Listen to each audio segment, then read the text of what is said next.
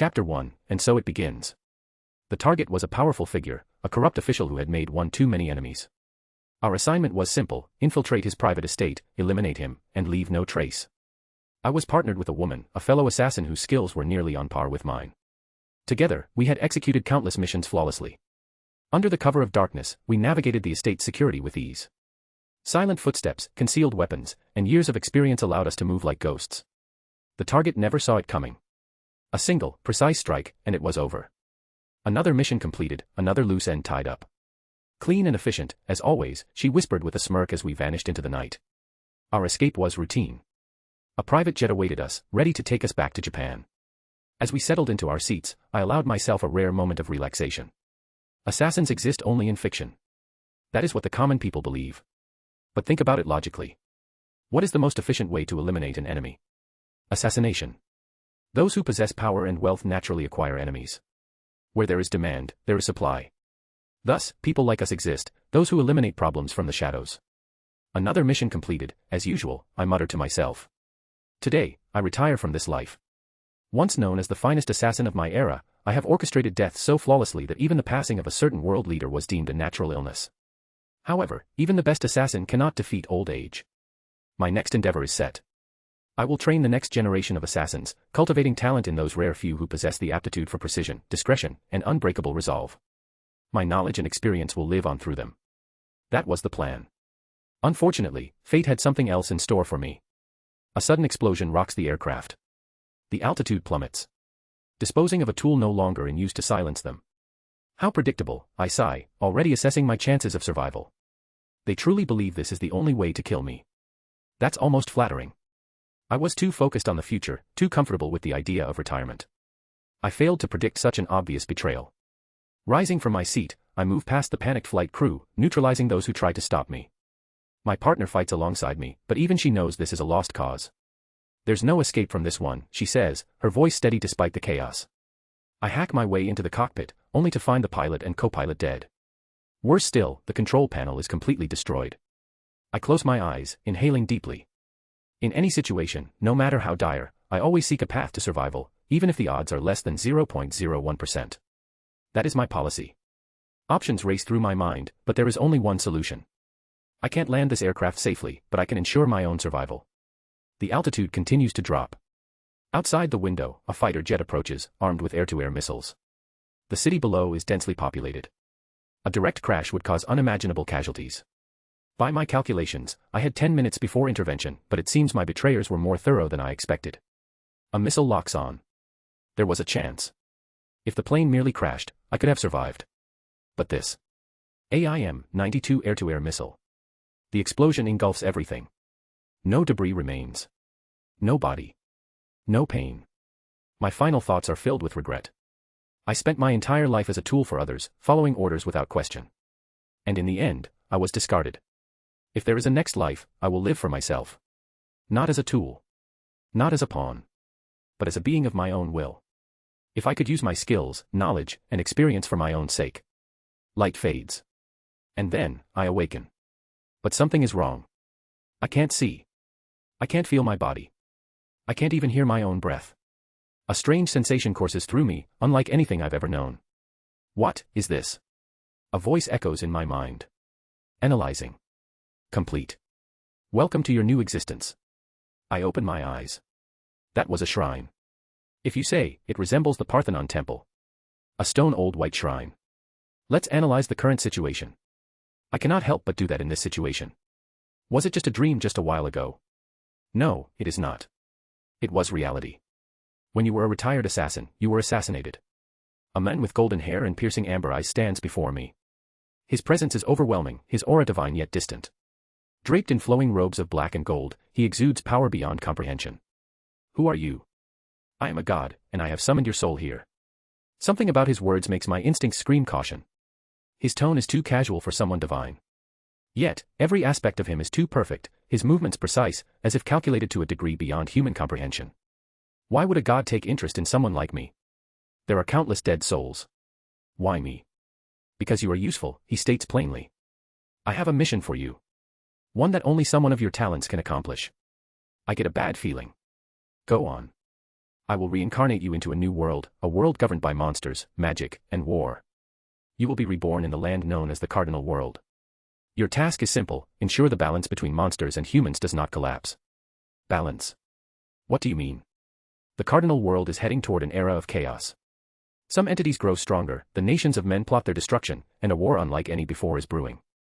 I need someone to act from the shadows, to prevent unnecessary destruction and eliminate threats before they spiral out of control. So you want me to be an assassin again? Not just an assassin, he corrects me. A guardian. A force that can tip the scales as needed. You will be given the freedom to act as you see fit, but your ultimate goal remains: prevent the world's descent into ruin. I process his words carefully. It is different from my past life, yet eerily similar. A mission. A goal. A justification for killing. And what do I gain from this? A second chance. Power beyond what you once had. A life where you are not bound by orders but by your own decisions.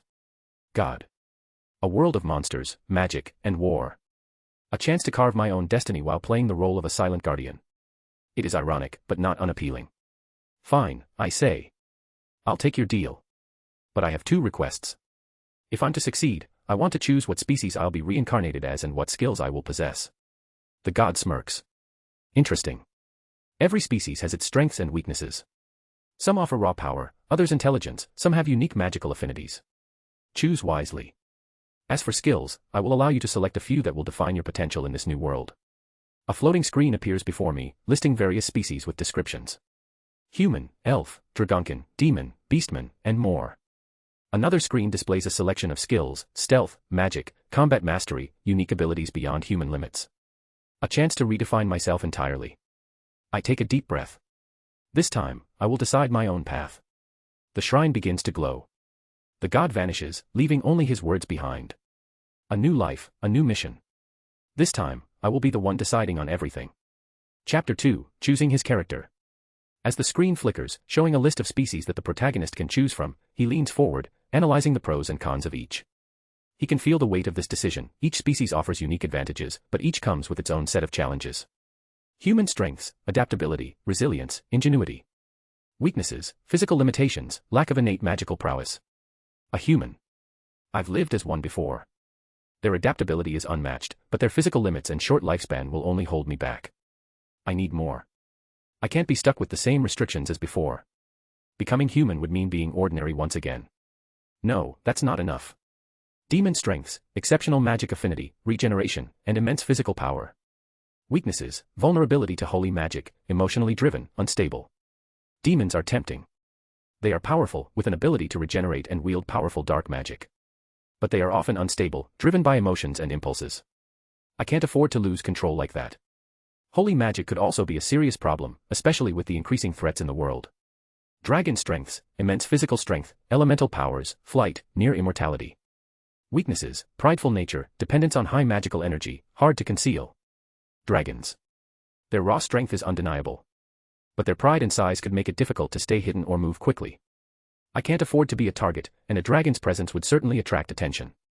I need to move like a shadow, not like a beast in the sky. This choice doesn't align with my goals. Beastman strengths: heightened senses, speed, physical prowess, natural affinity for combat. Weaknesses: prone to instincts, occasionally too reckless or aggressive. Beastmen are naturally gifted in combat, with heightened senses and speed. They're perfect for physical confrontation.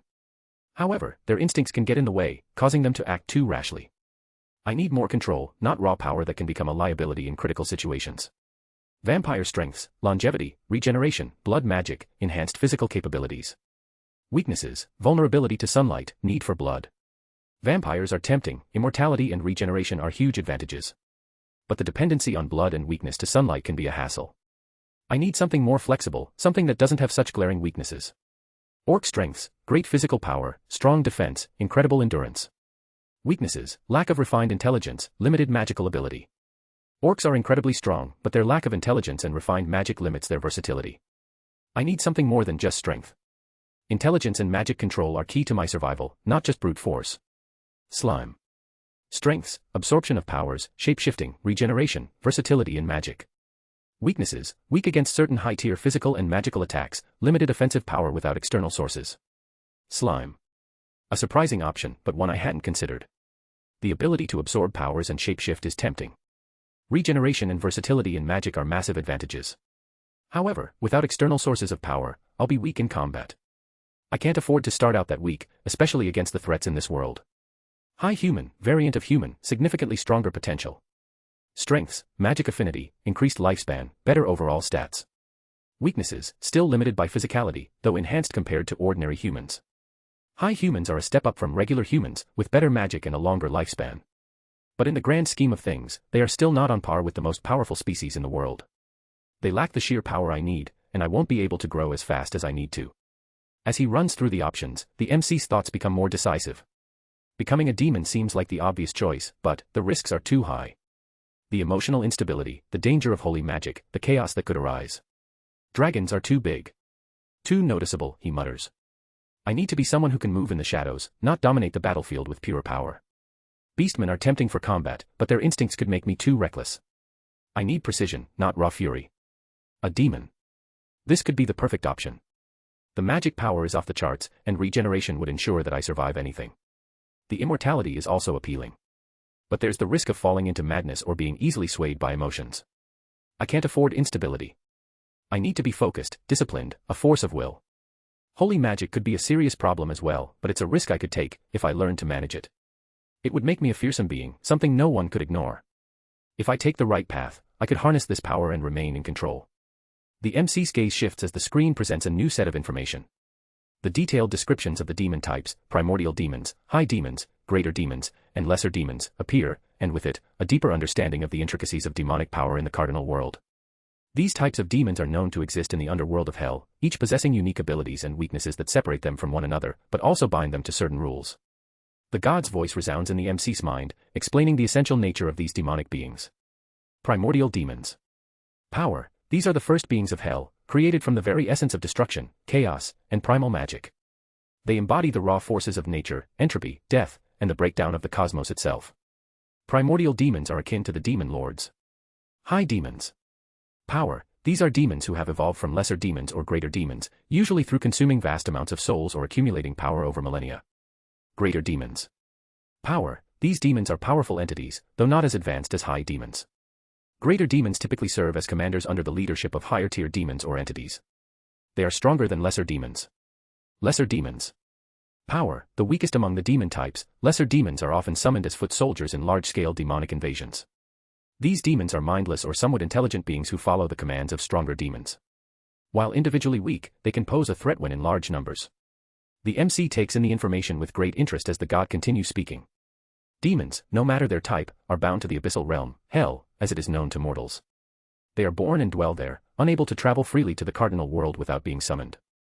Even a high demon cannot cross the barrier between realms unless a powerful sorcerer or summoner opens the gate for them.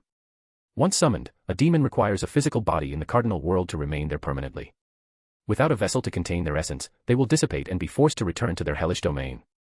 Therefore, having a vessel is crucial, as it enables them to manifest fully in the material world, interact with others, and even engage in combat. The MC paused, his mind swirling with thoughts as he processed the vast amount of information that had just been laid out before him. Deciding to reincarnate as a high demon felt like the wisest choice, a perfect balance between strength and flexibility. The cardinal world was full of complex beings, and becoming a high demon would grant him the power he needed to navigate this world with ease. It was not too weak to be overlooked, nor too strong to attract unwanted attention immediately. As he made the decision, a new voice, God's voice, echoed in his mind. You have chosen the path of a high demon, a wise choice indeed. However, not all high demons are the same. You must now choose your lineage, for that will define not only your powers but your character and how you interact with the world. There are 7 distinct lineages within the realm of demons: Rouge, Noir, Blanc, Jaune, Vert, Blue, and Violet. The MC felt a sense of anticipation and curiosity fill him as the names of these lineages echoed in his mind, each one a symbol of something deeper, something that would shape his future. Let me tell you about each lineage, so you may make your choice carefully, God's voice continued. The MC listened intently. Rouge lineage. Characteristics. Demons of the Rouge lineage are known for their passionate, fiery nature. They are impulsive and thrive on combat and destruction. Often, they are seen as the most volatile of demons, seeking strength and power through battle and conquest. Their magic is typically flame-based, capable of devastating the environment around them. Noir lineage. Characteristics. The Noir lineage is associated with darkness, secrecy, and stealth. These demons are calculating, often preferring to remain in the shadows. They excel at manipulation and subterfuge, using their powers to deceive and control their enemies from behind the scenes. Blanc lineage. Characteristics. Demons of the Blanc lineage are associated with purity, order, and light. These demons are stoic, discipline-driven, and often take the role of lawmakers or enforcers within the demon world. While their magic is primarily light-based, they are not necessarily benevolent, rather, they believe in maintaining order at any cost, even if it means using force. John lineage. Characteristics. The John lineage is known for adaptability, resourcefulness, and growth. These demons are often focused on survival and development, constantly seeking to evolve and improve their powers. They are patient, making them exceptional at long-term planning. Vert lineage. Characteristics. The Vert lineage is known for nature, healing, and peace. Demons of this lineage are often seen as calm, balanced, and focused on growth in all aspects of life. While they may not be as powerful in terms of combat as others, they possess incredible healing abilities and protective magic. Blue lineage. Characteristics. The blue lineage represents the sea, storms, and tempests. These demons are mysterious, often associated with the wildness of the ocean. They are known for their ferocity and control over water and storms. Violet lineage. Characteristics. The violet lineage is linked with mysticism, secrets, and unknown magic. These demons are often the most enigmatic and unpredictable. They are experts at using forbidden magic and manipulating the very fabric of existence. With the information laid out, the MC took a moment to reflect. The lineages each offered a distinct path, a unique flavor to the demon they would become. Chapter 3, Choosing His Skills. The MC stood still, feeling the weight of the decisions ahead. He had already chosen his Noir lineage, a choice that resonated deeply with his character and his desire for subtlety and manipulation. Now, the time had come to select his skills, powers that would shape his journey and make him more than just a simple demon. Turning to God, he asked with determination, "God, I understand the significance of these skills. I need to choose abilities that will not only align with my mission but also make me powerful enough to face whatever challenges await in the cardinal world. Can you guide me in this selection?" God's voice answered, "Calm yet powerful, I will guide you, for your skills will not only define your strength but will serve your deeper purpose. Let us begin with the most essential skills, the ultimate skills, the unique skills, and the extra skills. You must first choose 2 ultimate skills, abilities that alter the world around you and give you the ability to reshape the laws of nature itself. Ultimate skill, Abyssal Devourer. Description. A skill forged from the depths of the void, the Abyssal Devourer grants the user the ability to consume everything, matter, energy, souls, and even magic. When something is devoured, it becomes part of the user, strengthening them and granting them the power of what they have absorbed.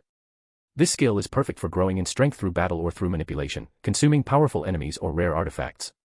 Mission alignment. This ability is critical for the MC, as it allows him to grow stronger by eliminating threats.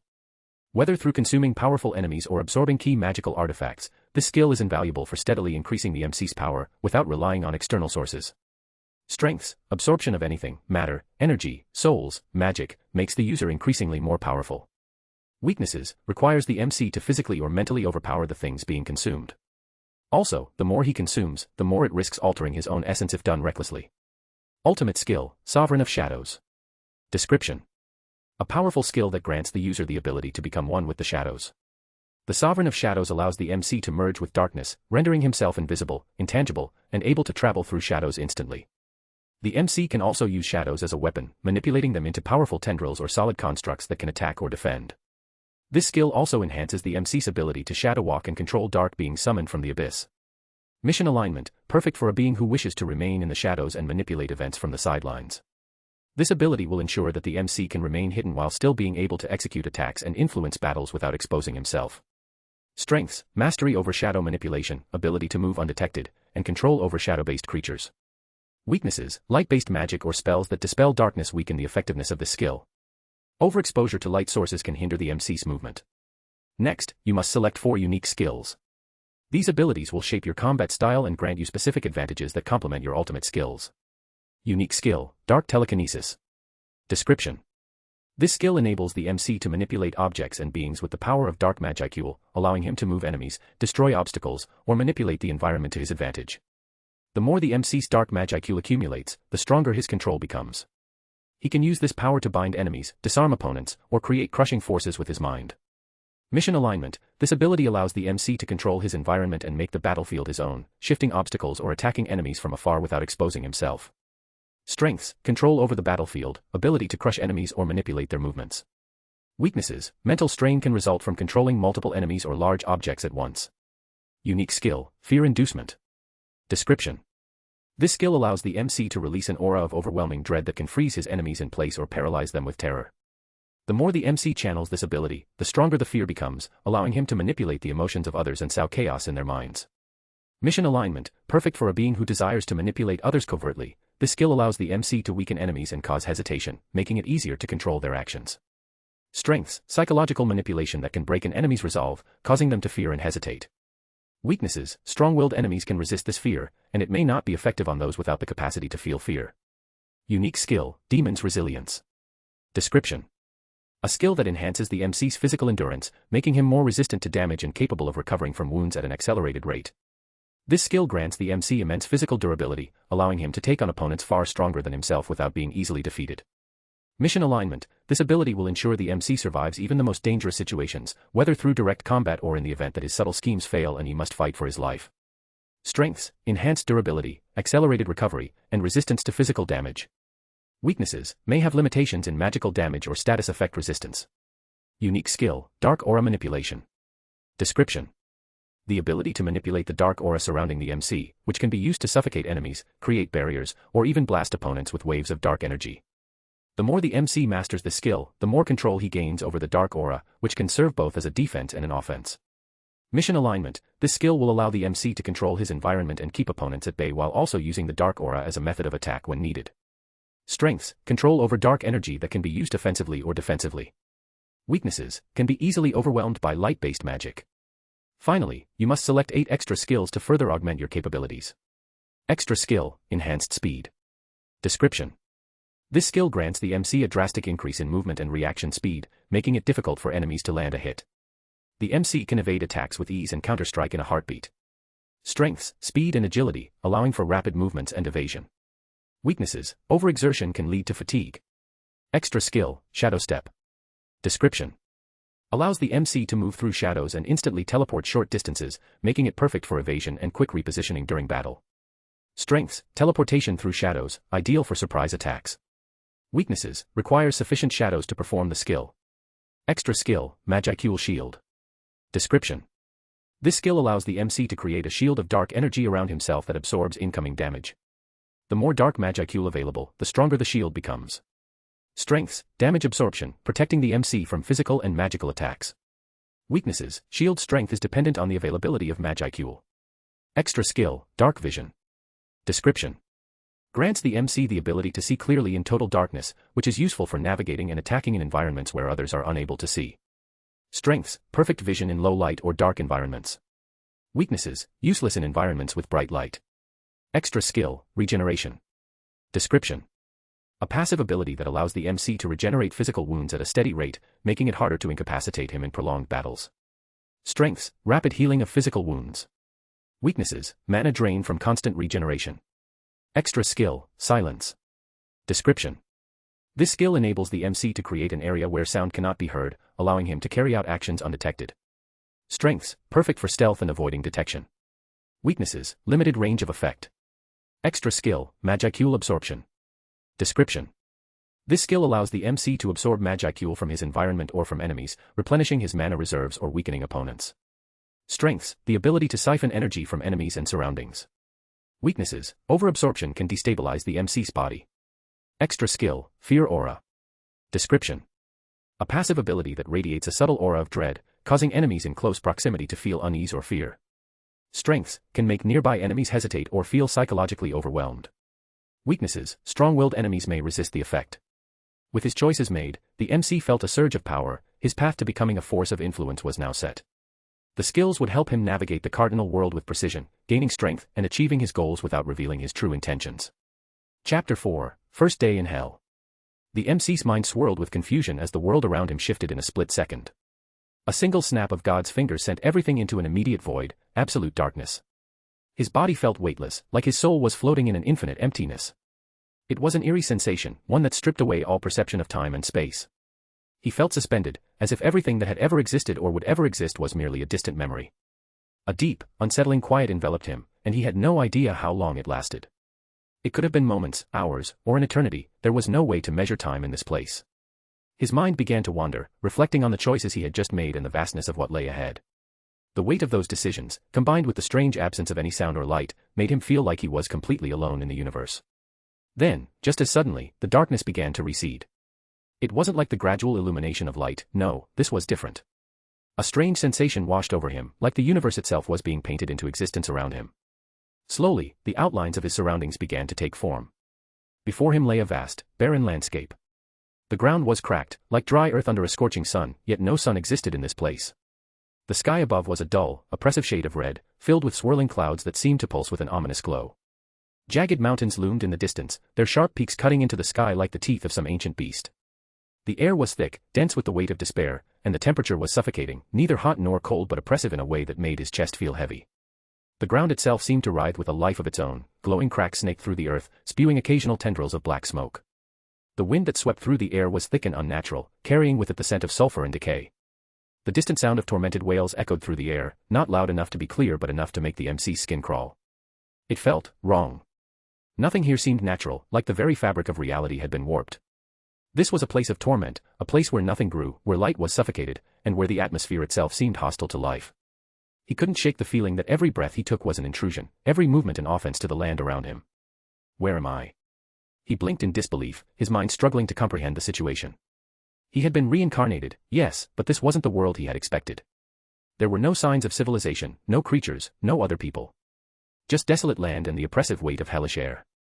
And yet, something felt oddly familiar about it. As if he'd crossed into a realm he'd only heard of in myths or whispered legends. Before he could take another step, a voice, calm and soothing, echoed through his mind, catching him off guard. The sound was clear, but it did not seem to come from anywhere physically. It filled his thoughts, as if his own mind was speaking to him. Master is currently in hell. The words startled him, sending a shiver down his spine. He froze, his body tensing. There was no one around him. No figure, no person in sight. He quickly spun around, searching for any sign of who or what had spoken, but there was only the emptiness of this strange, hellish land. His heart raced as panic crept into his chest. Who said that? He demanded, his voice hoarse, feeling the urgency of the situation. His instincts flared, and in the heat of the moment, he reached for his side, expecting to find his gun, but nothing.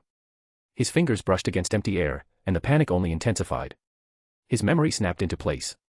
He was no longer in his world. The gun, his previous life, all of that was gone. He was here now, in this new body, in this new world. He had left his old self behind, and with it, his old tools. The voice responded again, with an odd sense of calm, I am your unique skill, Lara. I'm here to serve you, Master. God gift. His mind struggled to process this. A skill. Lara. He furrowed his brow in confusion. Lara. What are you talking about? Where are you? I can't see you. His words were laced with frustration, still processing everything that had just happened.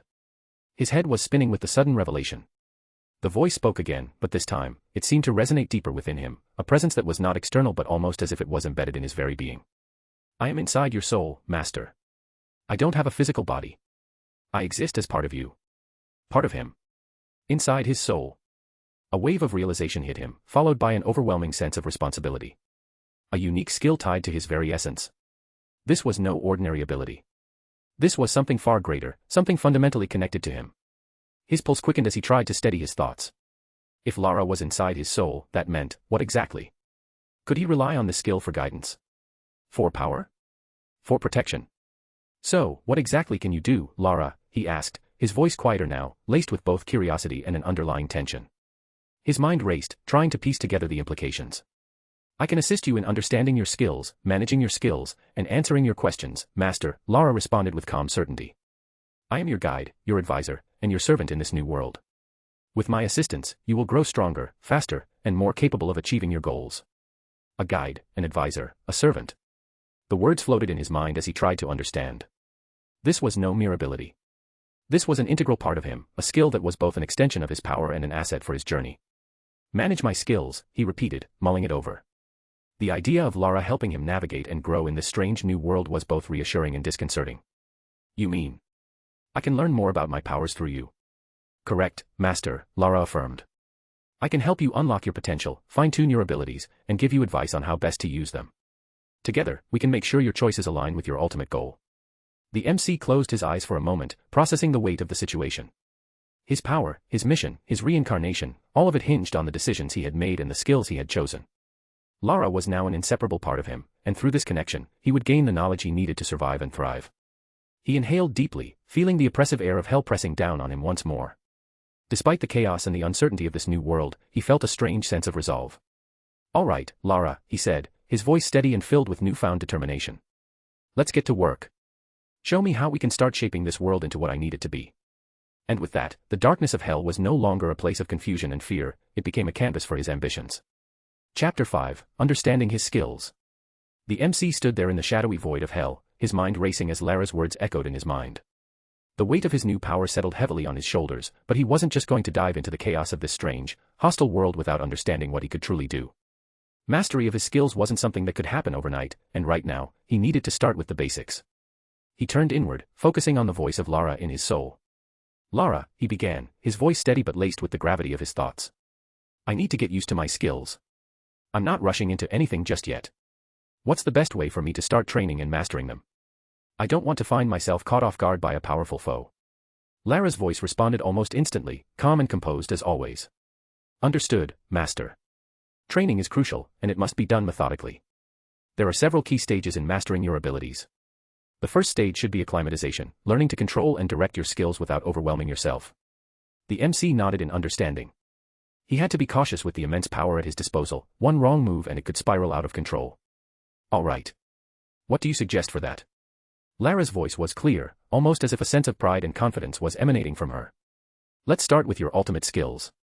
The first one, Abyssal Devourer, is a powerful skill, but it requires control. You must learn to channel it without it consuming you or everything around you. The first exercise is simple, practice absorbing energy from the environment around you. Do not attempt to consume souls or beings just yet. Focus on neutral objects, stones, plants, anything devoid of consciousness. You need to gain a feel for how much energy you can safely absorb without draining it dry or causing an imbalance." The MC thought for a moment. Absorbing energy from inanimate objects was a good starting point. It would allow him to test the skill's limits without the danger of consequences. "I can do that. What's the next step?" "Next, Master, you must experiment with your second ultimate skill, Sovereign of Shadows." Lara continued, her tone unwavering. "Your shadows are an extension of your will, but learning to control them precisely is key. Begin by manipulating small objects, shaping shadows into simple forms. It could be as simple as creating a sphere of shadow energy or transforming a small section of the terrain into something more useful, like a shield or barrier. The focus should be on control and stability. Avoid letting the darkness consume you, and do not let your emotions get the better of you. Shadows feed off emotions, and unrestrained anger could turn them against you." The MC felt a flicker of understanding. Sovereign of Shadows wasn't just about raw power, it was about precision, restraint. He couldn't let his emotions dictate his control over the shadows. That could be his greatest strength and greatest weakness. He exhaled slowly. "Got it. Focus on control." Lara's voice took on a more instructional tone, as if laying out a well-thought-out plan. "Now, moving on to your unique skills. Your first unique skill, Dark Telekinesis, requires fine-tuning. Begin with manipulating small objects, stones, pebbles, or any lightweight items around you. At first, don't attempt to control anything too heavy or complex. Gradually work your way up. The key is to feel the energy flow between you and the objects. Understand how your mind can push or pull them. Focus on steady, continuous motions, and try to maintain control without exerting too much energy. As you become accustomed to this, you can start experimenting with larger and heavier objects." The MC nodded, already envisioning the practical uses of Dark Telekinesis. It would be invaluable for both offense and defense. By controlling the objects around him, he could manipulate his environment to suit his needs. He could even stop attacks from incoming enemies. But first, he needed to perfect the basics. He nodded again. "I'll start with smaller objects. But what about fear inducement? That's more psychological, right? How do I train that?" Lara responded swiftly, "Fear inducement * requires you to tap into the fears of others. But in the beginning, you can train this skill on yourself. Focus on your own fears, the deep, personal ones that still linger. Use those fears to fuel the power of your skill. You can also practice by imagining different scenarios that would cause fear and try to induce them on inanimate objects. See if you can instill a sense of dread in them, in the air around you. This will help you better understand how the skill manifests and how to control it. The more you understand fear, the more potent your skill will become." The MC's thoughts turned inward. He hadn't expected to have to face his own fears. But it made sense, fear inducement was a deeply psychological skill, and in order to wield it properly, he needed to understand the core of fear itself. He would have to confront his own demons before using it on others. "I'll start by focusing on my own fears," he said, his voice quiet but resolute. Good, Master, Lara's voice affirmed. Your third unique skill, Demon Resilience, is a bit different. You already have a high level of resistance, but to truly master it, you need to experience different types of damage. Create scenarios where you expose yourself to controlled harm, whether through physical exertion, mental strain, or extreme temperatures. As your body and mind grow accustomed to the stress, you will become more resilient, and your skill will grow more powerful. The MC clenched his fists, his resolve hardening. Demon Resilience was about pushing his limits, and he was no stranger to pain. He would gladly test his body's durability in controlled ways, knowing that it would only make him stronger. I understand. Push myself beyond normal limits. Lastly, Master, for dark aura manipulation, you need to focus on maintaining your aura at a stable level. Start with a calm, focused state of mind, and gradually expand your aura outward. At first, your aura will be weak and easily controlled. But as you gain control, you'll be able to manipulate it to create more complex shapes, barriers, blasts, and even draining energy. However, do not let your aura flare up unnecessarily. The key is balance, and if you allow your aura to become too volatile, it could backfire. The MC's mind was already working through the steps for each skill. He could see it all, the training, the trial and error, the slow but sure mastery of each power. I'll practice expanding my aura slowly and steadily, maintaining control over it. I won't let it get out of hand. Lara's tone softened, like a mentor reassuring a student. Good. Now, for your extra skills. The most important of these is Magical Shield. Practice using your shield as a defensive barrier. Start with low-level magical attacks and gradually increase the intensity. Remember, the shield works best when you channel the magicules from your environment into it, so find sources of magical-rich areas to train in.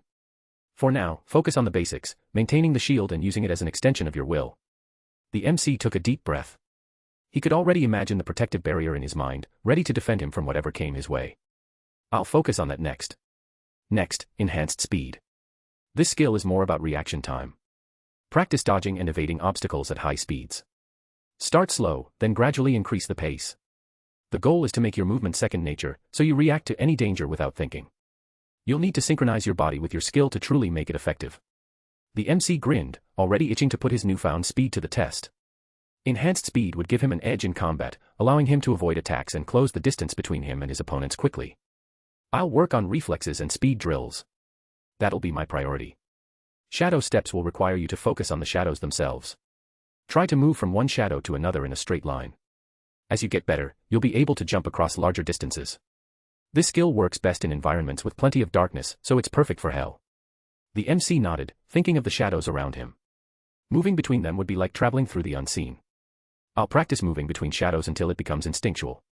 Lara continued to outline the rest of the extra skills: dark vision, regeneration, silence, magical absorption, and fear aura, each one requiring a specific kind of training, all with their own set of exercises and challenges. As Lara finished laying out the plan, the MC felt a deep sense of purpose. Every skill had its place, and mastering them was going to be a journey of both physical and mental growth. He was ready for that challenge. It was time to begin. All right, Lara, the MC said, his voice resolute. Let's begin the training. I won't waste a single moment. Chapter 6, Unlocking the Past. 1 year had passed like a fleeting shadow. Training in the abyss of darkness, honing his power, sharpening his instincts, every moment had been spent refining himself into something greater. Now, he stood at the edge of the vast, desolate training grounds, feeling the controlled pulse of his aura around him. He was stronger than ever. His power flowed like an extension of his will, no longer an untamed storm but a precise, deadly force. Still, something felt incomplete. Lara, he spoke, his voice calm yet firm. Yes, her voice resonated in his mind, always composed, always present. I want to ask you something important. Go on. He crossed his arms, looking up at the darkened sky. Do you have access to my past life's memories? There was a brief pause before she answered. Yes. I have always had access to them, but I did not force the memories to the surface since you had not requested it. That intrigued him. So, you could have told me everything I forgot, but you chose not to. Correct. Memories define one's identity. Forcing past experiences upon you too soon could have interfered with your current growth. You needed to establish yourself in this world first, before merging with your past self. Now, however, you are ready. He smirked. Then I won't waste any time. Use all of the knowledge, skills, and experiences from my past life and integrate them into my current self. I don't care if it's combat, strategy, weapon mastery, cooking, information gathering, anything that can make me stronger. Merge it all. Lara remained silent for a moment before responding. Understood. However, be aware, this will not be a simple process. Unlike recalling fragmented memories naturally over time, what you are asking for is an immediate reintegration of an entire lifetime's worth of knowledge. It will be overwhelming. Your mind and body must be able to handle the flood of information. His crimson eyes gleamed with determination. I can handle it. Very well. I will begin the process. Brace yourself. The moment she activated the process, his vision blurred. A wave of sensations crashed into him like a tidal storm, dragging him deep into a sea of memories that had once belonged to another version of himself. Suddenly, he was no longer standing in the abyss, he was elsewhere. A dark alley. The scent of blood. The weight of a dagger in his hand. He was back in his past life, reliving the moment when he took his first life as an assassin. The precision of the kill, the rush of adrenaline, the cold detachment, it all returned to him in an instant. His hands instinctively clenched as muscle memory reawakened. More memories surged forward. Scaling a building without a sound. A silent kill in the dead of night. A sniper shot from 600 meters away, landing flawlessly between the eyes. Hacking into high-security databases, gathering intel before the enemy even realized they were exposed. His mind struggled to keep up. His vision shifted again. A kitchen, filled with the aroma of spices and sizzling ingredients. Expertly slicing vegetables, filleting fish with precision, balancing flavors to perfection. Cooking wasn't just about survival, it was an art. Then, another shift. The weight of a gun in his hand, disassembling and reassembling it in seconds. The satisfying click of a blade locking into place, adjusting his stance to counter any attack. The flood of knowledge was unrelenting, drowning him in everything he had once known. His hands twitched, his muscles trembled as they adjusted to the skills being restored. Then, silence. He exhaled sharply, feeling his entire body thrum with newfound awareness. His stance had changed, more fluid, more instinctive. His fingers traced the air, remembering the feel of every weapon he had ever held, every movement he had perfected in his past life. The process is complete, Lara's voice echoed in his mind. How do you feel? He opened his eyes, sharper than before. Like I've finally woken up. Lara's tone was analytical. Your body and mind have now fully integrated your past skills. You are no longer just an assassin nor just a demon, you are both. Your combat instincts have evolved, your perception has sharpened, and your efficiency in both lethal and non-lethal skills has increased significantly. He flexed his fingers, feeling the subtle difference in his control. Even standing still, he could feel the weight of the knowledge pressing against him. His mind was now a vast library of expertise, tactics, strategies, weapons, deception, stealth, culinary precision, survival techniques. He was no longer just powerful, he was refined. Show me, he said. Show me what has changed.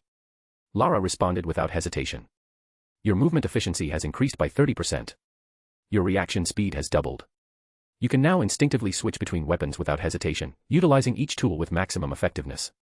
Your assassination techniques have merged with your demonic abilities, allowing for near-perfect stealth. Additionally, your knowledge of poisons, espionage, and psychological manipulation has been restored.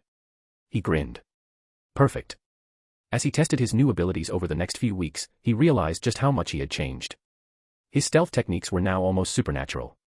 With his ability to suppress his aura and his assassin instincts, he could walk through enemy territory unnoticed, even by powerful beings. His combat skills had become unpredictable, switching from blades to firearms, mixing human assassination techniques with demonic speed and strength. His information-gathering abilities were razor-sharp, allowing him to dissect an enemy's weaknesses with minimal effort. His culinary skills, while seemingly unrelated, had improved to a level where he could craft dishes that even demons would crave. It was no longer a matter of just being strong, it was about being unstoppable. Lara's voice returned, cutting through his thoughts. Now that you have fully integrated your past self, there is only one thing left to do. He raised an eyebrow. And what's that? Find an opponent strong enough to test the limits of your evolution. His grin widened. He had come too far to stop now. It was time to see just how powerful he had truly become. Chapter 7, First Year in Hell. The first year in Hell passed in a blur of grueling training, endless experimentation, and small victories. Every moment, every breath, was a step closer to mastering his newly acquired powers. The MC had learned to control his skills with precision, turning raw, untamed force into a weapon of calculation and purpose. The training was slow at first, but as days turned into months, the progress became more apparent. The barren, desolate landscape of Hell, blackened, jagged rocks stretching endlessly beneath a crimson sky, served as his crucible. The beginning had been the most difficult, especially trying to understand the full scope of his abilities. Abyssal Devourer and Sovereign of Shadows were especially challenging, requiring patience and control. Lara had first instructed him to practice Abyssal Devourer with inanimate objects. He focused on absorbing energy from the very rocks beneath his feet, draining them without turning them to dust. He'd felt the weight of it at first, the pull, the hunger, but he learned to regulate it. Slowly, the energy he absorbed didn't feel like a hunger but more like an extension of himself. The more he drained, the stronger he became. Each time, he felt his power grow, each time, his will strengthened. One night, he practiced on an old, rusted piece of metal that was scattered around the barren plains of hell. He reached out with his power, and the metal groaned as it began to disintegrate into nothingness, feeding him. He paused, immediately recognizing his error. The metal should not have completely dissolved. He retracted his power, the energy he'd taken pulling away reluctantly, but obediently, as his will controlled it. "Careful, Master," Lara's voice echoed, her tone both encouraging and cautionary. "You can only absorb so much before you risk exhausting the energy of the surroundings. Always stop before you reach your limit." Asterisk. "Got it," he said, wiping the sweat from his brow. It was a constant battle to stay within control, to learn when to stop. But with time, the power he wielded became as natural to him as breathing. His next task had been to focus on Sovereign of Shadows, manipulating the shadows around him into forms that were both practical and controlled. At first, the shadows were unruly, like a wild, untamed beast. But soon, he was able to create sharp tendrils of dark energy, capable of cutting through the air. He used these tendrils to practice attacks, then learned to change their form into defensive barriers. One day, as he summoned his shadowy tendrils, a demon, a low-ranking creature, barely stronger than the monsters of Earth, attacked him. The demon was a twisted, hunched creature, with horns curving down its back and eyes that glowed a dull red. It charged at him, swinging a jagged sword, its grotesque form slithering toward him. Without thinking, the MC formed a wall of shadows, his tendrils lashing out and wrapping around the demon's limbs. He pulled, yanking the demon into the air, watching as it struggled against the dark bindings. Then, with a flick of his wrist, the shadows constricted, crushing the demon's form until it lay still. "Well, that was easy," he muttered to himself, observing the remnants of the demon. It was barely a challenge. But as the years went on, the demons grew more frequent and slightly stronger, a necessary part of his training. Every fight brought new lessons. "That was a lesser demon, Master," Lara's voice came again, as calm as ever. "While their power is insignificant compared to yours, they can still serve as useful practice. Take advantage of these encounters to test your skills in real combat. Only then will you learn the true extent of your abilities." By the end of the first year, the MC had grown accustomed to his powers. He could manipulate his dark telekinesis with ease, lifting and tossing objects of various sizes without a second thought. At first, he'd been limited to lifting pebbles and small boulders, but now he could move entire rocks, reshape the land beneath his feet, and even hurl massive boulders with devastating force. His demon resilience had seen the greatest improvement. He'd subjected himself to controlled torture in a sense, enduring the harshest of conditions hell had to offer. He'd walked through flames that could burn flesh from bone, and yet, his skin had hardly singed. The pain was still present, but it was manageable, and his body had grown used to such extremes. In fact, he felt the resilience deepen, and the constant challenges made him stronger. There were times when even the environment seemed to want to break him, but his demon resilience made sure he never broke. The dark aura manipulation was another skill he spent significant time perfecting. Initially, his aura had been difficult to control, spilling out of him like an uncontrollable force. Now, he could control it as he pleased, shaping it into powerful barriers or explosive bursts of dark energy. He practiced releasing it in waves, watching as the air around him shimmered with dark energy that made the very ground tremble. It felt intoxicating, but he learned restraint was key. If he allowed it to overflow, it would overwhelm everything in its path, so he kept it in check. As his skills grew stronger, the lesser demons continued to come for him. These demons, wretched, weak creatures, were no challenge now. Some were powerful enough to be slightly annoying, but none could keep up with him for long. However, these attacks were valuable in their own right. Each encounter tested a different aspect of his power, forcing him to grow. One day, a particularly aggressive lesser demon, a towering beast with massive claws, rushed at him. It howled, shaking the very ground as it swung its claws toward his face. The MC smiled, his eyes glowing as he tapped into his newfound power. Without moving, he extended his Magicule shield, a protective barrier of invisible energy surrounding him. The claws slammed into it, sending a jolt of Magicule-based force into the air, but it did nothing to him. He felt a ripple as the shield absorbed the impact, but there was no break, no crack. His Magicule absorption kicked in, siphoning the remaining Magicules from the attack into himself. "Nice try," he muttered, his hands raised. He focused, his dark telekinesis lashing out and sending the demon flying backward, its claws digging into the ground as it skidded to a stop. In these moments, he felt invincible, but he knew this wasn't the final test. There was always more to learn, more to master. During this time, Lara also reminded him of something crucial. "Master," she said one night as he meditated under the crimson sky, "you are still nameless." He opened his eyes, glancing into the darkness that stretched before him. Nameless? What does that mean? In this world, names carry great power. Those who are given names by powerful beings can evolve beyond their natural limits. The name serves as a catalyst, unlocking latent potential and increasing power. However, the one who names you must be someone of significant strength, as there is a risk to them in doing so. If they are not powerful enough, granting you a name could result in their death. The MC absorbed this information, understanding its gravity. So, I need to find someone powerful enough to name me, or else they risk dying. Correct. There are primordial beings, much like yourself, scattered across the world. Some reside in the deepest pits of hell, while others remain in the farthest reaches of the universe. You must find one of them. They will be able to name you and allow you to evolve further. The MC frowned. Primordials. Who were these beings, and where were they located? Can you tell me more about them? Lara's voice turned even more serious. There are a few that stand out. One is Rouge, located in the deepest chasm of hell, currently the strongest. Another, Noir. Who is as strong as Rouge? There are also Blanc, Jaune, Blue, Vert and Violet, all scattered across the world in their own territories. But you should avoid them for now. The MC pondered for a long moment. He knew what he had to do. He was getting stronger by the day, but without a name, he couldn't reach his true potential. He would have to find someone strong enough, and survive long enough to receive a name from them. But for now, he would continue his training, refining every aspect of his power. The day would come when he would need to confront these beings. And when it did, he would be ready. Chapter 8, The Hunt Begins, A Demon's First Test. The night air was thick with the scent of blood and burning flesh. The remnants of battle hung in the atmosphere like a ghostly whisper, and in the distance, he could feel it, a powerful aura radiating malice and destruction. He narrowed his eyes, scanning the area. His senses, sharper than ever after integrating his past self, locked onto a presence not too far away. Lara, he spoke in his mind. Yes. A grin formed on his lips. We just found our first true test subject. I assume you are referring to the High Demon roughly 800 meters ahead. From my analysis, he belongs to the Red Lineage, a warrior caste of demons known for their brute strength and fiery affinity. Proceed with caution. Caution, he chuckled. No, Lara. I want to see how deep my new skills run. Let's approach him, without him noticing. Without another word, he propelled himself forward, his movement smooth, precise. He no longer wasted energy flying in a straight line, instead, he wove through the terrain, using natural cover, keeping his presence non-existent.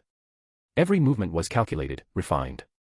As he neared his target, he found himself perched behind a massive rock, shrouded in darkness. Peering from his cover, he took in the sight before him. The High Demon stood at nearly 8 feet tall, his skin a deep crimson with pulsating black veins running across his arms and chest. His eyes burned like molten lava, and a pair of jagged horns jutted from his forehead. His aura was suffocating, filled with sheer destructive force. But what intrigued him the most was the carnage before him. Lesser demons, weak, insignificant creatures, had been utterly obliterated. Their charred corpses littered the battlefield, some still smoldering, their twisted forms writhing in agony before finally turning to ash. The High Demon stood amidst the destruction, watching with amusement as the last of the lesser demons tried to crawl away. With a wicked grin, the Red Demon raised his clawed hand. Whoosh! A wave of crimson flames erupted from his palm, engulfing the pathetic creature in an instant. The agonized scream lasted only a moment before silence took its place. The High Demon scoffed. Weaklings.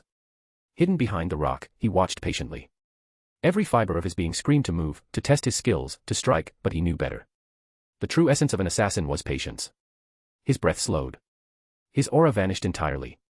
Using Shadow Step, he blended with the darkness itself, moving like a ghost through the battlefield. His stealth mastery ensured that not even the wind carried his presence. Feet gliding across the ashen ground, he closed the distance. 50 feet. 30 feet. 20 feet. Nothing. The High Demon, a warrior of great strength, had no idea he was being hunted. He felt a rush of satisfaction. The old him, the one before integrating his assassin self, would have never achieved this level of stealth. But now, he had become the perfect predator. The High Demon stretched his wings, preparing to leave. Not so fast. Like lightning, he struck. His body moved before thought. One moment, he was in the shadows. The next, he was behind his prey. Using Phantom Blade, he manifested a dagger of pure condensed energy in his hand. With an assassin's precision, he plunged it forward, aiming for the base of the demon's spine, a weak point where even the toughest demons had trouble reinforcing their defenses. SHHHLKT. The blade found its mark. The High Demon's body jerked violently. His wings spasmed, and his molten eyes widened in shock. Wah! Before he could react, a second dagger materialized in his other hand. Without hesitation, he slashed across the High Demon's Achilles tendon, severing his ability to move. Schlick! The demon let out a guttural roar, staggering forward as his legs buckled beneath him. What, who dares, he snarled, spinning wildly. But by the time he turned, his attacker was gone. He stood 10 feet away, hidden in the shadows once more, watching as the High Demon clutched his wounded back, his flaming aura flaring with rage. Lara, he whispered in his mind. Report. Direct hit. The spinal strike disrupted his mana flow for approximately 7 seconds. The Achilles cut was effective, but his natural regeneration is already beginning to repair it. His power output has risen by 25%, he is angry. A smirk tugged at his lips. Good. Let's see how he fights when he's the prey. The High Demon's burning gaze scanned the area, his nostrils flaring. Coward. Show yourself, he bellowed, his voice shaking the battlefield. But there was no answer. No movement. Nothing. For the first time, the High Demon felt something unfamiliar creeping into his bones, uncertainty. And in the silence, the assassin smiled. This was going to be fun. The High Demon snarled, his molten eyes scanning the darkened battlefield, but he saw nothing. His breathing was ragged, a mix of fury and pain. His spine throbbed from the surprise attack, his Achilles tendon burned from being severed, and worst of all, he couldn't sense his attacker at all. Where are you, coward? He roared, his voice shaking the very ground beneath him. Silence. Then, a whisper in the wind. Right behind you. The High Demon's eyes widened, but before he could react. Thwack. A brutal kick landed at the base of his skull, sending him sprawling forward. He crashed onto the ground, the impact sending debris flying. Snarling, he flipped back onto his feet, summoning a ball of searing crimson flames in his palm. Enough of this. With a furious roar, he unleashed a barrage of fireballs, each one burning hotter than magma. They exploded across the battlefield, turning the area into a blazing inferno. But there was still no sign of his opponent. His breathing quickened. Damn it. Where is he? Suddenly, he heard a whistle, faint, mocking. To his left. He spun and swung his clawed hand with all his might, only to slash through empty air. Too slow. Pain erupted in his ribcage as a dagger slashed. Across his side. You. He swung again, but his attacker was already gone. Another cut, this time across his thigh. Then another, carving into his shoulder. TCH. This bastard. He roared, his demonic aura erupting outward in a wave of destructive energy, shattering the ground beneath him. The sheer force of it sent the nearby flames flickering wildly. Try hiding from this. A sphere of pure fire ignited in his hand, crackling with unstable energy. With a snarl, he slammed it into the ground, causing a massive explosion that tore through the battlefield. Boom. The shockwave sent shockwaves of heat across the area, turning the very air into something unbearable. Smoke and dust filled the space around him. He panted, his burning eyes scanning for any sign of movement. Nothing. Then, out of the smoke, a voice whispered. Nice try. His body froze. Shunk. A blade pierced straight through his stomach from behind. Gah. The High Demon staggered forward, blood dripping from his mouth. He turned, fury and disbelief in his gaze. And there he was, his attacker, standing before him, his expression calm, calculating. I've learned everything I need to know. His voice was cold. The High Demon bared his fangs. You, damn, rat. A desperate move, he reached forward, attempting to grab his attacker. But the assassin simply stepped back, out of range, his dagger still dripping with blood. You rely too much on your power, he said flatly. Brute force won't help if you can't hit your target. The High Demon's body trembled with rage. I will burn you alive. With a roar, his body erupted into crimson flames. His form grew bulkier, his horns extended, and his aura flared wildly. The ground beneath him melted from the sheer heat. I'll show you the true power of the Red Lineage. A massive firestorm formed around him, swirling with chaotic energy. But his attacker remained unfazed. In fact, he smirked. Let's see what you've got. As the High Demon unleashed his inferno, his opponent activated one of his most dangerous abilities. Sovereign Devourer. A dark vortex formed in his palm, invisible to the High Demon but felt nonetheless. The flames surged forward, only to be sucked into the void. The High Demon's eyes widened. Wah. His attack was being devoured. The swirling black energy absorbed the firestorm completely, shrinking it down into nothingness. His attacker exhaled slowly. He could feel the energy coursing through his veins, the raw power of the Red Lineage now becoming part of him. Not bad, he mused, his own hand igniting in the same crimson fire. The High Demon staggered backward. Impossible. His own power, his birthright, being wielded by his enemy. You. The High Demon's voice trembled. His opponent took a slow step forward. Now it's my turn. And with that, he vanished. A blur of motion. A flash of fire. The last thing the High Demon saw was a burning blade plunging into his chest. And then, darkness. Chapter 9, The Aftermath. The High Demon's body crumbled into embers, his life force fading into nothingness. A surge of energy rushed through his attacker's veins, a familiar sensation, yet different each time. He clenched his fist, feeling the warmth of newly acquired power settling into his being. Taking a deep breath, he exhaled and spoke. Lara, give me a full report. What did I gain? A soft, ethereal chime resonated in his mind as Lara's voice, ever composed, responded. Understood. Analyzing the acquired data now. Processing. A brief pause. Then, with precision, she began listing his newly obtained abilities. Primary acquisition, Red Lineage Infernal Arts. Asterisk Hellfire Manipulation, you can now summon and control the scorching flames unique to the Red Lineage demons. Unlike standard fire, this hellfire burns not only the physical but also the spiritual essence of its target. Blazing Regeneration, your wounds can now heal at a rapid pace when engulfed in hellfire, converting heat into restorative energy. Infernal Surge, a combat ability that amplifies speed and strength for a short period when fueled by rage or bloodlust. Secondary acquisition, combat skills and resistances. Demon's battle instincts, heightened reaction speed and the ability to anticipate an opponent's moves with greater accuracy in combat. Fire resistance, a significant boost to your resistance against all fire-based attacks, including magical and infernal flames. Heat absorption allows you to absorb heat from the surroundings or fire-based attacks, reducing damage taken and potentially replenishing energy. Lesser skill enhancements. Claw Arts, Execution Rend, a powerful slashing attack that can cut through armor and flesh alike with enhanced sharpness. Predator's Focus, your ability to lock onto and analyze an opponent's weak points has improved. With these new skills, your combat capabilities have increased significantly, particularly against fire-based opponents. Your regenerative ability now has an additional method of activation, and your resistance to heat has reached an advanced level. However, be aware that these abilities require energy consumption proportional to their use. Over-reliance could lead to exhaustion or depletion of your magic reserves. He absorbed the information, rolling his shoulders as if testing his body for changes. Hellfire, huh? He mused, summoning a small ember in his palm. The flame burned differently, darker, more intense, almost alive. He smirked. I like it. Then his expression turned serious. Lara, any weaknesses? Yes. While you have acquired advanced fire resistance, this does not apply to holy flames or divine energy. Furthermore, your absorption abilities have a limit. Attempting to devour an overwhelming force without proper control could backfire, resulting in severe internal damage. Lastly, prolonged use of blazing regeneration in critical conditions may drain your stamina faster than natural healing would. Asterisk. He nodded. So it's strong, but not foolproof. Got it. There was a brief pause before Lara continued. I must also inform you that while your abilities continue to grow, your evolution remains stagnant. As I previously mentioned, receiving a true name from a powerful being would drastically accelerate your growth. Would you like me to analyze potential beings capable of granting you a suitable name? He thought for a moment, gazing at the horizon where the battlefield lay in ruins. He was growing stronger, faster than he could have imagined. But he had limits. And limits were meant to be broken.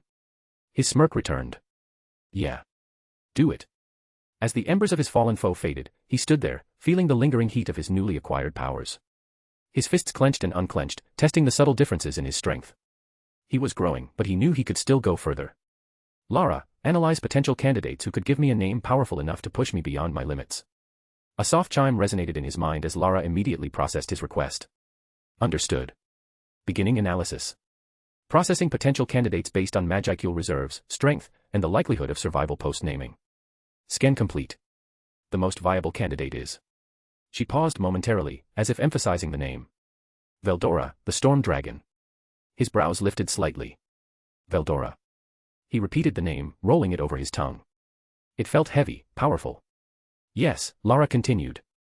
Veldora, one of the 4 true dragons, is an entity of immeasurable power. He possesses vast reserves of magicules, enough to grant a name without suffering the typical energy drain that would affect weaker beings. He crossed his arms, intrigued. And where exactly is Veldora right now? Currently, Veldora resides in the Cardinal World, in the Jura Forest. He frowned. The Cardinal World. That complicates things. Any other true dragons worth considering? Affirmative. There are 3 others, Velgrind, the Scorched Dragon, and Velzard, the White Ice Dragon, and their older brother the strongest, the creator of this world, the strongest, Veldonava, the Star Dragon. Like Veldora, they are exceptionally powerful beings with immense magicule reserves. He listened intently. Tell me more about them. What kind of personalities are we talking about here? Lara's voice carried a tone of precision as she detailed the 3 true dragons. Veldora is known for his chaotic yet friendly personality. Unlike most powerful beings, he is not overly arrogant or unapproachable. He enjoys battles and destroying things. He can be unpredictable but is fiercely loyal to those he considers friends. If approached correctly, he might name you out of amusement or curiosity. He smirked. A battle-loving dragon, huh? Sounds like he'd be fun to fight. What about Velgrind? Velgrind, also known as the Burning Empress, is a true dragon with mastery over flames and extreme speed. She is highly intelligent, pragmatic, and possesses a strong sense of responsibility. Unlike Veldora, she does not act impulsively and tends to analyze situations carefully before taking action. She currently aligns herself with a human named Rudra, and values strategic thinking. Approaching her for a name would require proving your worth in a way that aligns with her ideals. He clicked his tongue. So she's more of a tactician, someone who only gives respect if it's earned. Not exactly the easiest to convince. And Velzard. Velzard, the Ice Empress, is the eldest and perhaps the most powerful of the three. She is calm, composed, and has a strong sense of dominance. Unlike Veldora's playfulness or Velgrind's pragmatism, Velzard embodies absolute authority and stillness. She dislikes chaos and prefers order.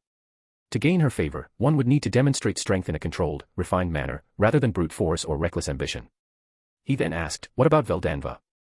Veldonava is the creator of this world, the most powerful being currently in the Cardinal world. Approaching him will be very hard unless he finds you interesting, but more likely will assign you a job for a favor and that will perhaps not align with your mission.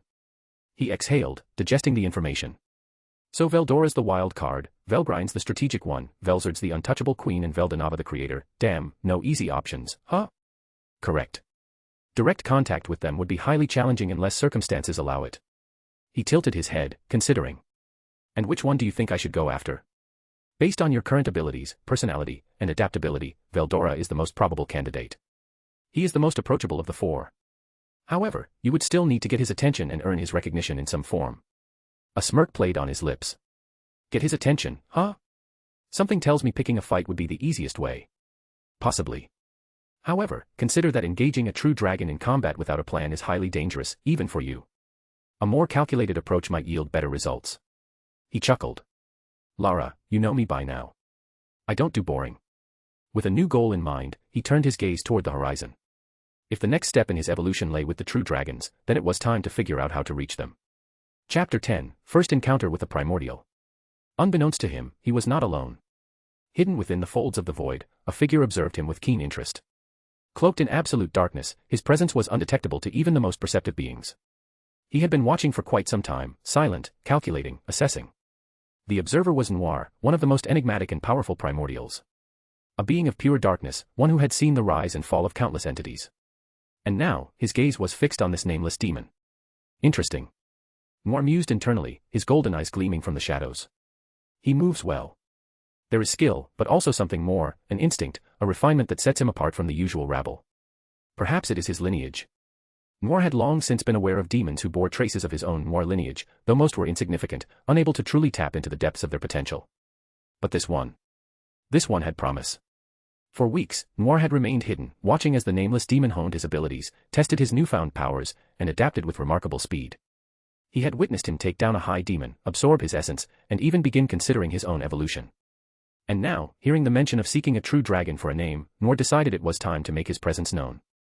The moment came when the nameless demon stood atop a craggy outcrop, scanning the horizon, contemplating his next move. Then, a presence. A pressure unlike anything he had felt before descended upon him like an ocean of darkness. It was not suffocating, nor violent, but it was absolute. It was the weight of something ancient. Something powerful. His instincts screamed at him. He spun around, his body tensed, prepared for an attack. But what he saw made him pause. From the shifting shadows of the landscape, a figure emerged, tall, elegant, draped in a jet-black suit that contrasted sharply with his flawless pale skin. His golden, piercing eyes bore into him, as if peering into the very depths of his soul. His aura was a void, limitless, unreadable, yet terrifyingly perfect in its stillness. A primordial. He immediately knew who this was. There was no mistaking him. Noir. His body instinctively stiffened, not in fear, but in absolute caution. This was not someone he could take lightly. Noir took a step forward, his movements eerily smooth, almost unnatural. Then, in a voice as refined as it was commanding, he spoke. You have been entertaining to watch. A shiver ran down his spine. There was no malice in those words, only curiosity. He exhaled slowly, forcing himself to remain composed. How long have you been watching me? Noir smirked slightly, his gaze unwavering. Long enough to confirm that you are different. He took another step forward, hands still in his pockets. Tell me, nameless one, do you understand the power you hold? His eyes narrowed. I understand that I'm growing stronger. Indeed, Noir acknowledged. But strength alone is nothing without understanding. Your instincts are sharp, your movements precise. Yet you remain unshaped, raw potential without direction. His jaw tightened. He didn't like being analyzed like this, but he couldn't deny the truth in Noir's words. Lara. He mentally called his partner. What do we know about Noir? Lara's voice echoed in his mind. Primordial demon. Ancient. Unfathomable. Current ranking unknown, but exceedingly dangerous. His power exceeds most high demons and even some demon lords. His motives remain unclear. He exhaled sharply. Noir wasn't just another opponent, he was a force of nature. Noir tilted his head slightly. You seek a name, do you not? That caught him off guard. He heard that conversation. Noir chuckled as if reading his mind. Your ambitions are bold. To request a name from a true dragon. Most would consider it madness. But I find it amusing. He held Noir's gaze. And? Do you plan to stop me? Noir's smirk widened ever so slightly. No. Quite the opposite. I am intrigued by your potential. You are of my lineage, after all. It would be a shame for you to perish before realizing your full power. That made him pause. His lineage. Lara, what does he mean? Analyzing. It is possible that your demonic essence shares traces of Noir's primordial lineage. This could explain your rapid adaptability and natural affinity for the darkness. Asterisk. He clenched his fist slightly. Are you saying I'm directly related to you? Noir let out a small chuckle. Not directly. But you carry the essence of the Noir lineage, a rare and powerful trait. That alone makes you interesting. His mind was racing. If what Noir was saying was true, then he had been unknowingly tapping into something far older, far deeper than he realized. Noir's golden eyes gleamed. I could offer you guidance. But only if you prove yourself worthy of my time. His smirk returned. And how do I do that? Simple. Noir's aura flared ever so slightly, a black vortex of pure void energy crackling around him. Show me your strength. A challenge. His blood surged with adrenaline. This was not just any fight, this was a test from a primordial demon. A grin spread across his face. Lara, looks like we're about to have some fun. Agreed. However, caution is advised. This opponent vastly exceeds your previous encounters. He took a step forward, meeting Noir's gaze head-on. Then let's see how far we've come. As the nameless demon prepared for battle, he spoke quickly and firmly in his mind. Lara, analyze Noir to the maximum. I need every piece of information you can gather on him. Lara's response came instantly, her tone sharp and focused. Understood. Engaging full analysis.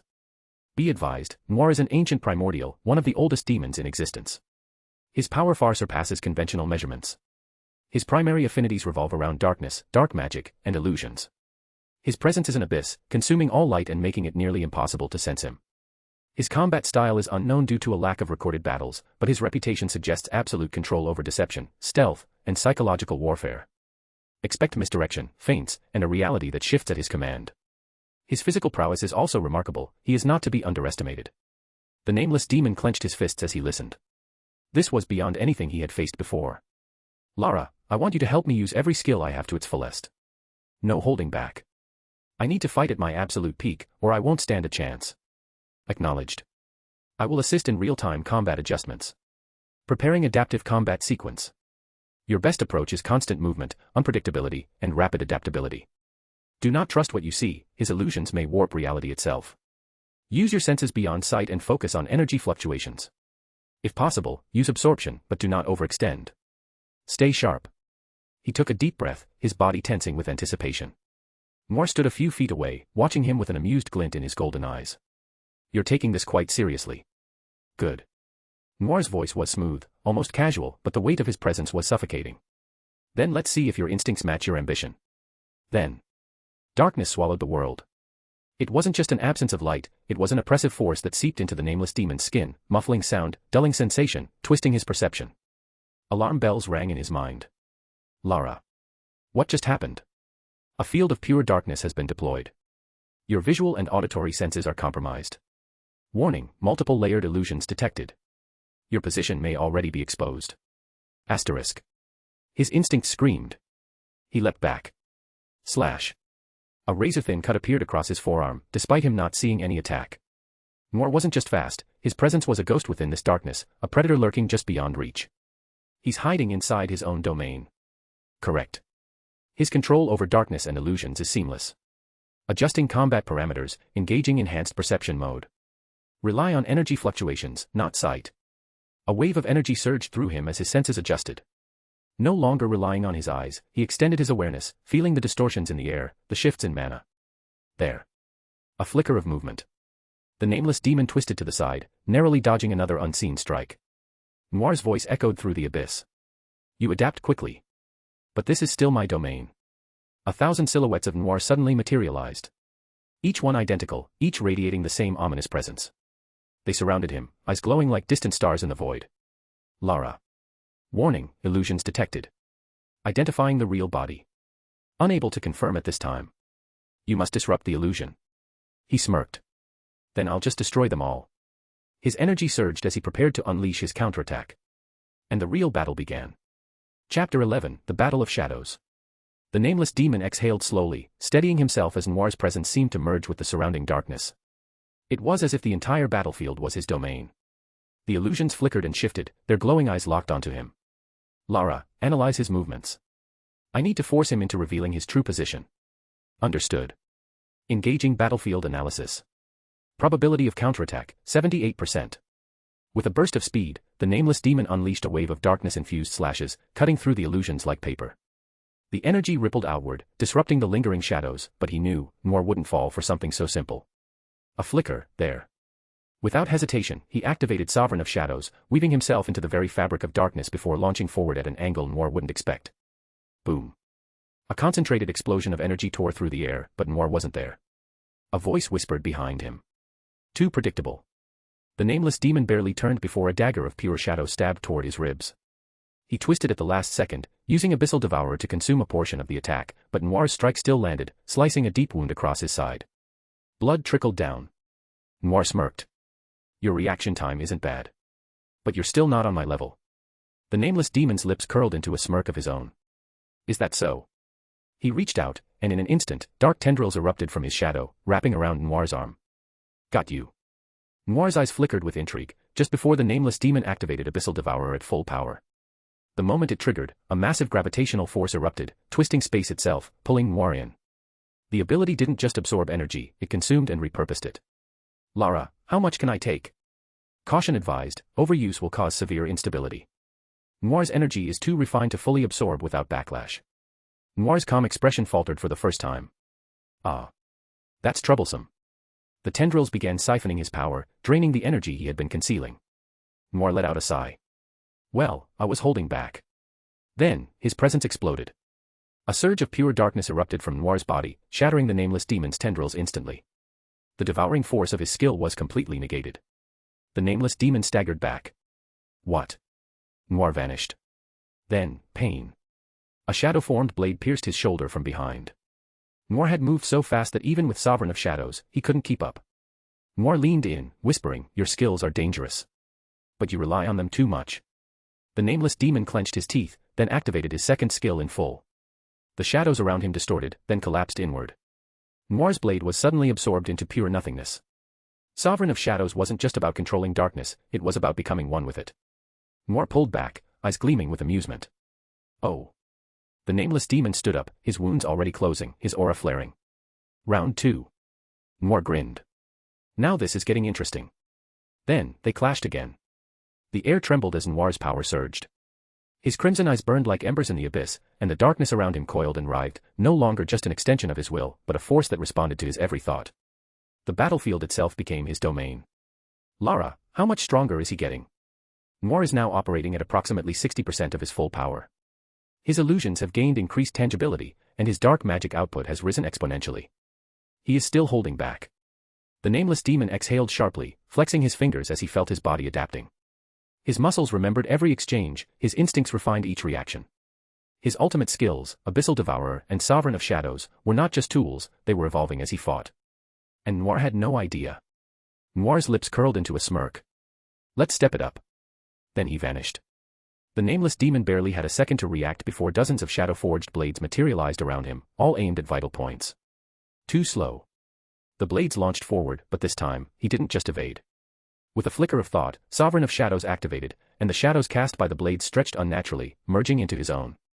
The moment they touched, they vanished, consumed into his abyssal domain. Noir raised an eyebrow. Interesting.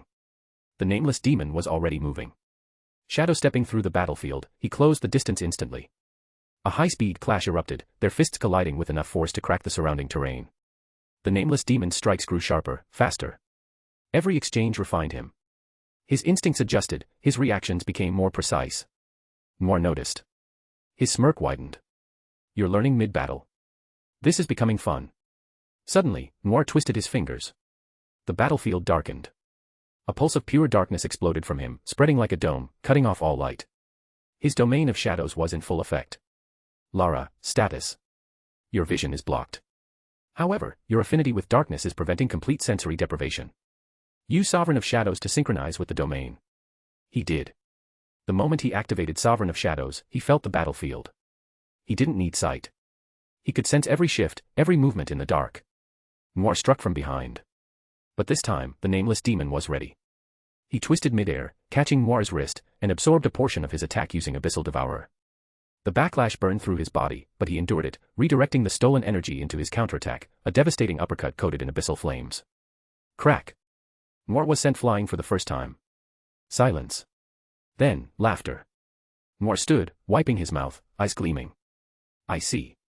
So you're not just keeping up. You're growing stronger mid-battle. The nameless demon clenched his fists. That's right.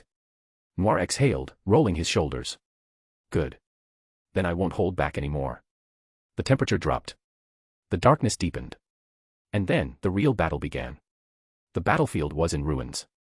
Deep fissures cracked the ground, the air shimmered with residual magic, and the lingering clash of abyssal and dark energies created a pressure so intense that lesser demons in the vicinity had long since fled. The nameless demon stood firm, breathing heavily, his body aching from the sheer force of the battle. But his mind was sharper than ever. Every second, he had been adapting, improving, each exchange refining his instincts. Across from him, Noir remained calm, untouched by exhaustion. However, his eyes gleamed with intrigue. Lara, status. Your energy reserves are at 72%. Physical endurance is at 63%. Combat efficiency has increased by 41% since the start of the battle. He clenched his fists. Even after all that, Noir was still stronger. Then, without warning, Noir moved. A blur of darkness. He was right in front of him in an instant, faster than before.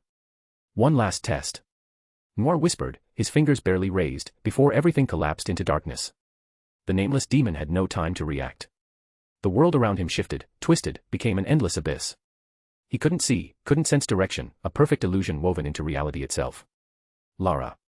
Illusion field detected. There is no spatial distortion, your body remains in place.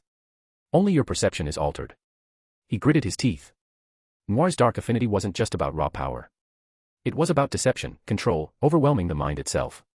But he wasn't defenseless. Activating Sovereign of Shadows, he stretched his awareness into the very darkness surrounding him. Instead of resisting the illusion, he let it in. Suddenly, he could feel Noir's presence. There. Above. Without hesitation, he dodged, just as Noir's blade of condensed darkness sliced down where he had been standing. A close call. Noir tilted his head. Not bad. But. He raised a hand.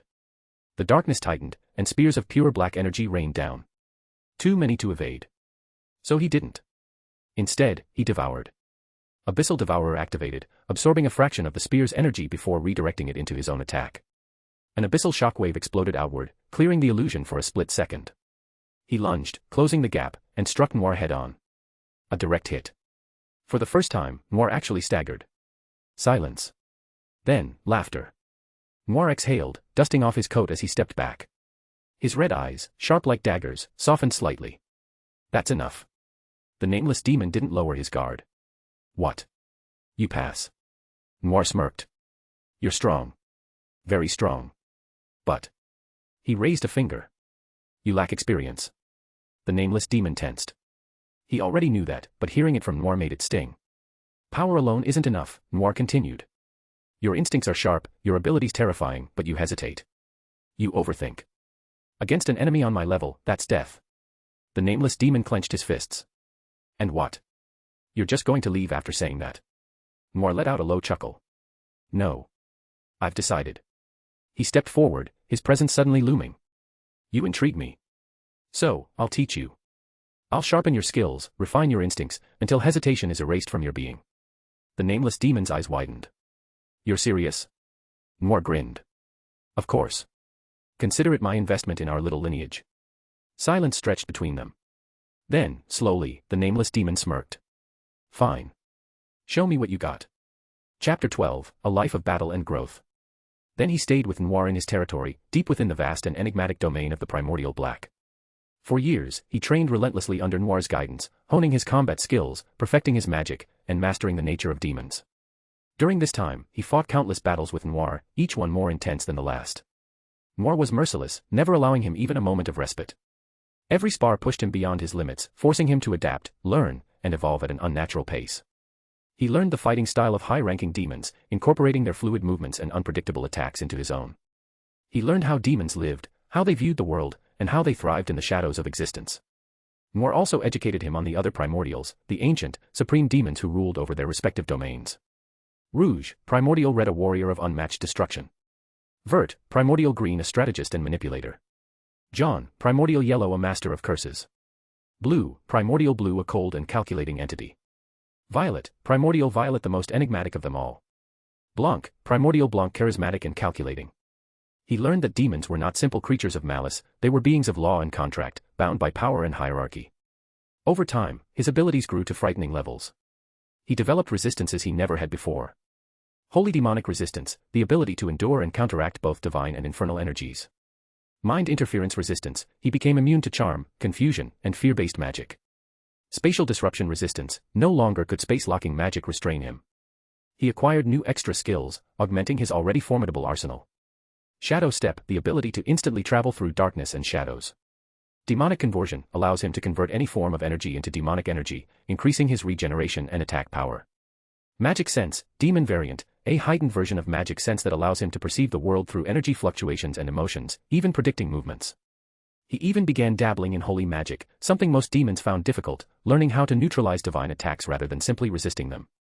One day, after years of training, he and Noir decided to fight without holding back. The entire battlefield was shrouded in darkness as they clashed, flashes of abyssal flames, distortions in space, waves of pure destruction rippling through the air.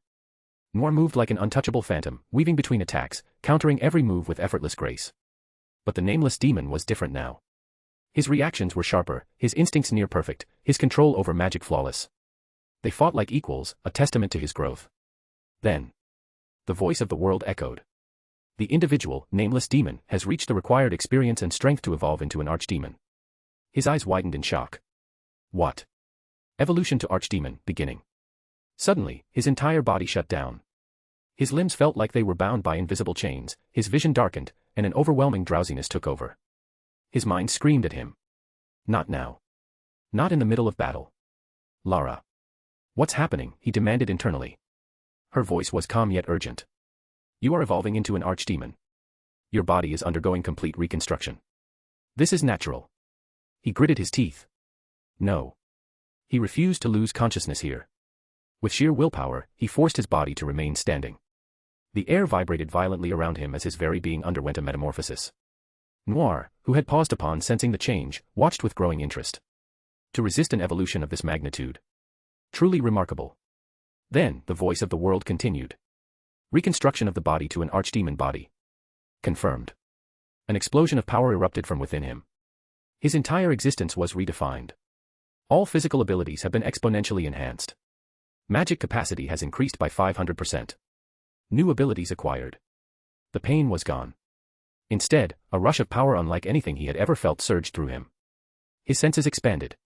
He could see every single energy fluctuation in the air, feel the very fabric of space trembling, hear the distant echoes of magic itself. Noir's eyes shone with approval. Ah. You have truly evolved. The nameless demon clenched his fists, his new strength surging through him like an unbreakable tide. He exhaled, a slow smirk forming. Let's test this out. As the wave of his evolution settled, the battlefield remained silent for only a moment. Then, the air cracked as the evolved archdemon vanished from sight, reappearing right in front of Noir in an instant. Noir barely had time to react as a shadow-forged fist slammed into him, sending him skidding backward. The impact shattered the ground beneath him, creating a deep crater from the sheer force alone. Noir's eyes gleamed with excitement. Oh. This is getting interesting. He straightened himself and flicked the dust off his coat, but the nameless demon was already on him again. His movements were smoother, faster, and sharper than ever before. His abyssal devourer skill was now more refined, allowing him to absorb magic from the surroundings with every strike. His attacks didn't just deal damage, they eroded energy itself. His Sovereign of Shadows ability had evolved as well. He wasn't just blending into the darkness, he was the darkness. His shadow extended unnaturally, forming tendrils that slashed at Noir from impossible angles. Noir dodged, his usual calm demeanor shifting into focused combat mode. Now you're starting to look like a proper archdemon. The two clashed again, their fists colliding and sending out shockwaves that tore through the landscape. For the first time in a long while, Noir had to push himself. He conjured a massive black inferno, intending to burn his opponent to ash. But the newly evolved archdemon devoured the flames with Abyssal Devourer, absorbing the demonic energy into himself. Noir's smirk widened. You absorbed my hellfire. How greedy. The nameless demon didn't reply. He had already closed the distance, appearing behind Noir in an instant. A black blade, forged from pure shadow energy, formed in his hand. A single slash. Noir barely dodged, but a cut still formed on his cheek, the first wound he had received in their countless battles. He touched the cut, looking at the blood on his fingertips. Then, he laughed. Ah, I see. You finally stepped into the realm of true monsters. Noir's demonic aura flared.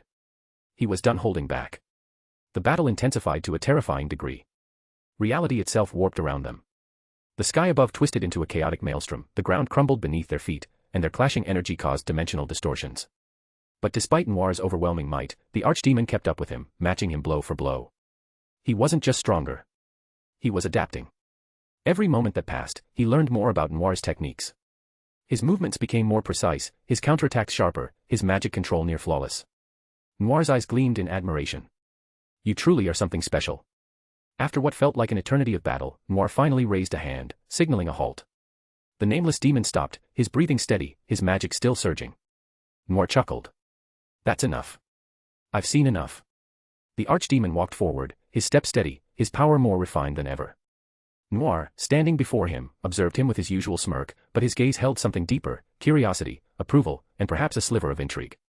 You've come far, Noir finally said, arms crossed, his red eyes gleaming.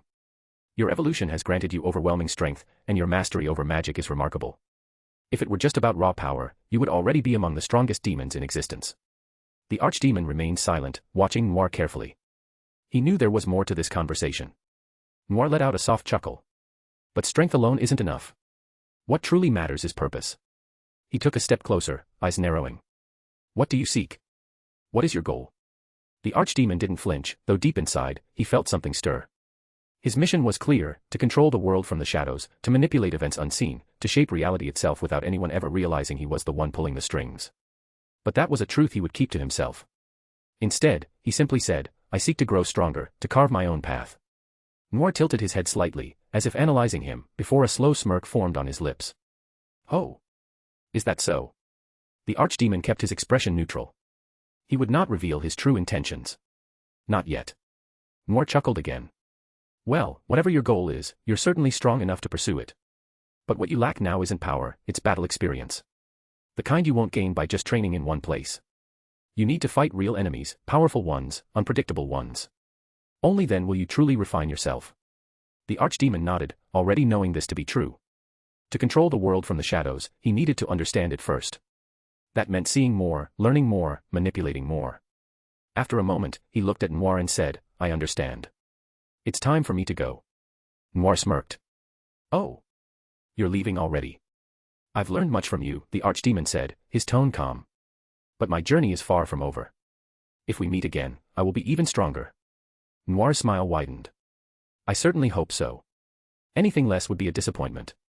The archdemon turned, his dark cloak billowing as he prepared to step into the unknown. Lara's voice echoed in his mind, her calculations already running as she planned their next move. And with that, he vanished into the shadows, unseen and unknown, just as he intended. Chapter 13, The Path to Demon Lord. Years passed. The archdemon remained hidden in the shadows, moving from place to place, growing stronger in secret. He avoided unnecessary confrontations, especially with the other primordials, not out of fear, but out of strategy. He knew he wasn't ready to face them yet, and he refused to reveal himself before the time was right. Seated atop a desolate cliff under a starless sky, he gazed into the abyss before him. The wind howled, carrying whispers of distant battles and shifting power. His hunger for growth had not waned. If anything, it had only intensified. Lara. His voice was calm but firm, carrying the weight of his ambition. What is my next evolution? How do I surpass my current self? A moment of silence passed as Lara, his ever-loyal analytical system, processed the question. Then, her voice echoed in his mind, smooth and unwavering. Analyzing evolution paths. A pause. Then, the answer came. The next evolution step for an archdemon is to ascend into a demon lord. His crimson eyes flickered with curiosity. Demon lord. He leaned forward slightly. Explain. Lara wasted no time. A demon lord is a being who transcends the limitations of normal demons, possessing immense power, influence, and a level of authority that sets them apart. Unlike regular demons, demon lords are capable of bending the world to their will, establishing dominions, and holding an intrinsic connection to the flow of magic and souls. The archdemon absorbed every word, his mind already spinning with possibilities. And how does one become a demon lord? There are two known methods. Lara's voice remained methodical. The first method is through sheer power and recognition. When a demon reaches a level of overwhelming strength, others may naturally acknowledge them as a demon lord. However, this path is unreliable and slow, as it depends on others' acknowledgement. He frowned. Depending on others to acknowledge his power? That was not his way. The second method is through a demon lord ascension ritual. His interest piqued. Go on. A demon must consume a significant number of high-quality souls, often through large-scale destruction or conquest. By gathering a massive amount of life force, the demon's essence undergoes an irreversible transformation, triggering their ascension into a true demon lord. This is the method most powerful demon lords have taken throughout history. A dark smirk formed on his lips. So, I must harvest souls, interesting. Lara continued. However, the process is not simply about consuming souls. The will of the user plays a significant role. If the demon lacks the ambition, determination, or mental fortitude, the transformation can fail. The evolution process requires an unshakable resolve to impose one's will upon the world. His eyes gleamed with newfound excitement. Then it's perfect for me. He leaned back, staring into the vast darkness of the sky. A demon lord, huh? A being who can shape the world with their will. He clenched his fist. I will do it. I will ascend. Lara's voice remained steady, but there was a hint of something akin to approval in her tone. Then we must prepare. The road to becoming a demon lord will not be simple. You will need a strategy. His smirk widened. I wouldn't have it any other way. And so, his next goal was set. Then Lara told him, to evolve into a demon lord, two conditions must be met. The archdemon's crimson eyes gleamed with interest. Go on. Lara's voice remained steady and precise. First, you must receive a name. His expression darkened slightly. A name? Why? A name is essential for advancing beyond your current level. It stabilizes your existence, strengthens your soul, and enhances your magical power. Without it, your evolution will remain incomplete. He exhaled slowly, processing the information. And who exactly could name me?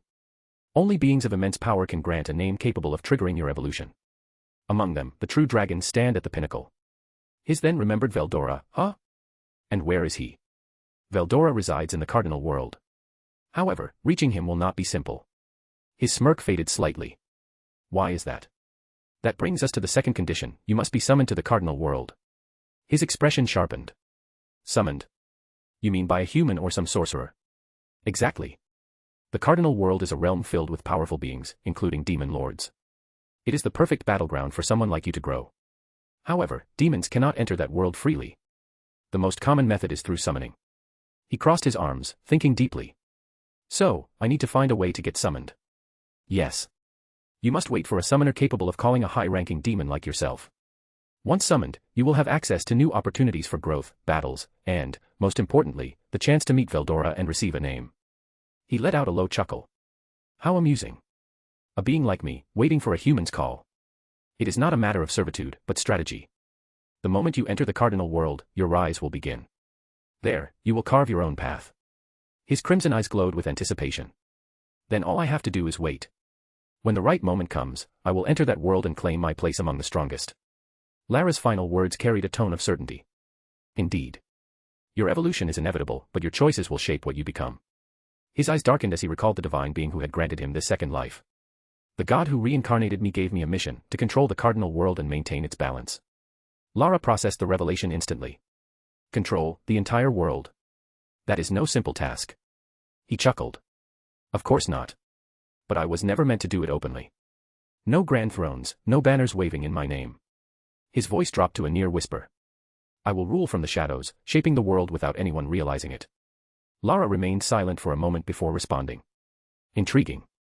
Such a method is highly efficient, yet it requires absolute control over information, key figures, and events. How do you plan to achieve this?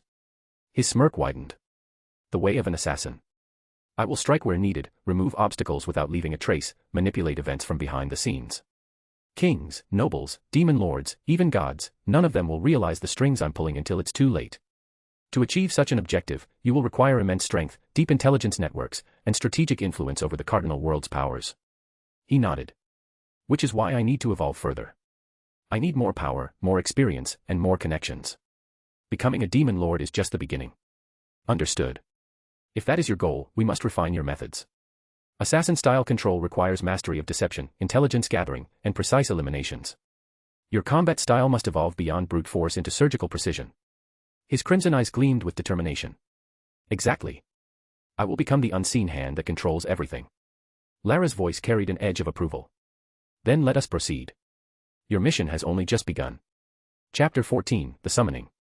The MC then continued his training, sharpening his skills as he traveled across the abyss, ensuring that he avoided the other primordials. His strength grew exponentially, his control over his magic becoming second nature. Days turned into months, months into years. He honed his techniques in isolation, studying the very essence of his power with Lara's guidance. His mission was clear, to manipulate the cardinal world from the shadows, shaping its balance without ever being detected. He learned patience, the art of concealment, and the importance of striking only when necessary. Every battle he engaged in was calculated, a step forward toward achieving his ultimate goal. He dismantled powerful enemies in the dark, taking what he needed, always staying hidden. His presence was a whisper, a ghost, unseen yet always lurking. Then, one fateful day, everything changed. A sudden surge of energy pulsed beneath him, a magic circle glowing with deep crimson runes appeared at his feet, radiating immense power. His instincts immediately flared, but before he could react, a voice thundered in the air around him. Hear me, demon. Answer my call and do my bidding. The words dripped with arrogance, a command rather than a request. The MC's eyes narrowed. TCH. This person is rude, he muttered. Before he could consider breaking free of the spell, Lara's calm voice echoed in his mind. This is a summoning to the cardinal world. This is what we have been waiting for. Accepting it will allow you to enter the material realm. His lips curled into a smirk. Finally, the time has come. The moment he accepted the call, the summoning circle erupted in a blinding light, pulling him through the fabric of existence.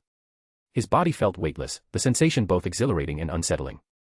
The darkness of the abyss faded, replaced by a swirling tunnel of pure energy. The shift was instantaneous. One moment, he was in his domain, and the next, he found himself standing in an entirely new world. The first thing he noticed was the overwhelming scent of incense, thick in the air. His vision adjusted quickly, revealing a grand hall with towering stone pillars adorned with intricate carvings of ancient runes. A massive red carpet stretched from the grand entrance to the elevated silver throne ahead. Arcane blue flames flickered atop golden chandeliers, casting an eerie glow across the room. Surrounding him stood 60 mages, all donned in ceremonial robes, their hands still glowing from the remnants of the summoning ritual. Some looked at him with curiosity, others with fear. A few, however, wore expressions of sheer arrogance. And then, seated upon the ornate throne, a figure gazed down at him. The summoner, a man clad in regal black and gold robes, leaned forward slightly, his amber eyes scrutinizing the demon he had just called forth. So, you are the demon I have summoned, the summoner mused, his voice calm but laced with superiority. The MC took a moment, assessing the situation. He could already tell, this man thought he was in control. A smirk formed on his lips. Summoning a powerful demon like me and the first thing you do is bark orders. How foolish. A ripple of gasps spread among the mages. Some took a step back, their fear palpable. Others, caught between pride and disbelief, clenched their fists. The summoner, however, remained composed, his smirk unwavering. I summoned you with my power, which means you are bound to my will. The MC chuckled, the sound low and dangerous. Is that what you think? A single step forward, and the temperature in the room plummeted. A wave of pure pressure crashed down upon everyone present. The weaker mages dropped to their knees instantly, gasping for breath. Even the more seasoned ones struggled, sweat forming on their brows.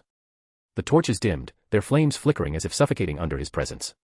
He raised his hand lazily, black mist swirling around his fingers. Let me make something very clear. His crimson eyes gleamed with amusement. I am not some mindless beast to be tamed. If you cannot prove your worth, you will be nothing more than another corpse at my feet. The summoner's smirk faltered for a brief moment, but the MC caught it. His sharp crimson eyes took in the men before him, sitting atop a grand throne of polished obsidian, adorned in luxurious robes of deep purple and gold. The crown upon his head gleamed under the flickering candlelight of the throne room, casting a faint glow on his calculating expression.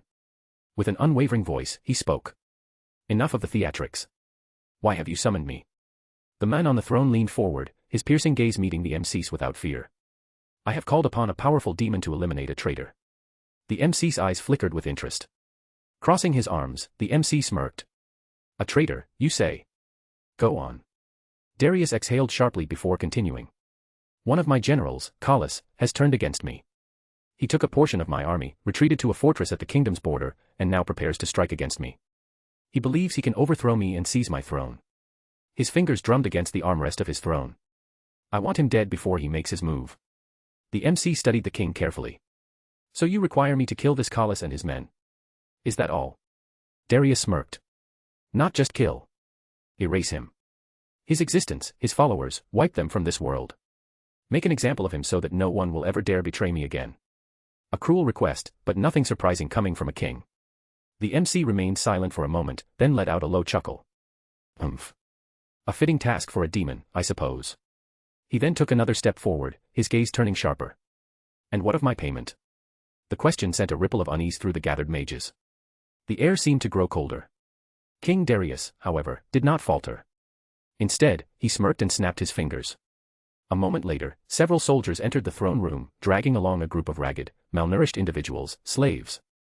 The MC glanced at them, sensing their despair. Over 200 of them. Men, women, even some children, all bound in chains, their faces hollow with hopelessness. Darius gestured towards them. Slaves. Criminals, war captives, and undesirables. I was going to sell them, but for you. He leaned back into his throne. I offer them as your feast. Consume their souls, take their essence, whatever it is you demons do. Let their lives serve a purpose in securing my reign. The MC remained still for a moment before a slow grin spread across his face. His crimson eyes glowed faintly, a deep hunger flickering within them. Now that is an acceptable payment. The slaves trembled as a suffocating pressure filled the room. Some fell to their knees in sheer terror, realizing they were standing before an entity that did not see them as people, but as food. Darius watched carefully. Then we have a deal. The MC chuckled darkly. Yes, your majesty. We have a deal. Chapter 15, The Silent Execution. Under the cover of the moonless night, the MC prowled the enemy fortress like a specter of death. His form blended into the darkness, slipping through unseen cracks in the world itself. Every step, every breath, calculated. Silent. Lethal. Callis and his army had holed themselves up in an abandoned fortress, its walls weathered by time but still standing strong. Watchtowers overlooked the entrance, archers posted at every vantage point, and squads of soldiers patrolled in synchronized formations. A formidable defense. Perhaps.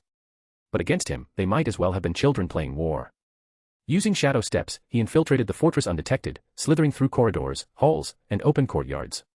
His eavesdropper's veil allowed him to hear the hushed whispers of Callis' men. The king must be desperate if he hasn't tried attacking us yet. Callis is smarter than him. He has plans beyond this war. I heard he's already making deals with other nations. We're taking the kingdom. Soon. The MC smirked. Not if I end you first.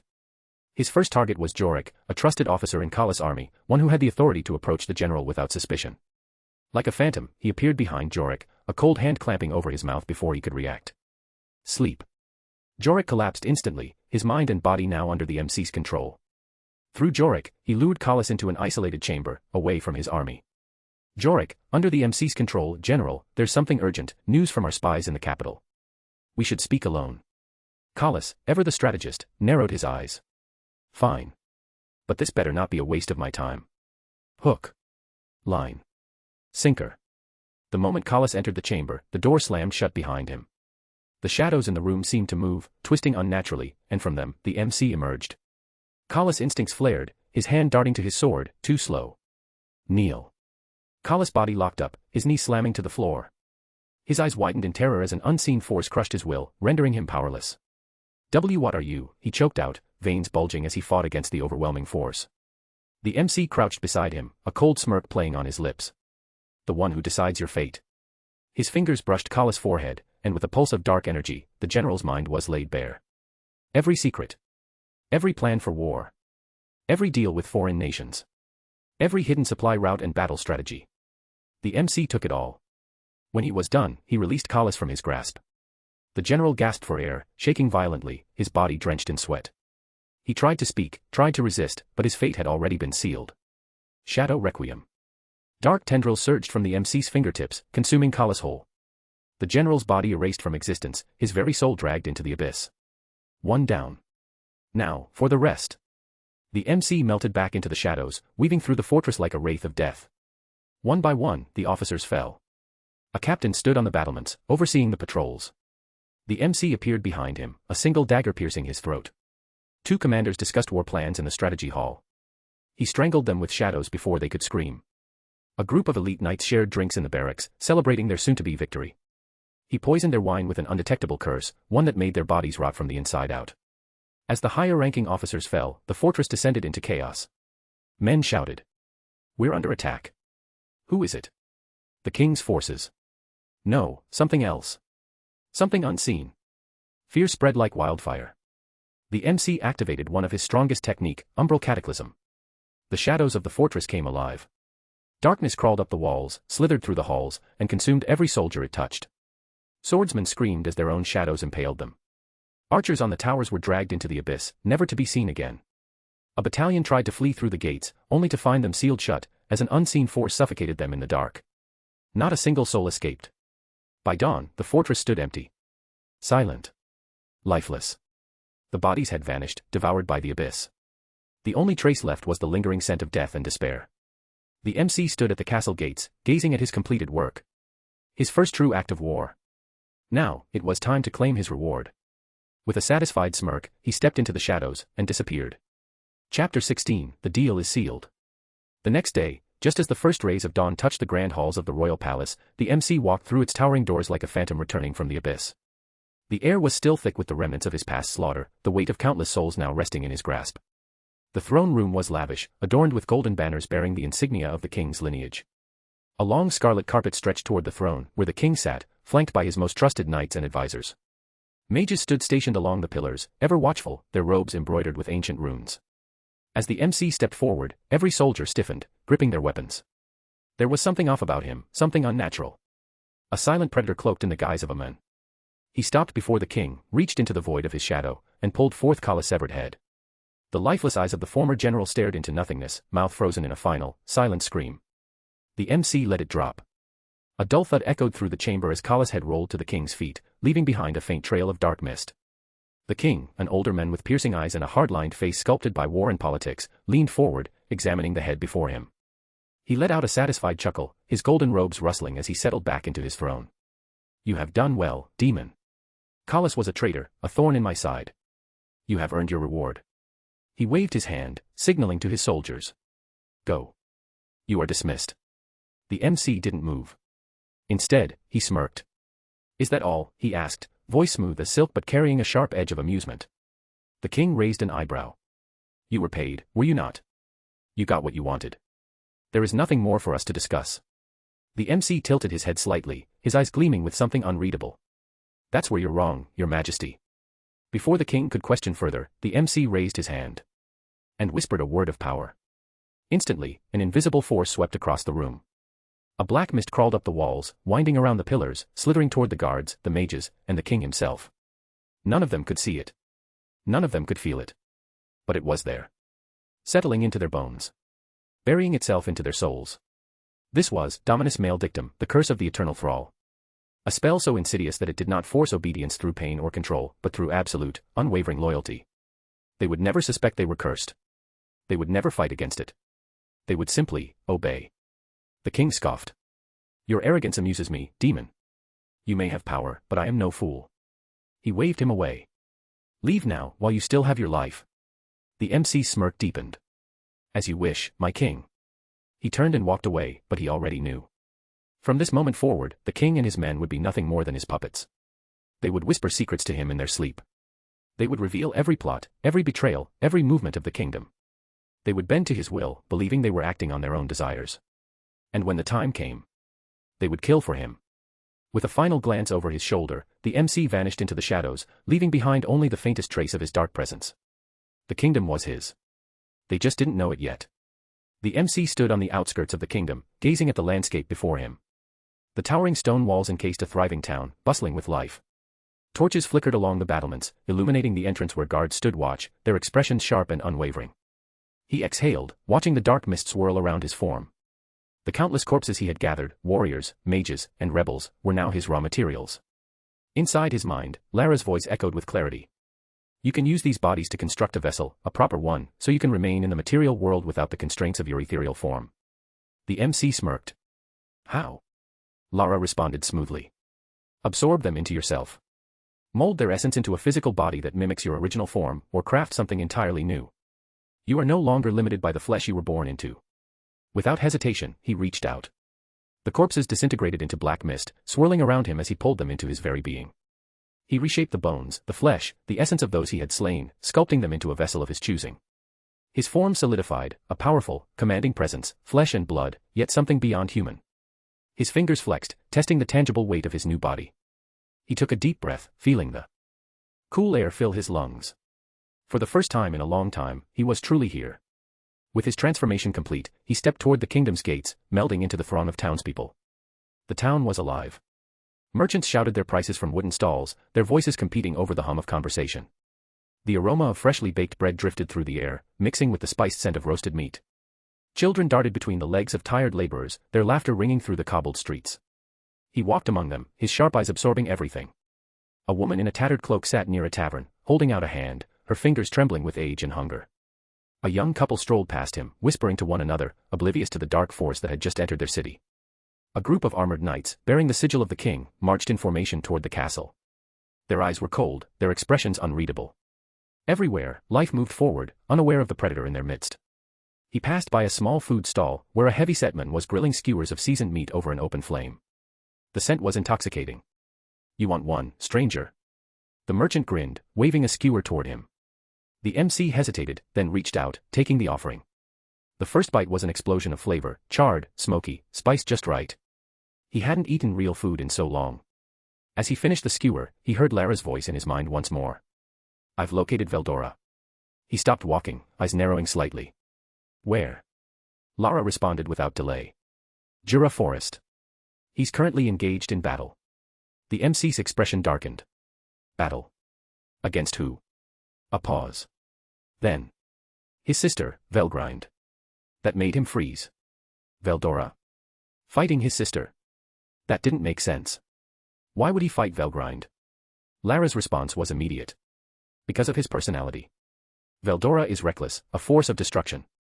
He doesn't think about consequences. He simply attacks, destroys, and causes problems, wiping out kingdoms for no reason other than boredom. His sister is correcting him. The MC smirked slightly. Correcting. Lara's tone was dry. Educating him, through violence. He chuckled under his breath. So that's how it is. A dragon running wild, and a sister trying to beat sense into him. The MC's gaze turned toward the distant horizon. Jura Forest. That was where his next step lay. Without another word, he vanished into the night. Chapter 17, The Dragons. As the MC strolled through the town, his sharp eyes observed the lively streets, the merchants haggling, children running, and the scent of roasted meat filling the air. But his mind was elsewhere. Lara, what's the best way to get Veldora on my side? He asked, his voice barely above a whisper, yet his presence exuded dominance. Lara responded without hesitation, right now, Veldora is being beaten down by his sister, Velgrind. If you step in and help him escape, that might be enough to gain his trust. If he sees you as an ally, rather than an enemy, he might be willing to listen to you. The MC raised an eyebrow. Veldora, the infamous storm dragon, is getting beaten up. And he actually needs help running away. Lara chuckled. Yes. Despite his overwhelming strength, Velgrind completely outmatches him. Unlike him, she's disciplined, and she knows how to properly use her power. Veldora, on the other hand, fights recklessly and without strategy, which is why she dominates him in battle every time they clash. The MC smirked. So, if I step in at the right time, I can not only impress him but also make him owe me a favor. Exactly, Lara confirmed. Veldora is simple-minded in some ways. If you help him escape and show him you're on his side, he'll likely see you as a friend. And if you offer him a way to have fun without getting crushed by his sister, he'll be even more inclined to follow you. The MC chuckled. So, instead of fighting him head-on, I just need to play the role of his savior. That's easier than I expected. Lara continued, however, don't underestimate him. He may be reckless, but he's still a true dragon. If he ever decides you're trying to manipulate him, he'll turn on you in an instant. The MC smirked, his eyes gleaming with amusement. I wouldn't dream of manipulating him. I'll just give him the best option and let him choose for himself. Lara's voice held a note of satisfaction. Then it's time. Head to the Jura forest, your dragon awaits. Without another word, the MC vanished into the shadows, making his way toward the battlefield where an angry dragon was being educated by his sister. As the MC arrived in the Jura forest, he concealed himself within the darkness, his presence blending seamlessly with the shadows. From his hidden vantage point, his eyes locked onto a colossal battlefield, a violent clash between two enormous dragons that shook the very land beneath them. Towering trees cracked and fell like twigs, the sky rumbled with the force of their clashes, and the air itself seemed to ripple from the sheer intensity of their battle. Veldora, the storm dragon, was massive, a towering creature covered in dark blue scales that shimmered with violent energy. His golden eyes burned with frustration as he lunged at his opponent with reckless abandon. But it was clear that he was losing, badly. Velgrind, the flame dragon, his older sister, was his superior in every way. Her crimson scales gleamed under the sunlight, her movements precise, disciplined, and controlled. Every time Veldora tried to land a hit, she countered effortlessly, dodging, blocking, and retaliating with devastating force. A fiery explosion erupted as Velgrind struck her brother, sending Veldora crashing into the ground, creating a deep crater. The impact shook the earth, sending shockwaves across the forest. Veldora groaned, struggling to get back up, but Velgrind gave him no time to recover. "You're too reckless, Veldora." Velgrind scolded, her voice sharp. "You rely too much on brute force. If you don't start thinking in battle, you'll never defeat anyone truly strong." Veldora growled in frustration. "TCH. Who cares about strategy? Strength is all that matters." Velgrind let out an exasperated sigh. "That's exactly why I have to keep beating sense into you." She raised her claws, preparing to strike again. The MC, still watching from the shadows, smirked. "So this is the so-called fearsome storm dragon. He's getting scolded like a child. Now is your chance," Lara's voice echoed in his mind. "Use your ultimate skill, Sovereign of Shadows, to engulf Veldora in darkness and pull him into your domain. Tell him not to resist, that you're here to help him escape. He'll understand, and Velgrind won't be able to react in time." The MC smirk widened. "A clean extraction, huh? Sounds like my kind of move." Without hesitation, he activated Sovereign of Shadows. The world around him darkened as an abyssal force extended from his being. Black tendrils of living shadow slithered across the battlefield, silent as death itself. As Velgrind rushed in for another attack, the shadows suddenly erupted from beneath Veldora, wrapping around him like a cocoon. "What the?" Velgrind's eyes widened in surprise as she instinctively halted her attack. Within the swirling darkness, Veldora flailed for a moment before hearing a calm voice inside his mind. "Don't resist. I'm here to help you escape." Veldora froze, his instincts warning him of an unknown force, but something about the voice was, oddly reassuring. "Who?" He barely had time to think before the shadows completely swallowed him. In an instant, Veldora vanished. Velgrind's eyes darted around, scanning the battlefield. Where did he? But the only thing left in Veldora's place was an empty crater and the lingering tendrils of unnatural darkness. The storm dragon was gone. Velgrind narrowed her eyes, her keen senses scanning for any trace of her missing brother. "Whoever did this, show yourself," she growled, flames crackling around her body. But there was no response. The shadows had already faded, leaving only silence behind. Meanwhile, deep within the MC's shadow domain, Veldora hovered in a void-like space of infinite darkness. His body tensed, prepared for a fight, but then he heard that same voice again, clear and composed. "Relax, Storm Dragon. You're safe now." Veldora turned, finally laying eyes on the MC. His golden eyes studied him warily. "Who the hell are you?" he demanded, though not in a hostile tone, more curious than anything. The MC smiled, his figure barely illuminated in the endless void. "Just someone who thought you could use a little help."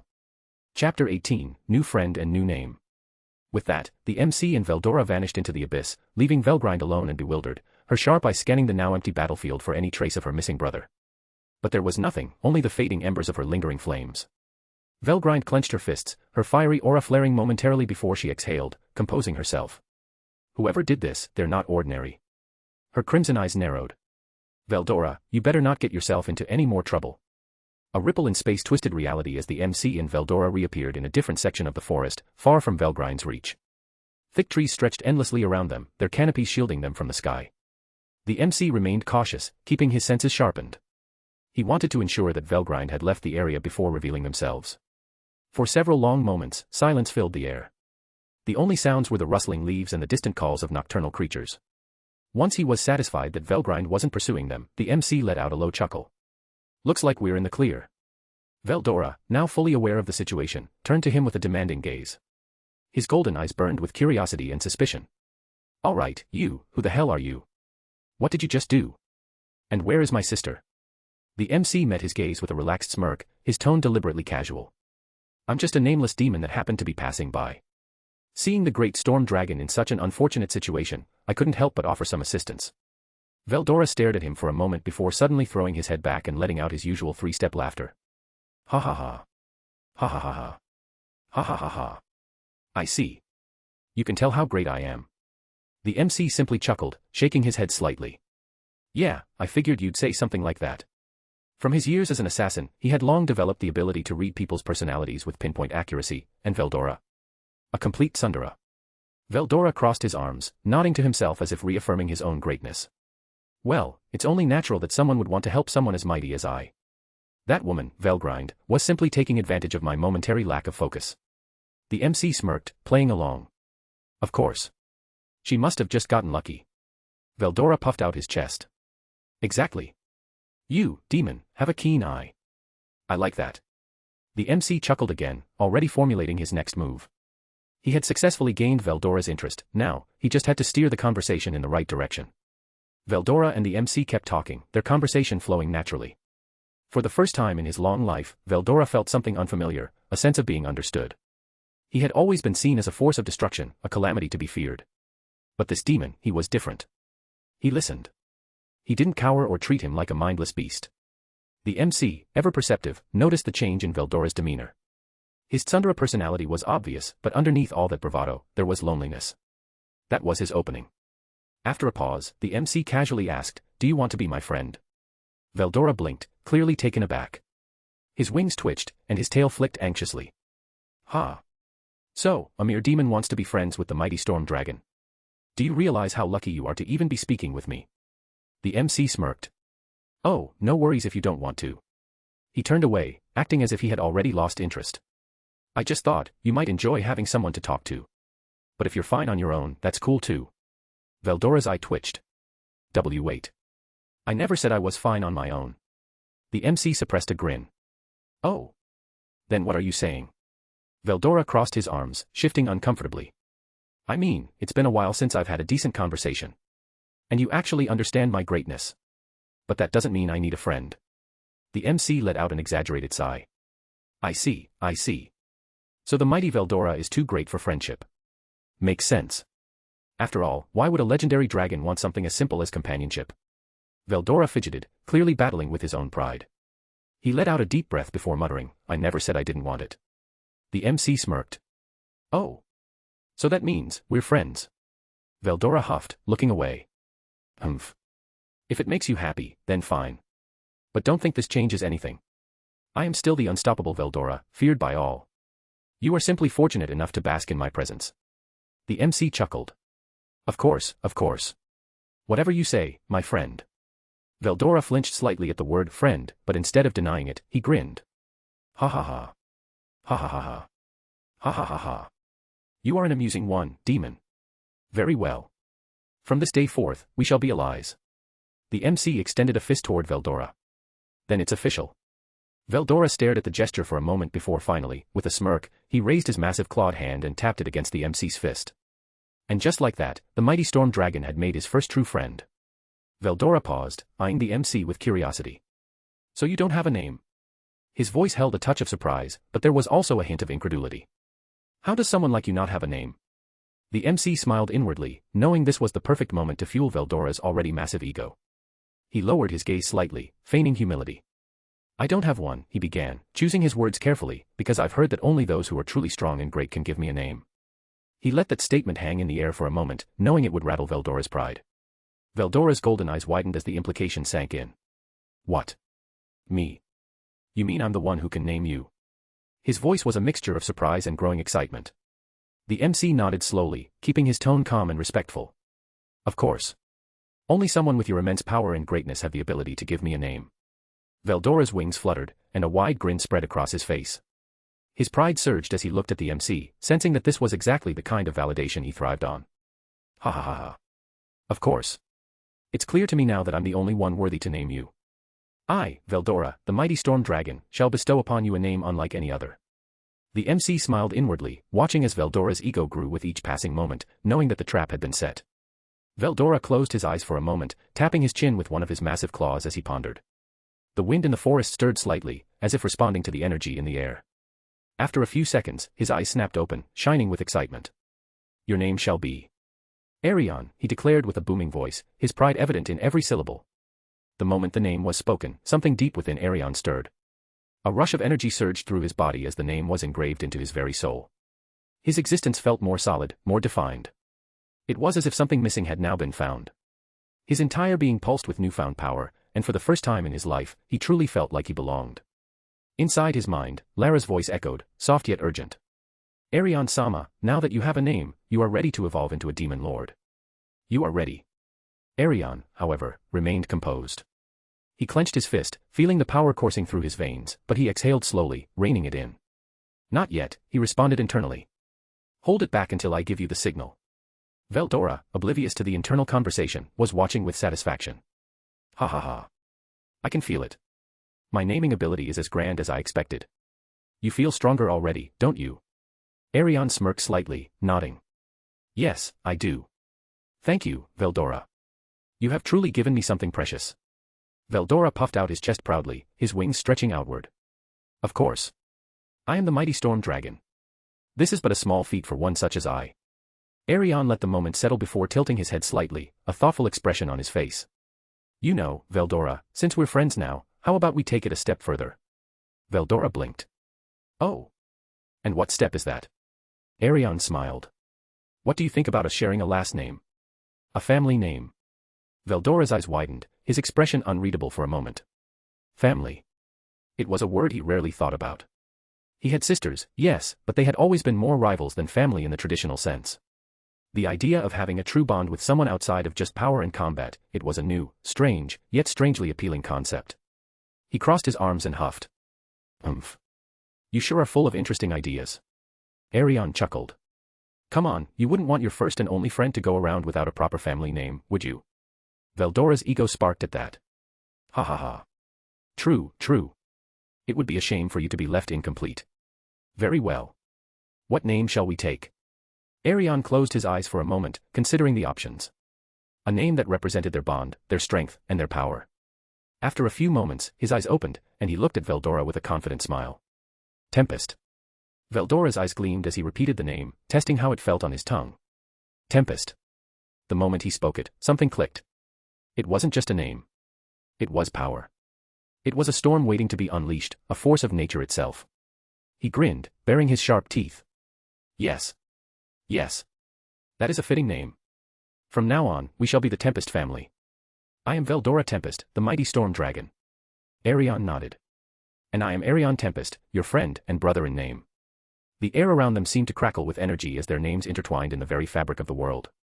A bond had been formed, one that would not be easily broken. Chapter 19, The First Demon Lord. As Arion stood there, feeling the weight of his new name settling into his very soul, he called out to Lara in his mind. Lara, tell me, how is this evolution process going to work? Lara's voice echoed within his consciousness, calm yet filled with certainty. This will be far different from your past evolution into an archdemon. This time, you are undergoing a process known as the Harvest Festival. It is an evolution of the highest order, reserved for those who transcend their previous existence. Arion's expression remained calm, but he was intrigued. Harvest Festival, huh? What exactly happens? Lara continued. Your entire being will transform. Your skills will evolve to a level beyond anything you've ever wielded before. Your body, soul, and magic circuits will be completely reconstructed to accommodate your new existence. This is not simply a power increase, it is a fundamental rebirth. Arion took in the information, his mind working at lightning speed thanks to thought acceleration. Those who are deeply connected to you will also receive blessings from your evolution. The stronger the bond, the greater the gift they will receive. However, the process is intense. To maximize the results, you will need to enter a deep sleep, allowing the transformation to complete without resistance. Arion pondered for a moment. He knew he was ready, but he needed to ensure his safety during the process. Only 2 seconds had passed in the real world. Arion turned to Veldora, who was still basking in the pride of naming his new friend. Veldora, I have a favor to ask. The storm dragon raised an eyebrow. Oh. A favor from me? Ha ha ha. You truly understand the greatness of Veldora Tempest. Very well, what is it? Arion smirked slightly. I'm about to evolve. But for that to happen, I need to enter a deep sleep. While I'm unconscious, I need someone strong to watch over me, just in case anything happens. Veldora blinked, processing the request. For a moment, he looked at Arion with an unreadable expression. No one had ever asked him to watch over them before, most feared his power or sought to avoid him. But here was someone who not only trusted him but relied on him. His expression quickly changed to a smug grin. Ha ha ha. Of course. Leave it to me. I, the great and powerful Veldora Tempest, shall stand guard over your slumber. Nothing shall dare approach while I am here. Arion nodded.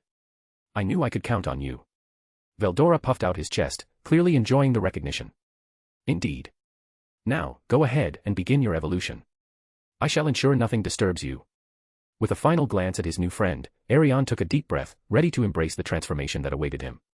Arion took a deep breath. His body tingled with anticipation. Lara, begin the evolution, and if possible, conceal it from the outside world. Understood. The moment the words left her, an invisible force surged through his soul. Announcement: individual Arion will now begin the Harvest Festival to become a true demon lord. Across the world, powerful beings heard the declaration.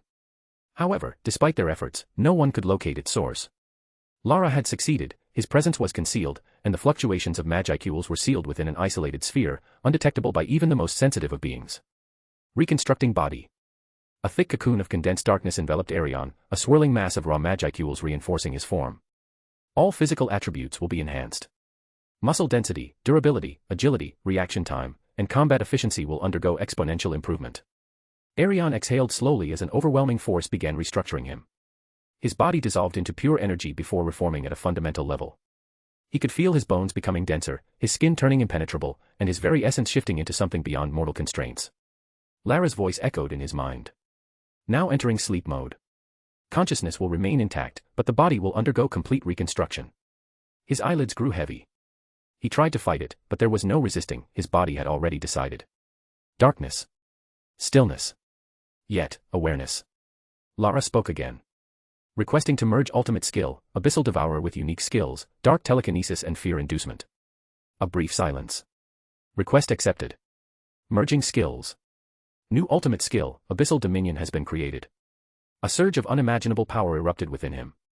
Even in his slumber, Arion could feel it. Abyssal Dominion grants you the power to consume all things, not only physical matter but also energy, concepts, and even fear itself.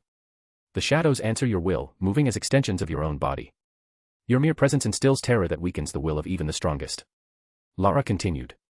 Now merging ultimate skill, Sovereign of Shadows with unique skills, Demon Resilience and Dark Aura Manipulation.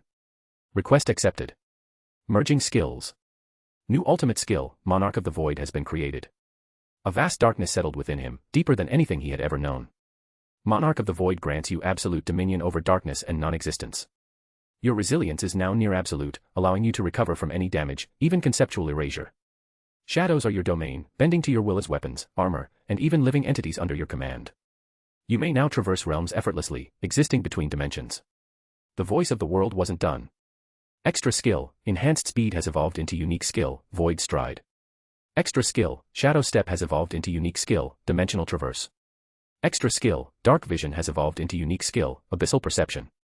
Extra skill, Regeneration has evolved into Ultra Speed Regeneration. Extra skill, Silence has evolved into unique skill, Null Presence. Extra skill, Magicule Absorption has evolved into unique skill, Magicule Creation.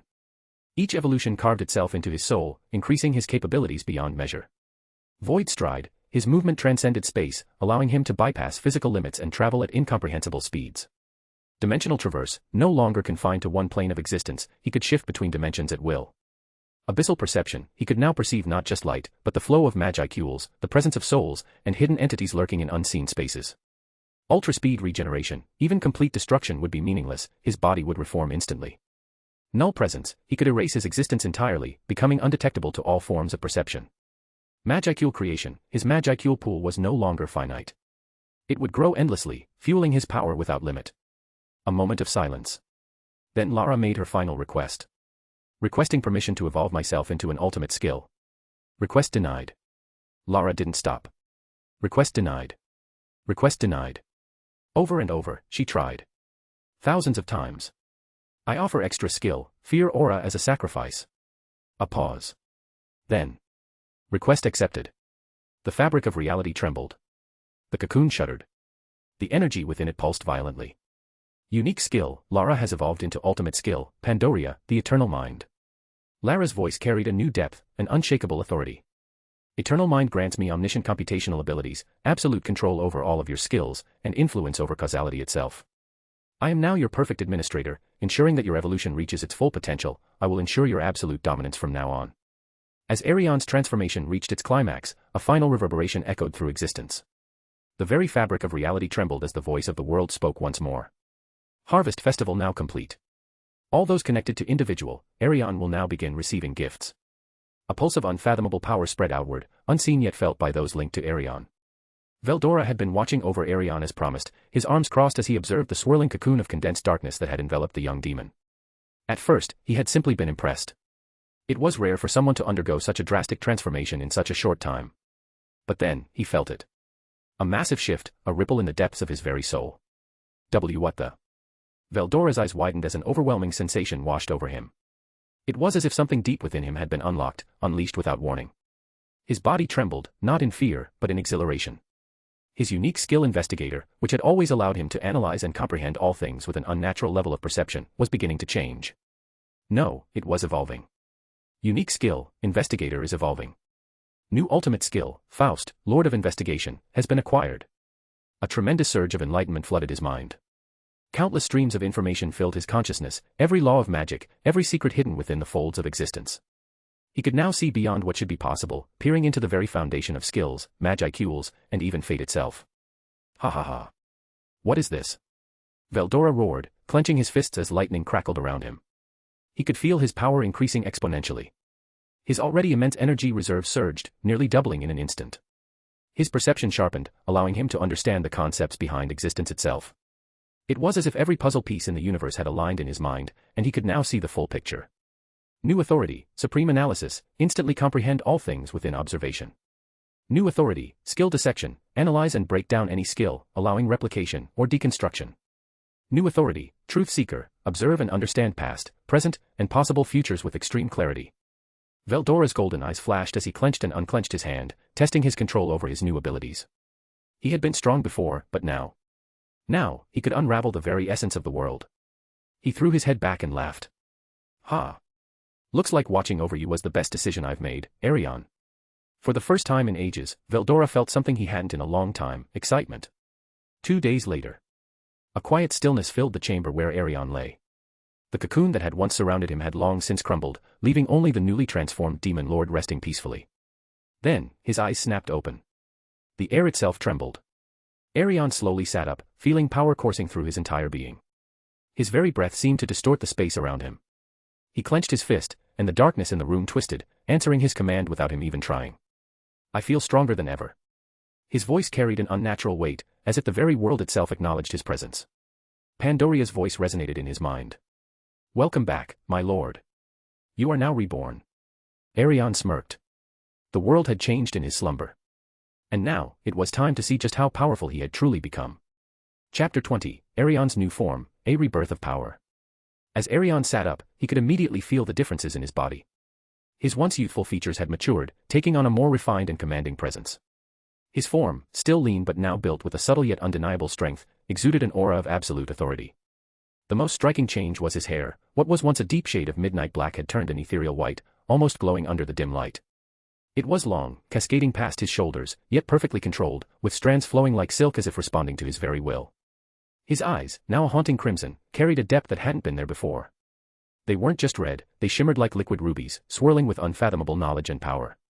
A single glance was enough to make even the strongest beings hesitate, for within them lay the weight of something beyond mortal comprehension. His skin had taken on a flawless, almost porcelain-like quality, smooth yet undeniably durable. It radiated an unnatural perfection, as if he had transcended the very concept of a normal body. As if answering the transformation of its master, his attire had also changed. Gone were the simple clothes he once wore, in their place was an exquisite black and crimson ensemble, woven from the very essence of his magic. A high-collared, form-fitting black coat, its fabric shifting like liquid darkness, lined with intricate crimson patterns resembling arcane runes. It had a regal yet ominous presence, the ends flowing slightly as if alive with his magic. Beneath, a dark tunic with silver embroidery, fitting seamlessly to his new physique. The craftsmanship was beyond mortal means, reinforcing his newfound status. Black gloves, embedded with subtle red markings that pulsed whenever he channeled his power. They felt as though they were an extension of his very soul, crafted to withstand his own immense energy. A flowing obsidian cape, trimmed in silver and crimson, moving as if possessed by an unseen force, responding to his very mood. His boots, armored yet elegant, clicked softly against the stone floor as he stood. They, too, bore faint arcane symbols, ensuring he could tread through dimensions themselves without resistance. Everything about his appearance had changed, not just in form, but in essence. He was no longer just Arion. He had ascended. He looked at his reflection in a polished surface nearby, his crimson eyes narrowing slightly as he studied himself. A smirk played at his lips. Now this is more fitting.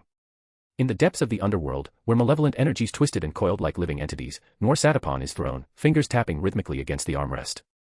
His golden eyes gleamed as he suddenly felt it, a tremendous shift in power. It was subtle yet undeniable, a presence awakening, one that sent ripples through existence itself. He knew exactly who it was. A wicked grin spread across his lips. Foo-foo. So, you've finally ascended, Arion. Even from his domain, Noir could feel the immense energy pulsing from his former disciple. The once nameless archdemon he had trained had now become something far greater, a demon lord. And not just any demon lord, one powerful enough to shake the foundations of the world. Noir chuckled, leaning forward slightly. This was rare, to witness the birth of such an extraordinary being. Then, without warning. Ding! A deep, resounding voice echoed in his mind. Due to your connection with the individual Arion, the system has determined you worthy of a gift. A surge of dark energy coiled around him like mist, wrapping him in its embrace as the announcement continued. New unique skill acquired, Shadow Covenant, allows the wielder to forge binding contracts through the abyss, enhancing the loyalty and strength of those who serve under them. A rush of knowledge flooded his mind. This was not just an ordinary skill, it was a tool of absolute dominance. With this, he could form contracts with unparalleled authority, ensuring unbreakable bonds of servitude. Noir let out a pleased chuckle, his eyes glimmering with amusement. How delightful. Such a promising child, and he's already bringing me gifts. He leaned back, a satisfied smirk gracing his face. Arion, you continue to entertain me. I look forward to what comes next. Arion, now fully immersed in his newfound power, turned to look at Veldora, who was still reeling from the surge of strength granted by his ultimate skill, Faust, Lord of Investigation. The mighty storm dragon was practically vibrating with excitement, his golden eyes gleaming as he reveled in his power. Letting out his signature three-stage laugh, he roared. Wahaha. Ha ha ha. Mwahaha. I, the great Veldora, have ascended to new heights. Even the heavens will tremble before my might. Arion smirked, amused by his antics. Still, a thought crossed his mind. By the way, Veldora, can you take on a human form? The dragon's laughter abruptly stopped. Silence. A strange, almost awkward stillness filled the air. Veldora's massive golden eyes blinked as his expression stiffened. His towering body shifted slightly, his claws fidgeting as he rolled his massive fingers against each other. Then, he turned away, his massive wings twitching in what could only be embarrassment. Ahem. WL. Arion raised an eyebrow, already suspecting the answer. Veldora grumbled, his deep voice unusually hesitant. I can do many things. I can summon storms, I can destroy mountains, wahaha. But. Arion pressed, crossing his arms. Veldora let out a low, reluctant growl, his tail flicking behind him. But I don't have a human form. He said it so quietly, it was almost a whisper, if a dragon could whisper. Arion's smirk widened. Really? Veldora huffed, looking away. Humph. It's not like I need one. My dragon form is already perfection. Why would I ever require something so trivial? Even as he said that, Arion could see it, the slight frustration in his eyes, the lingering sense of missing something. Veldora wasn't just proud, he was a little envious. Arion thought for a moment, then, without a change in expression, he called out internally. Pandoria, is there a way to grant Veldora a human form? The voice of Pandoria, the abyssal architect, whispered into his mind, her tone cool and calculating. Multiple methods detected. Calculating optimal solution. Veldora, completely oblivious, continued to grumble to himself, flicking his tail and muttering something about stupid human forms, and who even needs one anyway. Then, Pandoria spoke again. Solution found. There is a way to grant Veldora a human body. Would you like to proceed? Arion's crimson eyes shimmered with intrigue as he leaned back slightly, a smirk forming at the corner of his lips. Oh. Tell me more. Solution found. The individual Veldora must transfer his essence into a body double that you create. Once inside, he will have full control and can reshape the vessel to his liking. Arion considered this, then turned his gaze toward the storm dragon. Veldora, what if I told you there's a way for you to have a human body? Veldora's golden eyes lit up, excitement flashing across his face, though he quickly folded his arms, attempting to feign indifference. Well, of course, there is. I am Veldora. If I willed it, I could easily do such a thing. Arion raised an eyebrow. Really? Then how come you haven't done it? Veldora flinched. His tail flicked, and his massive wings twitched slightly. I simply haven't felt like doing it. I enjoy my true form. It is a work of art, a symbol of my greatness. Wah. Arion sighed. All right. But what if I create a body for you? One that you can enter and reshape however you want. Veldora's pupils dilated, his interest immediately piqued. Wait, you can do that? Arion smirked. Of course. You just have to move your essence, your consciousness, soul, and mind, into the body I create. Once inside, you should be able to mold it to your preference. Veldora stared, his massive body motionless for a moment. Then. Wahaha. That's simple. Child's play. I, the mighty Veldora, can do that with my eyes closed. Arion chuckled. Then let's begin. Arion raised a hand, magicule swirling as he began constructing a body for Veldora. The air trembled as dark energy coalesced, forming a humanoid shell, featureless but sturdy, built to house the powerful storm dragon's soul. Veldora nodded to himself, stepping forward with a smug expression. Humph. Watch closely, Arion. This is nothing for someone of my stature. He closed his eyes, summoning his power to transfer his essence into the vessel. The air vibrated. Magicules crackled. Veldora's massive form shuddered as a golden glow surrounded him, his spirit attempting to separate from his draconic body. Then. Boom. The magic shattered, the vessel collapsing into dust. Veldora's golden eyes snapped open. He blinked. Arion sighed, shaking his head. I thought you said this was child's play. Veldora coughed loudly, scratching his snout. Ahem. That was merely a warm-up. I was testing the flow of magicules, you see. It's all part of the process. Wah. Arion crossed his arms. Right. Let's try again. Veldora tried again. And again. And again. Each time, something went wrong.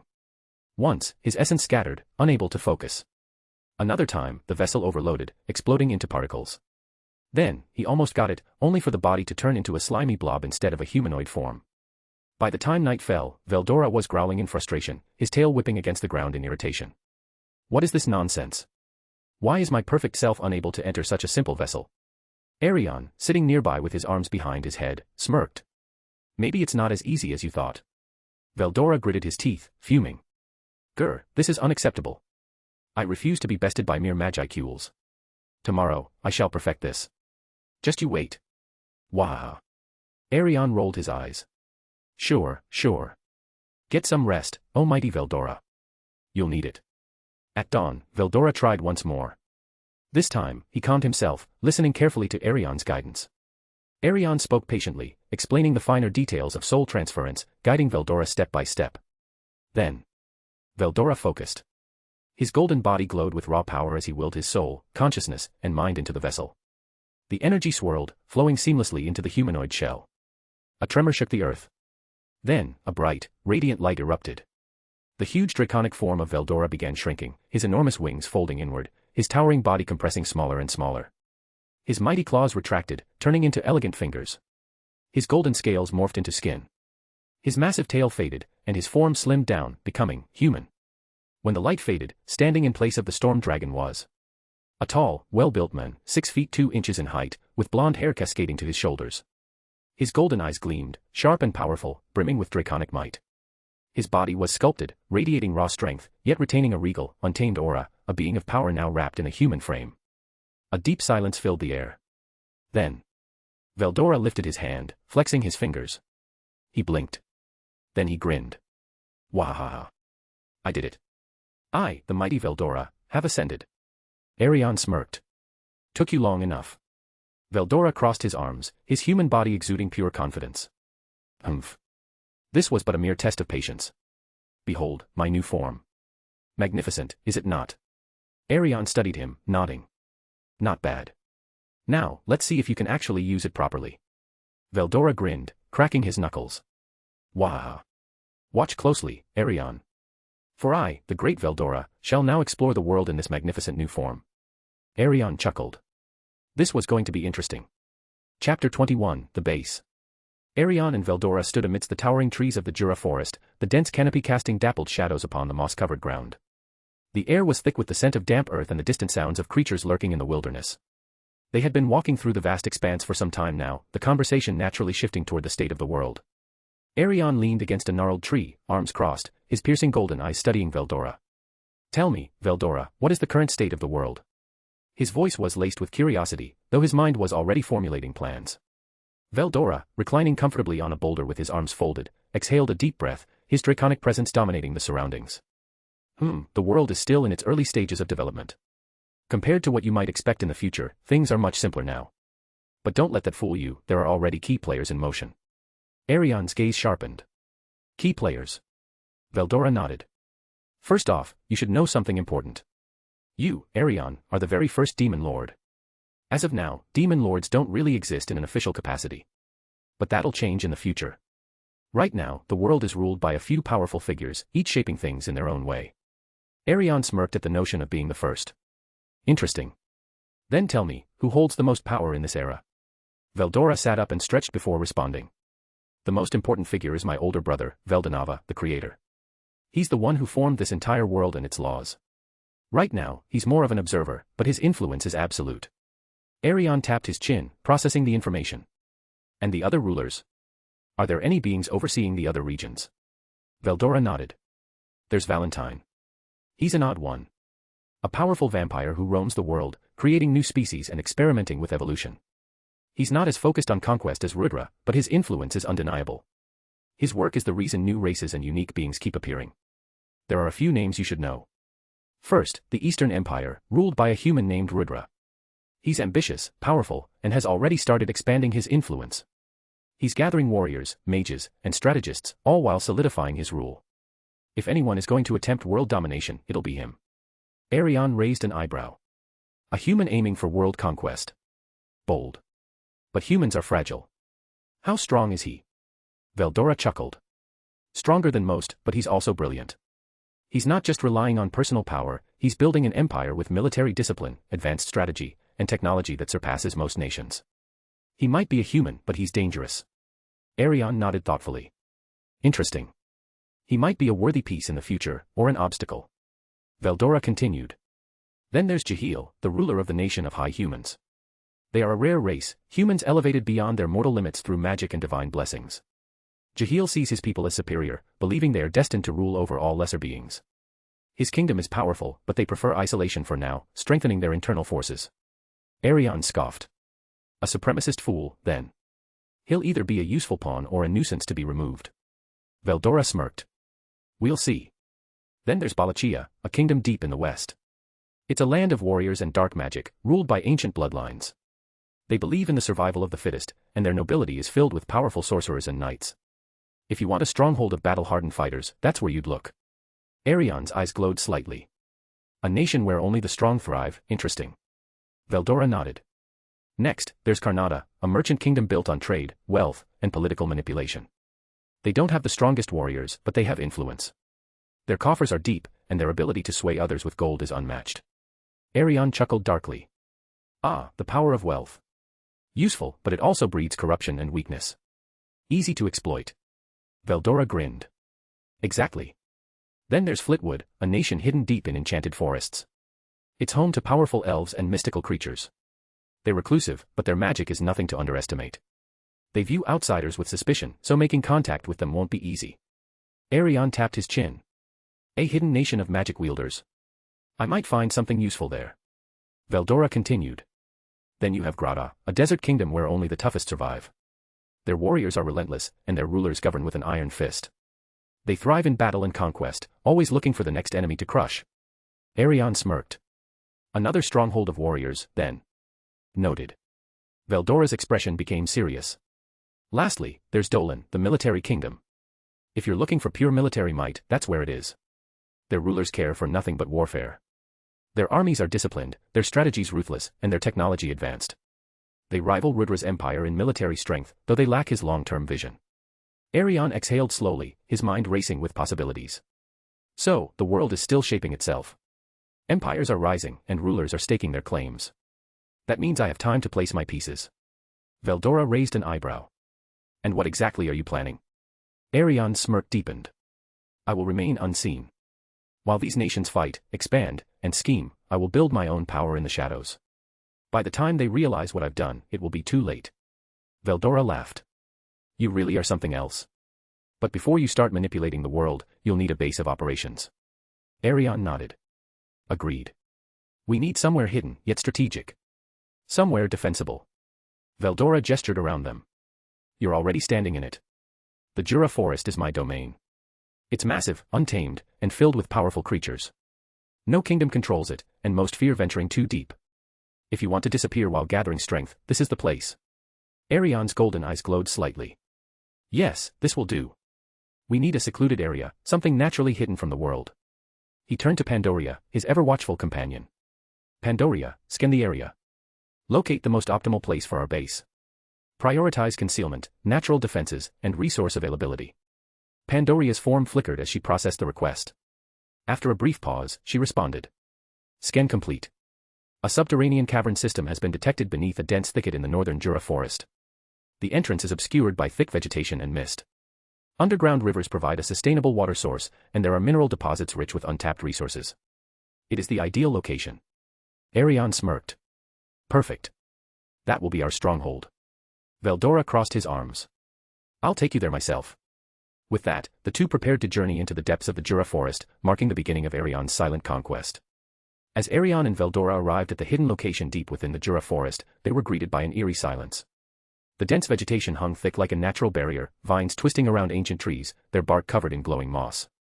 The entrance to the cavern was almost invisible, masked by a waterfall that cascaded over jagged rocks.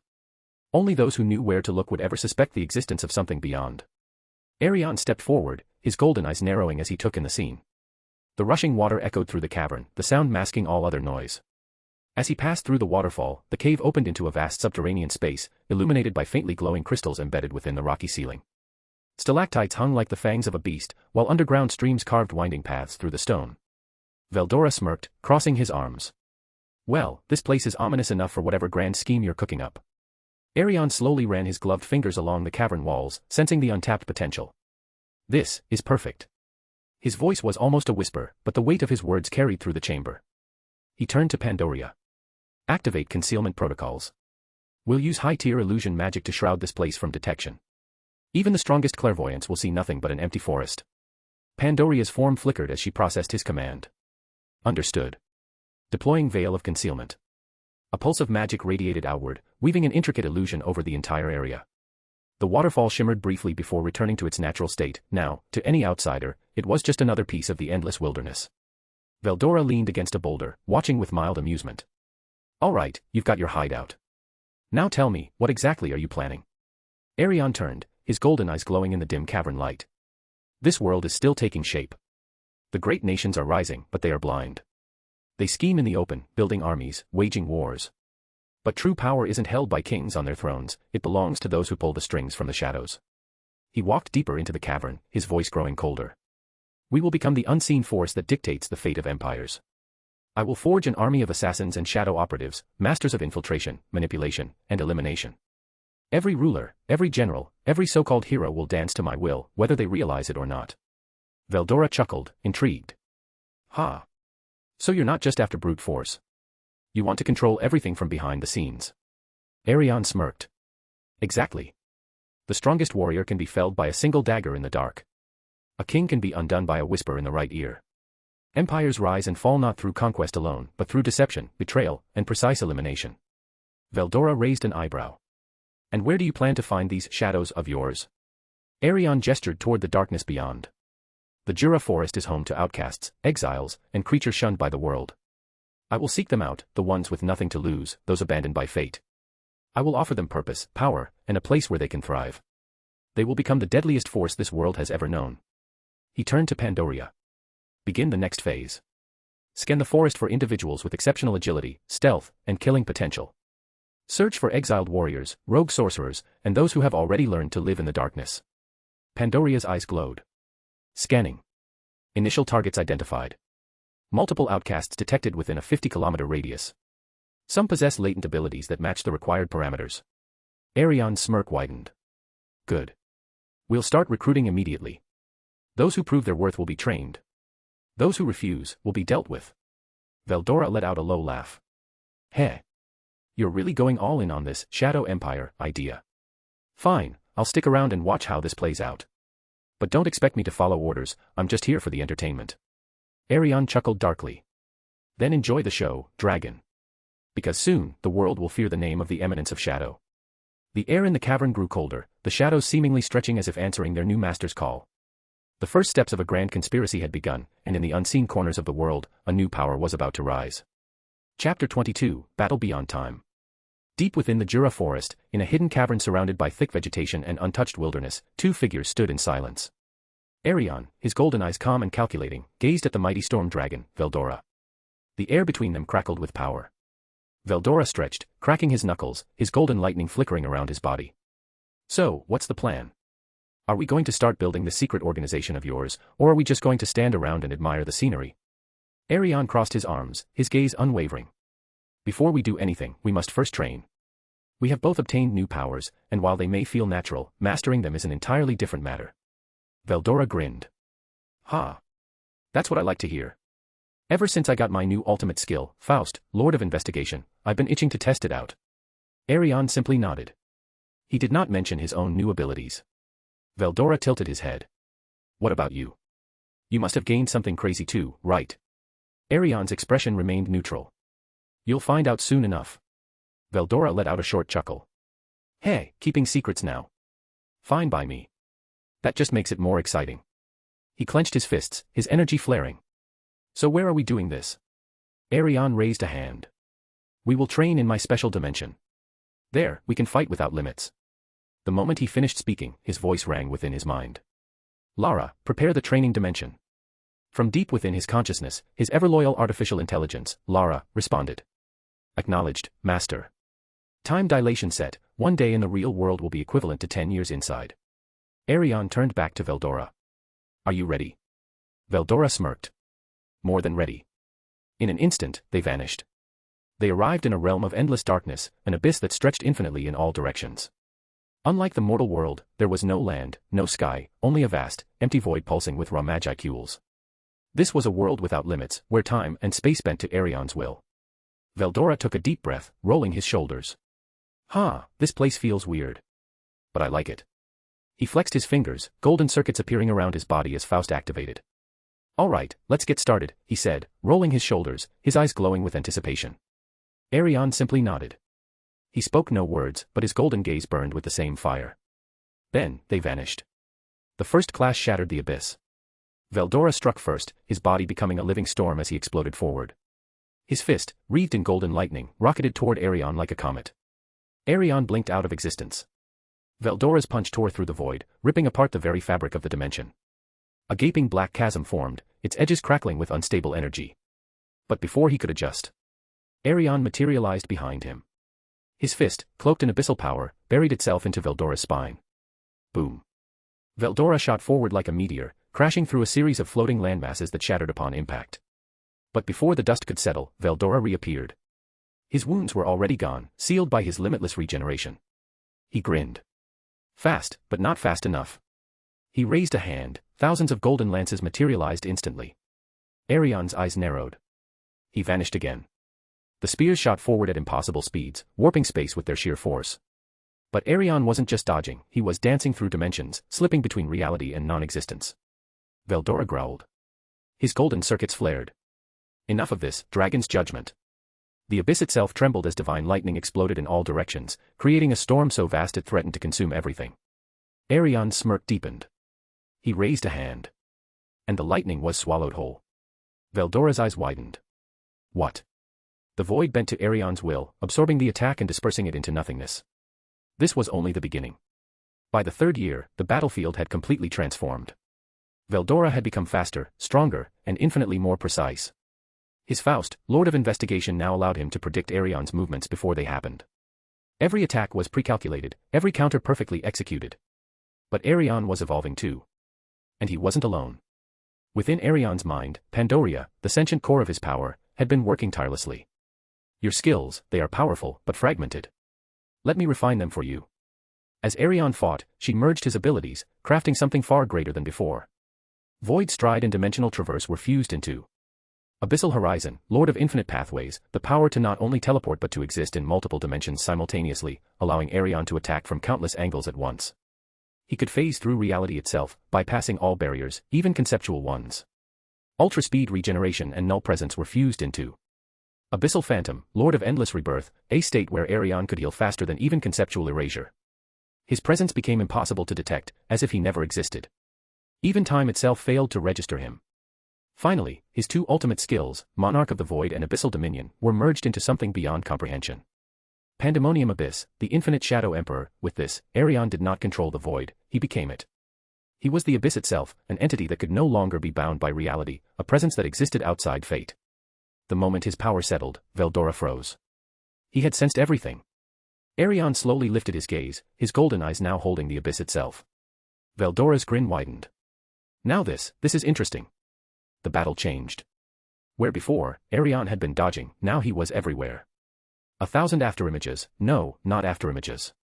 They were all real. Veldora lashed out, his golden lightning obliterating everything in its path. But every time he struck an Arion, another appeared behind him, beside him, above him. Abyssal Horizon was unstoppable. Veldora snarled, his circuits flaring. Fine. Then let's see you dodge this. His hands came together, the entire abyss was swallowed by a golden storm. Dragon God's Wrath. A planetary explosion erupted, erasing the battlefield, consuming everything in a blinding surge of destruction. For a moment, all was still. Then. A whisper. I was never here. Veldora's instincts screamed. He turned just in time to see a black blade pierce his chest. Arion stood there, unmoved, his presence like a shadow that had always existed. Veldora coughed. Then, he laughed. By now, they were no longer just fighters. They were monsters among monsters. Their clashes ripped through time, their attacks no longer even resembling conventional combat. Veldora had reached a point where his thoughts alone could manipulate reality. His golden lightning became absolute, it no longer needed to strike. It simply declared its target destroyed. And Arion. He was untouchable. He had transcended mere movement, he could now erase himself from the concept of existence, making him immune to attacks even before they were launched. They fought endlessly, neither gaining the upper hand. Then, something changed. For the first time, they stopped. Their bodies were bloodied, broken, but neither showed pain. They were equals. Veldora grinned, stepping forward and slamming a fist against Arion's chest. That was the best fight of my life. Arion smirked. It's not over. Next time, I'll still win. Veldora chuckled. You wish. With that, the void shattered. They returned to the real world, 10 years stronger. And now, it was time for their true mission to begin. Chapter 23, The Shadow Citadel, the City of Eternal Night. As Arion and Veldora stepped out of the special dimension, time in the real world had barely moved. Only one day had passed, but for them, it had been 10 long years of battle and growth. Now, it was time to establish their stronghold. Arion closed his eyes and spoke within his mind. Pandoria, scan my memories. Find the perfect blueprint for our base. It should be a city, a sanctuary for shadow assassins, a place of ultimate training, relaxation, and refinement. It must be hidden from the world yet capable of emerging when needed. It must be adaptable, ever-changing, yet absolute in its form. Pandoria's voice resonated within his consciousness. Understood. Analyzing. Constructing the perfect design. Done. The Shadow Citadel would not be a mere fortress, it would be an entire city, woven into the very fabric of the void itself. Its core feature. The city exists in a pocket dimension linked to Arion's abyssal horizon, allowing it to appear and disappear at will. It can transform and reshape itself, adapting to different needs, whether for war, peace, or expansion. The entire city is enveloped in a living shadow barrier, rendering it invisible to all who are not permitted entry. The environment within the citadel is controlled by Arion's will, allowing for day-night cycles, weather changes, and even seasonal shifts. At the very heart of the Shadow Citadel stands the Void Throne, a massive, obsidian black tower that stretches into the endless night sky. This tower serves as Arion's command center, where he and the strongest members of the Shadow Order reside. The topmost chamber holds Arion's personal quarters, a vast space with a sky dome that reflects the abyss. It contains a grand strategy chamber, with an ever-changing holographic map of the world, allowing for real-time surveillance of key locations. The Hall of Shadows, where elite assassins train in advanced shadow warfare and receive missions. A dimensional archive, containing the knowledge of ancient civilizations, combat techniques, and forgotten history. The tower's walls are embedded with abyssal energy, making it impossible to breach unless permitted. The Assassin's District, the City of Silent Blades. This sector of the city is where the shadow assassins reside, train, and sharpen their skills. Housing, luxurious yet simple homes made of black stone and ethereal mist, merging seamlessly with the environment. These houses can shift locations based on the will of their owners. Training grounds, an expansive underground facility equipped with illusion-based battlefields, gravity chambers, and endless mazes designed to push assassins to their limits. The Abyssal Tower, a deadly challenge where assassins must navigate through 100 floors of evolving dangers to test their growth. Weaponsmiths and enchantment chambers, hidden deep within the district, masters of void-forged weaponry craft and enhance gear that can cut through dimensions. Shadow Market, a bustling underground market where rare artifacts, forbidden knowledge, and specialized tools are exchanged. The Warrior's Haven, the district of unyielding might. This district serves as a sanctuary for warriors, duelists, and battle-hardened fighters. Coliseum of Eternal Combat, a vast arena where warriors can engage in battles that simulate real-war scenarios, from one-on-one duels to massive battle simulations. The Hall of Titans, a monument to legendary fighters, with enchanted statues that allow warriors to spar against echoes of historical champions. The Combat Academy, a grand training facility where fighters of all disciplines train in swordsmanship, hand-to-hand combat, magic, and assassination arts. Battle meditation chambers, where fighters can relive their past battles, refining techniques and strategizing for future confrontations. The Sanctum of Tranquility, the Leisure District. Despite being a city of warriors and assassins, the Shadow Citadel offers places for rest, rejuvenation, and pleasure. Japanese-style public baths, vast, naturally heated onsen with mystical properties that heal wounds and refresh the mind. The Abyssal Sauna, infused with void energy, this sauna accelerates muscle recovery and energy restoration. Celestial Gardens, a breathtaking park with floating islands, glowing trees, and eternal night skies to create a peaceful atmosphere. Grand restaurants and taverns, high-class dining areas serving exquisite dishes from all dimensions, prepared by world-class chefs. The Lunar Lounge, a mysterious bar serving elixirs, abyssal cocktails, and drinks infused with power. The Phantom Playground, the City of Shadows' future. For the next generation of assassins and warriors, the Phantom Playground is a sector dedicated to children, students, and apprentices. Shadow Academy, a special school where young warriors and assassins train under the guidance of elite masters. Playgrounds and simulated worlds, safe yet challenging environments where young trainees can play, explore, and develop their skills naturally. Hall of Future Champions, a record of every promising warrior, displaying their achievements and progress. The Abyss Gate, the Transport Nexus. A complex teleportation system linking the Shadow Citadel to major locations across the world. Dimensional gates, portals that can be used to teleport directly into enemy territory or escape at a moment's notice. Void Rail System, a high-speed shadow transport connecting different districts within the Citadel. Stealth ships, floating warships capable of phasing between dimensions, used for strategic assaults or reconnaissance missions. The Shadow Citadel can shift its entire structure, changing layouts and architecture depending on need. In stealth mode, the city disappears completely, existing only in Arion's pocket dimension. During war, the entire city can morph into a fortress, with defensive barriers, hidden artillery, and war gates that can summon reinforcements from other realms. As Arion finished constructing the Shadow Citadel, Veldora stood frozen, his mouth slightly open. "You actually built an entire city, in an instant." Arion smirked. "It was necessary. We need a place for the strongest to gather." Veldora burst into booming laughter. "Ha! This is beyond impressive. I've seen countless civilizations, but this is a masterpiece." He threw an arm around Arion's shoulder. "All right. I'm staying here for a while. I gotta experience all this firsthand." Arion simply nodded. The Shadow Citadel was complete. Now, it was time to begin the next phase of their mission. As Arion and Veldora wandered through their newly built eminence of shadow, the air was thick with the weight of their accomplishments. Every corner of the city was a testament to their vision, a city of shadows, a fortress of assassins, a sanctuary of the strongest. Veldora was visibly impressed, his golden eyes gleaming as he took in the grand architecture, the mystical energy radiating from the walls, and the sheer scale of the project. Despite his usual carefree demeanor, it was clear that even he could not deny the magnificence of their creation. As they finally entered the central tower, where their residence awaited them, Veldora wasted no time. "Ha! Finally. I thought we'd never get here." With a dramatic leap, he jumped onto one of the luxurious beds, sinking into its plush comfort with a satisfied groan. His massive dragon form may have been imposing in battle, but right now, he was nothing more than a big child enjoying his new home. Arion, watching the Dragon Lord with amusement, let out a quiet chuckle. He sat down on a nearby obsidian sofa, exhaling as he gazed out through the glass-like abyssal walls, which reflected the eternal night sky of the Citadel. For a moment, there was only silence, a rare, tranquil stillness that neither of them broke. It was the kind of peace that came before the storm, before the war, before the chaos, before the world came crashing down. Then, Arion spoke. "Veldora." The Dragon Lord lazily cracked one eye open, his expression half bored, half curious. Arion's gaze was sharp, focused. "We need to establish our next course of action." Now that the eminence of shadow is complete, we must begin preparations for our presence in this world. Veldora stretched his arms behind his head, smirking. TCH. You're really all about planning, huh? Can't we just enjoy our victory for a little while? Arion chuckled, shaking his head. Enjoyment can come later. Right now, we need to move before the world even realizes what has happened.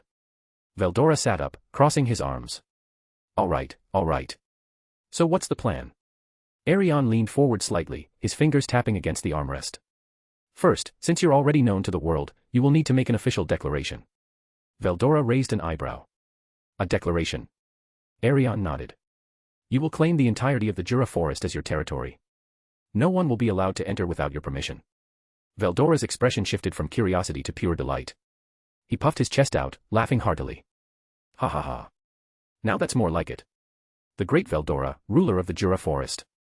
It has a nice ring to it. Then, after a brief moment of realization, he cleared his throat, his face flushing slightly. Anyway, it makes sense. If I claim the land, no one will dare question it. Arion smirked. Exactly. Your reputation is already powerful enough to keep most forces at bay. We will use that to establish an untouchable sanctuary, one where we can build our strength without outside interference. Veldora grinned, leaning back against the bed. Ha. Leave it to me. I'll make sure the whole world knows that Jura is under my protection. Arion simply nodded, satisfied with the dragon's enthusiasm. Arion's expression turned more serious. Next, while you solidify our hold over Jura, I will begin recruiting soldiers. Veldora tilted his head. Soldiers? From where? The monsters in the Jura forest. Arion's golden eyes gleamed. Not just monsters. I will gather warriors, assassins, and spies from all walks of life, beasts, humans, demons, even forgotten races. I will seek out those with potential and bring them into the fold. Veldora let out a low whistle. So you're planning to make an army of shadows, huh? Arion nodded. Yes. An army that the world will never see coming. One that exists everywhere and nowhere at the same time. Veldora scratched his chin, looking impressed. I have to admit, that sounds pretty damn interesting. Arion continued. Beyond mere warriors, we need to establish a vast intelligence network. Spies, informants, deep cover agents hidden in every major power across the world. If a war is coming, we will always know about it before it even begins. Veldora's grin widened. Heh. You're a dangerous man, Arion. Arion smirked. We have to be. If we are to control the board, we must place our pieces carefully. Veldora leaned back again, folding his arms behind his head. So let me get this straight. First, I declare Jura my territory. Second, you build an army of shadows and spies. And third. Arion's eyes darkened. Third, we begin manipulating the world from the shadows. We make sure that every kingdom, every empire, every faction unknowingly plays into our hands. Veldora let out a deep, amused chuckle. Ha. You're really planning to turn the world upside down, aren't you? Arion's voice was calm, yet firm. We must be prepared for what's coming. Veldora smirked. Ha. All right. I like it. This is getting exciting. He pointed his finger at Arion. But you better not expect me to do all the talking. I'll make my declaration, but you handle all the boring spy work. Arion chuckled. Naturally. Veldora let out a satisfied sigh. Fine then. Tomorrow, I'll make the announcement. And after that, we'll see just how ready the world is for our game. Arion nodded, his golden eyes gleaming in the abyssal glow of the room. Chapter 24, Veldora's Proclamation, A World in Turmoil. The next day, Veldora set off with a sense of determined authority. As a legendary storm dragon, he knew that his presence alone would send shockwaves throughout the world, but this declaration would make it official: the Jura forest was under his dominion. Veldora wasn't just a mythical being hiding away, he had to make it known, loud and clear, that the world should not trespass into his territory unless he allowed it. His declaration was bold, brash, and absolute, and he was prepared to back it up with his might. Veldora's day began with a powerful magical transmission to all the major kingdoms and factions of the cardinal world. His voice boomed across the lands, his words carrying with the weight of his immense power. It was a simple message but one that demanded attention. I, Veldora, Storm Dragon, Lord of the Jura Forest, decree that my domain is closed to outsiders.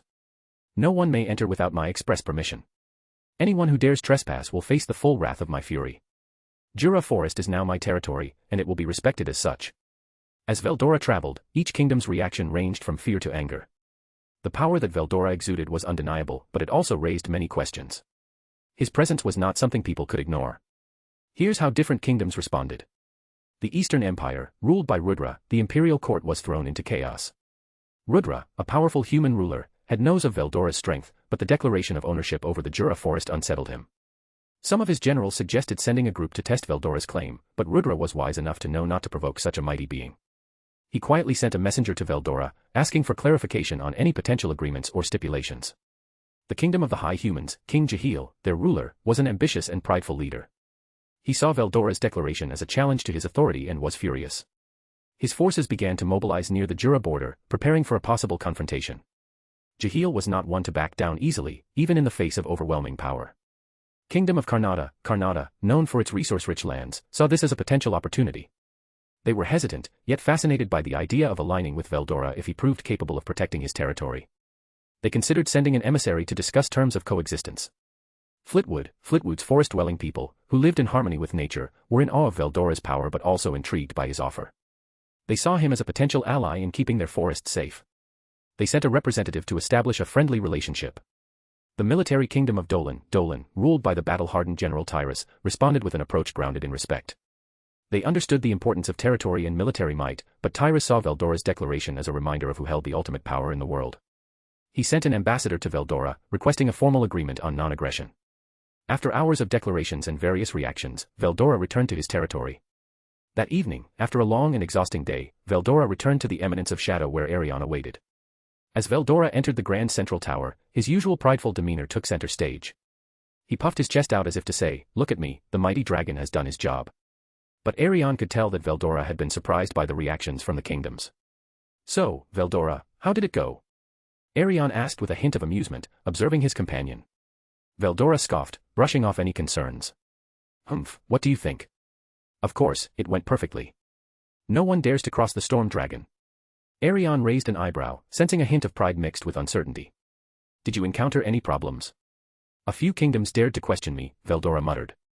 The High Humans King Jahil was one of them, and the Eastern Empire, led by Rudra, didn't seem too happy about it either. Arion chuckled. "It's good that they're not stupid enough to challenge you directly." Veldora shrugged, but there was a small grin on his face, as if he was secretly pleased with the reactions. The world was clearly fearing him more than he had anticipated. "Well, since you've been so impressive, I've got something for you," Arion said with a mysterious smile. He raised his hand and from the depths of his mind, summoned a collection of books. These weren't just any books, though, they were manga, science fiction, assassin novels, and many more genres. Arion had woven these from his memory, inspired by countless experiences and knowledge. Veldora's eyes widened, and his first reaction was classic. "Books? Me? I'm a mighty dragon, why would I need books?" he scoffed, as his usual tsundere pride flared up. "I don't need these to learn anything." But Arion, with his calm, patient demeanor, placed the books in front of him, teasing him lightly. "You might find them interesting. Give it a try." "Humph." Veldora huffed, but eventually, his curiosity got the better of him. He picked up a manga about a legendary assassin and started flipping through it, albeit with great reluctance. The first few pages, Veldora's face remained rigid, his eyes scanning the text with little enthusiasm. But as he read further, his expression began to soften, his interest slowly peaking. "What the hell is this?" he muttered under his breath, as he read a shocking plot twist in a science fiction novel. "This assassin is so clever. I never thought of using such techniques." The pages began to turn faster, his fascination with these stories and tactics growing. "This assassin character is so sneaky. He's using shadows to move undetected. Wait, I could do that. I can learn this." Veldora became so absorbed in the books that Arion couldn't help but chuckle at his companion's change in demeanor. The mighty storm dragon, once dismissive of such trivialities, was now deep into the pages, eagerly devouring every word. "See? I told you," Arion said with a grin, watching Veldora lose himself in the assassin tactics, plots, and philosophies contained in the stories. As Veldora read, he began to reflect on the storylines and strategies in the books. There was a sense of excitement and fascination in his heart, almost like he was learning a new art. He could see how the tactics in the assassin stories could be applied to his own territory and how subtle manipulation could help him maintain control over the Jura forest. "I'll use these methods, for the greater good, of course," he muttered, now fully engrossed in a strategic tale of empire building. "This could be useful. It's not just about raw strength. It's about control, patience, and shadow." As the day drew to a close, Arion and Veldora shared a quiet moment of reflection. Veldora had found something new, something that made him feel more human, more like a strategist than just a creature of destruction. The books had opened a new path for him. "You've done more than just help me find my place," Veldora said thoughtfully, looking at Arion with newfound respect. "Maybe these books will make me even stronger." Arion smiled, feeling a sense of satisfaction at the thought. We're only just getting started, Arion replied, the world is ours for the taking. With Veldora's newfound passion for the books and Arion's growing power, it seemed that nothing could stand in their way as they plotted their next move. Chapter 25, Back to the Underworld. Arion's presence in the Cardinal world had grown immeasurably powerful. He had unlocked unimaginable potential in the last few years, not only mastering the art of stealth and manipulation but also increasing his own power to the point where space itself seemed to bend at his will. His newfound strength gave him the freedom to traverse worlds effortlessly, so when he decided that the underworld would be his next stop, there was no hesitation. His mind raced as he stepped into the blackened rift between realms. The very air tasted of sulfur and decay as the dim light of the underworld greeted him. The red skies, swirling with dark clouds of ash, served as a constant reminder that this was a land not governed by mere mortals, but by souls and the corrupt forces of chaos. The underworld was the perfect place to recruit soldiers. The demons here were strong, primal, and would respect nothing less than absolute power. Strength was their currency, their law, their essence. Arion could already feel the energy of the land, the intense demonic auras that lingered like suffocating mists in every corner. Arion didn't waste any time. He scanned the area, reaching out with his mind, filtering through the dark, twisted energy that pervaded the underworld. He knew that Noir, one of the most powerful demons, would be his best lead. Noir was known for his cunning, power, and deep understanding of the underworld, and Arion had spent enough time with him to understand that Noir would be a perfect candidate for the kind of army Arion intended to build. Arion's steps were silent, almost as if he wasn't even there. He moved with purpose, honing his senses to track Noir's precise location. It didn't take long before he pinpointed the exact spot, a vast, hellish citadel, surrounded by pools of fire and swirling shadows, where Noir was most likely plotting or contemplating his next move. Arion grinned as he prepared to make his entrance. With a thought, Arion vanished, not a trace left behind, not even a whisper in the air. His mastery of presence erasure meant that he could now slip through the fabric of reality without a single being noticing. Inside Noir's domain, the atmosphere was thick with the scent of brimstone. Noir, standing in front of a massive, shadowy throne, was lost in thought, unaware of Arion's presence. His mind was wrapped in schemes and plans, his sharp eyes gleaming red with the weight of his responsibilities. Then, suddenly, Arion was right behind him, as if he had materialized out of thin air. Noir's senses, honed over eons of existence, did not pick up even the faintest disturbance in the air. He was caught off guard. His body reacted instinctively, and with a flash of crimson light, Noir's form flared with demonic energy. He twisted around in an instant, the very essence of his power surging to meet a possible threat. But as Noir spun, there was no immediate threat. Instead, he found himself face to face with the familiar, smirking figure of Arion. His gaze sharpened, the demonic lord's eyes narrowing, as his mind raced to process what had just happened. You've grown rusty, Noir, Arion's voice rang in the silent citadel. It was almost mocking, a hint of playful challenge in his tone.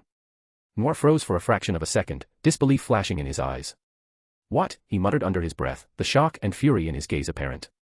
Then, his expression shifted into something darker. With a snap of his fingers, the shadows around them roiled, and Noir's body glowed with a dark aura, ready to strike. But his sharp senses suddenly recognized the voice. It was Arion. The shock quickly turned into annoyed amusement. You. How the hell did you? Noir hissed, his voice laced with a dangerous edge. You always were full of tricks. He lowered his guard but not his vigilance, his red eyes still burning with suspicion and something else, excitement. I am Arion now. That is my name, Arion replied coolly. Noir's eyes widened slightly as the name clicked in his mind. He thought for a moment, memories flashing before him. Then, his lips curled upward in realization. Wait, I know that name. The VOTW. You're Arion, the one who evolved into a demon lord. Arion nodded, his eyes steady. Yes, that's me. I've surpassed what I once was, Noir. Noir leaned forward slightly, his dark eyes gleaming with interest. Interesting. So, you were able to evolve, to transcend the limits that even I could not. You've ascended beyond the primordial demons, huh? Impressive. His tone had a strange mix of curiosity and respect. Arion's form exuded a deep confidence. He was not the same being that Noir had once known. His strength wasn't just physical, it had become an all-encompassing force that could not be easily quantified. Noir knew better than to question the full scope of Arion's power. Arion's expression was unreadable, but inside, he could feel Noir's curiosity and respect growing. It was time to make the next move. I've come here because I want to recruit demons, Noir. Strong demons. I know you'll understand this. But I want you to join me, to lead an army. One that will control everything from the shadows, Arion said, his voice low but commanding. Noir looked at him, an amused glint dancing in his blood-red eyes. Demons only respect power, Arion, Noir said, crossing his arms. I can already sense that you're stronger than most. But before I pledge myself to you, I need to see it firsthand. I need to know you can handle yourself. After all, I don't follow anyone who is weaker than me. Arion smirked, unfazed by Noir's challenge. He was well aware that demons only followed the strongest. It wasn't their nature. And even though he had already ascended to Demon Lord status, he understood Noir's need for proof. Sure. No problem, Arion said casually, as if Noir's challenge didn't faze him at all. Without another word, Arion snapped his fingers, and instantly the two were no longer standing amidst the fires of hell. They were somewhere else entirely, in a dimension that bent and twisted in alien ways, filled with shifting landscapes, swirling shadows, and limitless space. It was a realm of pure chaos, created just for this battle. Arion gestured toward the space around them. Here, Noir. You can go all out. Noir didn't need any further invitation. His eyes glowed with demonic power, and with a roar, he released his full energy. The world seemed to quake as his demonic aura tore through the air, his flames of annihilation blazing in every direction. The ground beneath them cracked, sending fissures through the very fabric of reality. Noir was a force of destruction, a being who had ruled for eons and carved his name into the underworld's very bones. Let's see if you can keep up, Arion. Noir roared, his body becoming a colossal being of destruction, surrounded by chaos. But Arion was unfazed. His form seemed to blur, and in a flash, he disappeared, only to reappear directly in front of Noir. The demon had barely registered the movement before Arion's fist crashed into his chest, sending him flying through the air like a rag doll. Noir struggled to maintain his balance, his dark powers surging once again. But Arion was already there, each strike, each movement was too fast, too powerful. Noir's attacks barely landed, and even when they did, Arion seemed to brush them off like mere inconveniences. In the span of mere seconds, Noir found himself on the ground, unable to comprehend what had happened. His body was bruised, battered, and his once untouchable aura now seemed weak in comparison to Arion's overwhelming power. This isn't possible. Noir muttered under his breath, his usual composure completely shattered. He couldn't believe it, Arion had utterly crushed him in a matter of moments. Arion snapped his fingers again, and just like that, they were back in hell, standing in Noir's domain once more. The surrounding fires flickered, as though acknowledging the shift in power. Noir stood still for a moment, panting, his eyes wide with both disbelief and a grudging admiration. All right, you convinced me, Noir muttered, rubbing his chest. You're stronger than I imagined. I'll follow you. Arion simply nodded, satisfaction settling in his chest. This was just the beginning. I'm glad to hear it, Noir. Now, I need you to do something for me. Arion's voice was sharp and commanding. Noir looked up. Go. Recruit more demons, especially from your own lineage. I want those with an affinity for darkness, those with power. They will form the core of my shadow army. Noir's smile returned, his eyes gleaming with the promise of destruction. Consider it done. You'll have them. The underworld will tremble beneath your banner. And with that, Arion had succeeded. Not only had he proven his superiority, but he had also gained an ally, one who would help him reshape the world in his image. Chapter 26, Demons Recruitment. Noir then went and got started, setting the foundation for his next big move. He began recruiting demons from his lineage, reaching out to his most loyal followers. After some time, Noir amassed a formidable group, around 200 demons in total. Among them were 10 archdemons, each one with their own powerful abilities, and the rest were a mix of greater demons and lesser demons. With his new forces at hand, Noir was confident in his approach. Once satisfied with his recruitment, Noir approached Arion with a proposal. There is a certain primordial demon whose power and influence could be useful to us, Noir stated. The primordial Blanc, a demon of unparalleled skill, though she keeps to herself. If we can bring her to our side, it will greatly bolster our strength. Arion listened carefully, his golden eyes gleaming with interest. Blanc, you say? Interesting. He smiled faintly. Very well, let's go meet her. Together, they traveled toward Blanc's domain, a region cloaked in an ethereal mist that carried an aura of eerie tranquility. The landscape was vast and silent, yet beneath the serenity, a sense of overwhelming power loomed. They approached the heart of the territory, where Blanc's castle stood in regal splendor. The structure was a masterpiece of demonic craftsmanship, its towering white walls shimmered like moonlight, laced with elegant silver markings that pulsed with a mysterious energy. Frosty blue roses climbed the stone, adding a strange beauty to the imposing fortress. The air was crisp, the silence deafening. As they neared the entrance, 2 guards stationed at the massive ivory gate stepped forward, their dark armor gleaming under the pale light. They recognized Noir immediately and stiffened in alarm. Lord Noir, one of them said cautiously. Lady Blanc was not expecting visitors. State your business. Noir's expression remained unreadable. Go and inform Blanc that we have arrived. I'm sure she'll be interested in hearing what we have to say. The guards exchanged glances but obeyed, disappearing into the castle. Inside, Blanc sat in her grand hall, a delicate cup of tea in her hands as she stared out of the tall, arched windows. The soft glow of the moon bathed the room in silver light, casting long shadows over the marble floors. Blanc's appearance was mesmerizing, her long, silvery white hair cascaded like silk down her back, and her pale violet eyes shimmered faintly with an unreadable depth. Her skin was like porcelain, flawless and cold. She wore a flowing black gown, embroidered with silver patterns that mimicked the night sky. Every movement she made was graceful, as if she were a living piece of art. Her expression remained calm as she sensed Noir's presence, along with someone unfamiliar. She frowned slightly. This one is different. When the guard informed her of their presence, she placed her tea down gently and gestured for them to be brought in.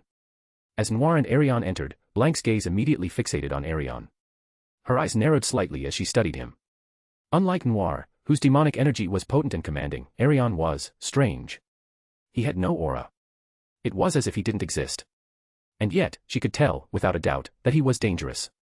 Blanc leaned back against her throne, crossing one leg over the other as she addressed them.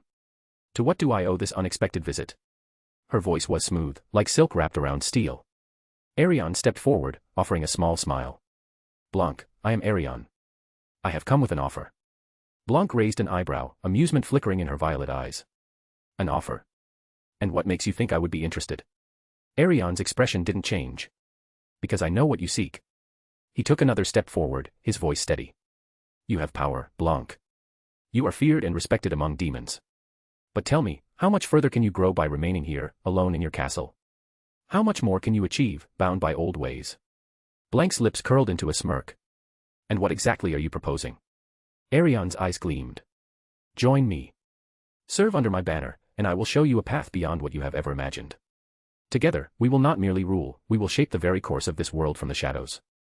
Blanc chuckled softly, shaking her head. Bold words. But tell me, Arion, do you truly believe you are worthy of my allegiance?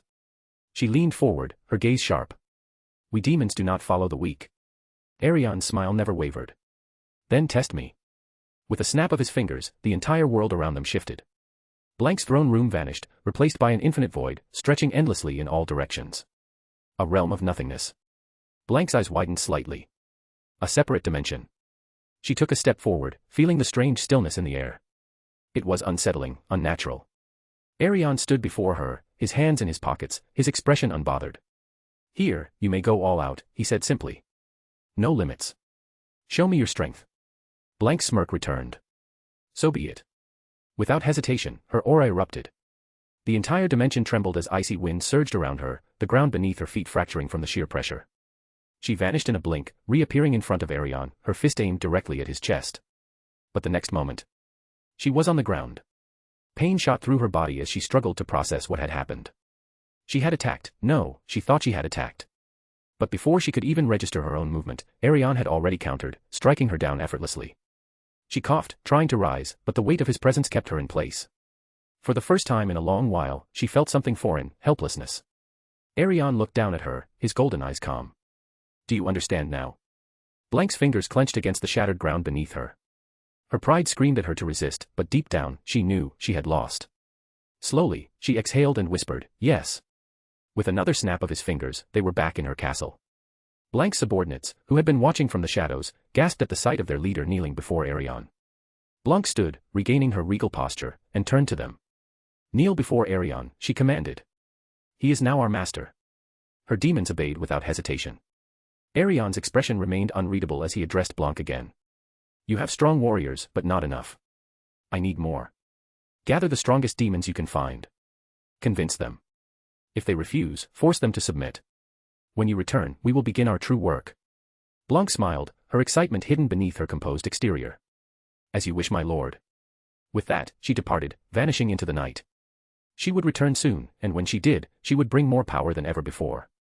After a short while, Blanc returned, and with her came an army. 800 demons in total.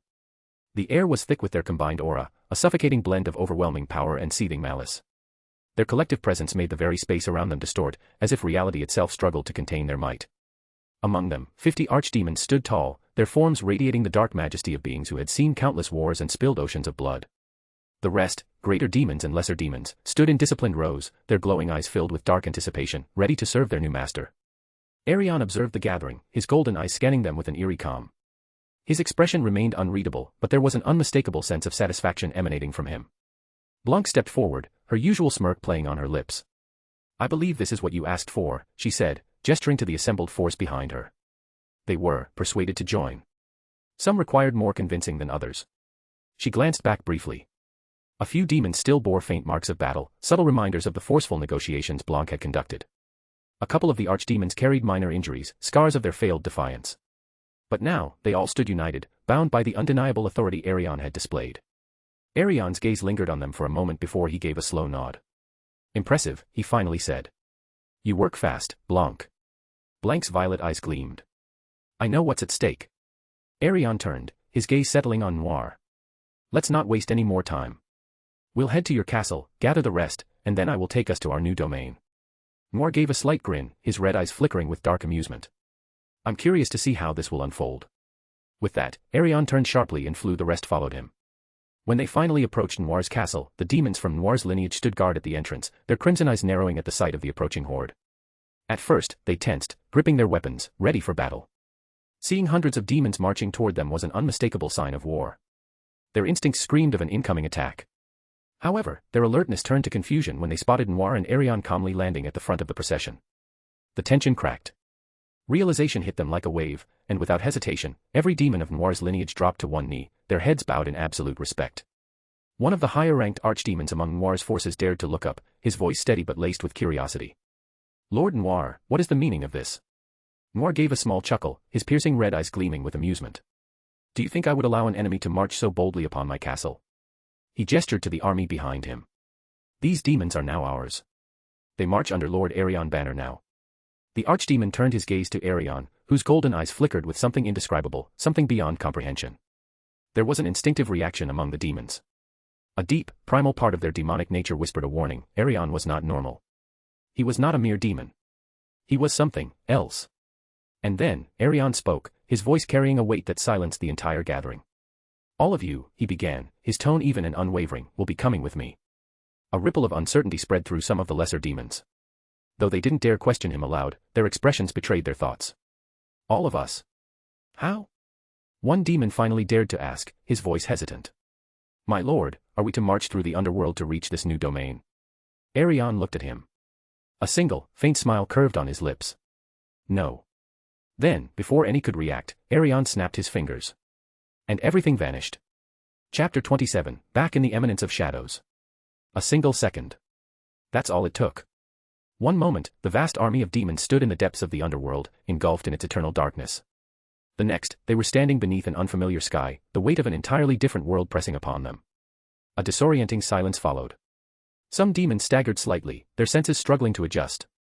Their eyes darted around, taking in the towering trees, the thick, mist-laden air, the strange hum of life that was so foreign compared to the abyss they had always known.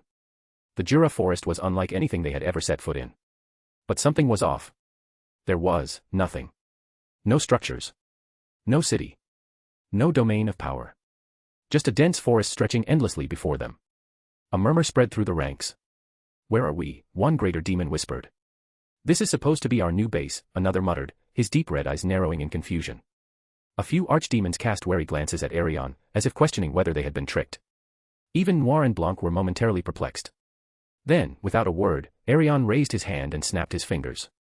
Reality itself unraveled. The illusion shattered. Like glass breaking away from a hidden masterpiece, the magic concealing the eminence of shadow dissolved into nothingness, revealing the city in all its dark majesty. And in that moment, every single demon in the army, Noir, Blanc, the archdemons, the greater demons, the lesser demons, froze. Their eyes widened, their bodies stiffened, and for the first time in countless years, they felt awe. The eminence of shadow. The city of eternal night. A kingdom sculpted in darkness, yet glimmering with an ethereal beauty unlike anything the underworld had ever known. Towering black spires stretched toward the sky, their jagged forms resembling fangs piercing the heavens. Dark crimson light pulsed through veins of glowing runes etched into every structure, casting a ghostly illumination over the streets below. The architecture was both ancient and impossibly advanced, a fusion of abyssal grandeur and eldritch design, a realm where shadow and power intertwined seamlessly. At the center of the city, rising above all else, was the Obsidian Citadel. An immense fortress carved from what seemed to be pure void, its surface absorbing light rather than reflecting it. At its peak, a massive throne-like structure rested beneath a sky filled with swirling nebulae of darkness and eerie stars that shouldn't exist in this world. The streets of the city were vast and expansive, yet eerily silent, as if waiting. Waiting for its new inhabitants. The air itself was thick with an overwhelming energy, far beyond what even the archdemons had ever experienced. It was as though the city was alive, breathing, watching them with unseen eyes. The reactions came slowly. One of the greater demons stumbled backward slightly, his breath shaky. This isn't possible. Another whispered, his voice trembling, what is this place? An archdemon clenched his fists, trying to suppress the involuntary shiver that ran through him. This power. This city. He turned to Arion, his eyes burning with an unfamiliar mixture of fear and reverence. You created this. Noir himself had taken a step forward, his usual calm demeanor slipping slightly. His crimson eyes gleamed as he observed the obsidian citadel, his sharp senses detecting something beyond comprehension emanating from within. This place, Noir murmured, more to himself than anyone else. It's not just a city. Blanc, who had seen countless realms in her time, found herself at a rare loss for words. Her violet eyes scanned the towering spires, the eerie lights, the abyssal beauty that seemed both inviting and terrifying. A slow smirk crept onto her lips, though it couldn't fully mask the astonishment in her gaze. I see now, she said, her voice carrying an almost reverent amusement. You weren't exaggerating when you said you had a base. Arion stood in front of them all, silent and still, his golden eyes watching their reactions with a hint of satisfaction. Then he finally spoke, his voice smooth yet absolute. This is your new domain. The demons turned to him, still struggling to fully process what stood before them. This city, Arion continued, his tone carrying an undeniable authority, was not built in the underworld, nor was it shaped by mortal hands. It is a living entity, forged from shadow and will. It exists between realities, a fortress unseen by those who do not belong. A slow smile crossed his lips. It has waited for you. Silence. Then, one of the archdemons, one of the most powerful and prideful beings among them, took a step forward. He was massive, his body clad in shifting black armor, his aura one that had once terrorized the battlefields of the underworld. He knelt. A demon of his stature, kneeling in absolute submission. This. His voice was low, reverent. This is beyond anything I have ever seen. I swear myself to this kingdom. To you. One by one, the other demons followed. The greater demons, the archdemons, each and every one fell to one knee, their heads bowed, acknowledging not just the power before them, but the reality that they now served something greater than even the darkest nightmares of the underworld. Noir and Blanc leading them, they all said in unison, we swear our eternal loyalty to you, Lord Arion. Arion stood before his new army, his golden eyes glowing with a power beyond comprehension. The silence that stretched between them was thick with tension, with disbelief. Every demon present knew the dangers of naming. Over 1,000 demons, including primordials and archdemons. Arion said, I will name you all. The sheer weight of such an act was incomprehensible. Naming even a handful of demons had been known to drain even the mightiest beings to death. And yet, Arion stood there, completely unfazed. He smirked, an expression not of arrogance but of absolute, unwavering confidence. Do not worry, his voice cut through the murmurs like a blade of absolute authority, it will not cause me any harm. A moment of silence. Then, his eyes locked onto Noir. From this day forward, you shall call yourself Diablo. Noir barely had a second to process the words before it happened. A surge of power exploded from within him, a maelstrom of abyssal energy so intense that the very air around him twisted and burned. The ground beneath his feet cracked and shattered, unable to withstand the sheer force of his evolution. His entire body was engulfed in a black and crimson inferno, his soul twisting as new power carved itself into his very existence. His mind expanded. A flood of new knowledge, of new abilities, of power so immense it made his past self feel like an insect. He could feel the essence of reality itself bend to his will, the very laws of magic whispering their secrets to him. His aura shifted, transformed. From a powerful but contained darkness, it became something monstrous, abyssal, something that made even the most powerful archdemons nearby instinctively lower their heads. Then, it settled. The flames died down, revealing Diablo. His appearance had barely changed, yet there was an undeniable difference. His presence was heavier, more terrifyingly refined. He stretched out his hand, watching as black flames licked at his fingers, bending to his every whim. He grinned. This power is magnificent. His voice, now smoother, carried an edge of undeniable supremacy. He turned to Arion and bowed slightly, a gesture he had never given anyone before. I am honored and swear my utmost loyalty to you, Lord Arion. Arion's gaze shifted to Blanc. From this day forward, you shall be called Testarossa. Just like Diablo, the moment the name left Arion's lips, reality itself trembled. A wave of pure, searing white energy erupted from within her, blasting outward in a pulse of absolute destruction. The air itself ignited around her, turning into a swirling inferno of ethereal silver flames. Her entire existence shifted. She felt something deeper than mere power. A connection to the abyss, to the unknown, to the very essence of annihilation itself. She clenched her fists, and instantly, the space around her distorted, turning into raw, unstable energy. Her eyes glowed with an eerie silver light, her aura now exuding an elegance so dangerous it felt like a whisper of death itself. She exhaled, and the ground beneath her froze over, not with ice, but with sheer, oppressive dominance. She smirked, eyes flashing. Fascinating. Her voice carried layers of hidden menace, yet it was also undeniably seductive, alluring in its lethality. She turned to Arion, placing a hand over her chest as she bowed gracefully. You have my loyalty, my liege. One by one, Arion named every single archdemon. With each name, a new explosion of power shook the forest, warping the very space around them. Each archdemon was already a force to be reckoned with, but now, they transcended. Their bodies, once solid and defined, became something greater, something ethereal yet devastatingly real. Their horns grew longer, their aura thickened with abyssal grandeur, and their eyes gleamed with newfound intelligence and cruelty. Their very presence now demanded submission. They were no longer just archdemons. They were demon nobles. A new class of beings that stood on the very precipice of true demon lordhood, a status unmatched in the history of the underworld. Then came the greater demons. With every name Arion uttered, a storm of darkness erupted around them. They screamed as their bodies reformed, twisted, and refined into something stronger, something more complete. Their once unstable and chaotic power was now sharpened, controlled, and amplified beyond recognition. They became archdemons. Their once wild energy was now precise, their killing intent sharper, their intelligence heightened. Their bodies radiated pure abyssal dominance, making even their former comrades tremble in their presence. Finally, the lesser demons. For them, evolution was nothing short of cataclysmic. Their forms swelled with power, their bodies cracking and reforming under the pressure of their newfound strength. Some collapsed to their knees, gasping as they felt their very essence reshape itself. They had been mere fodder before. Now, they were greater demons, entities capable of crushing their former selves with a mere thought. For the first time in their existence, they felt worthy. When it was over, silence fell upon the battlefield. The entire army stood transformed.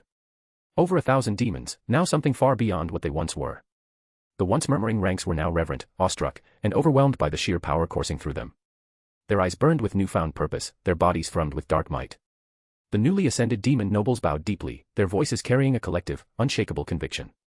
We are yours to command, Lord Arion. Arion stood above them all, his expression unreadable. But in his eyes, satisfaction burned like an unholy flame. The eminence of Shadow had just gained an army unlike any other. Chapter 28, The Birth of the Shadow Legion. The Eternal City stood proud, its architecture a masterpiece of both mysticism and shadow, blending abyssal grandeur with an eerie, otherworldly beauty. Towers of black obsidian and crimson glass spiraled toward the sky, streets paved with ethereal silver runes that pulsed faintly with energy. The entire city breathed a life of its own, whispering to its new inhabitants, welcoming its true rulers, the Abyssal Legion. Having evolved into demon nobles, archdemons, and greater demons, the newly transformed warriors roamed the streets in awe, reverence, and silent excitement.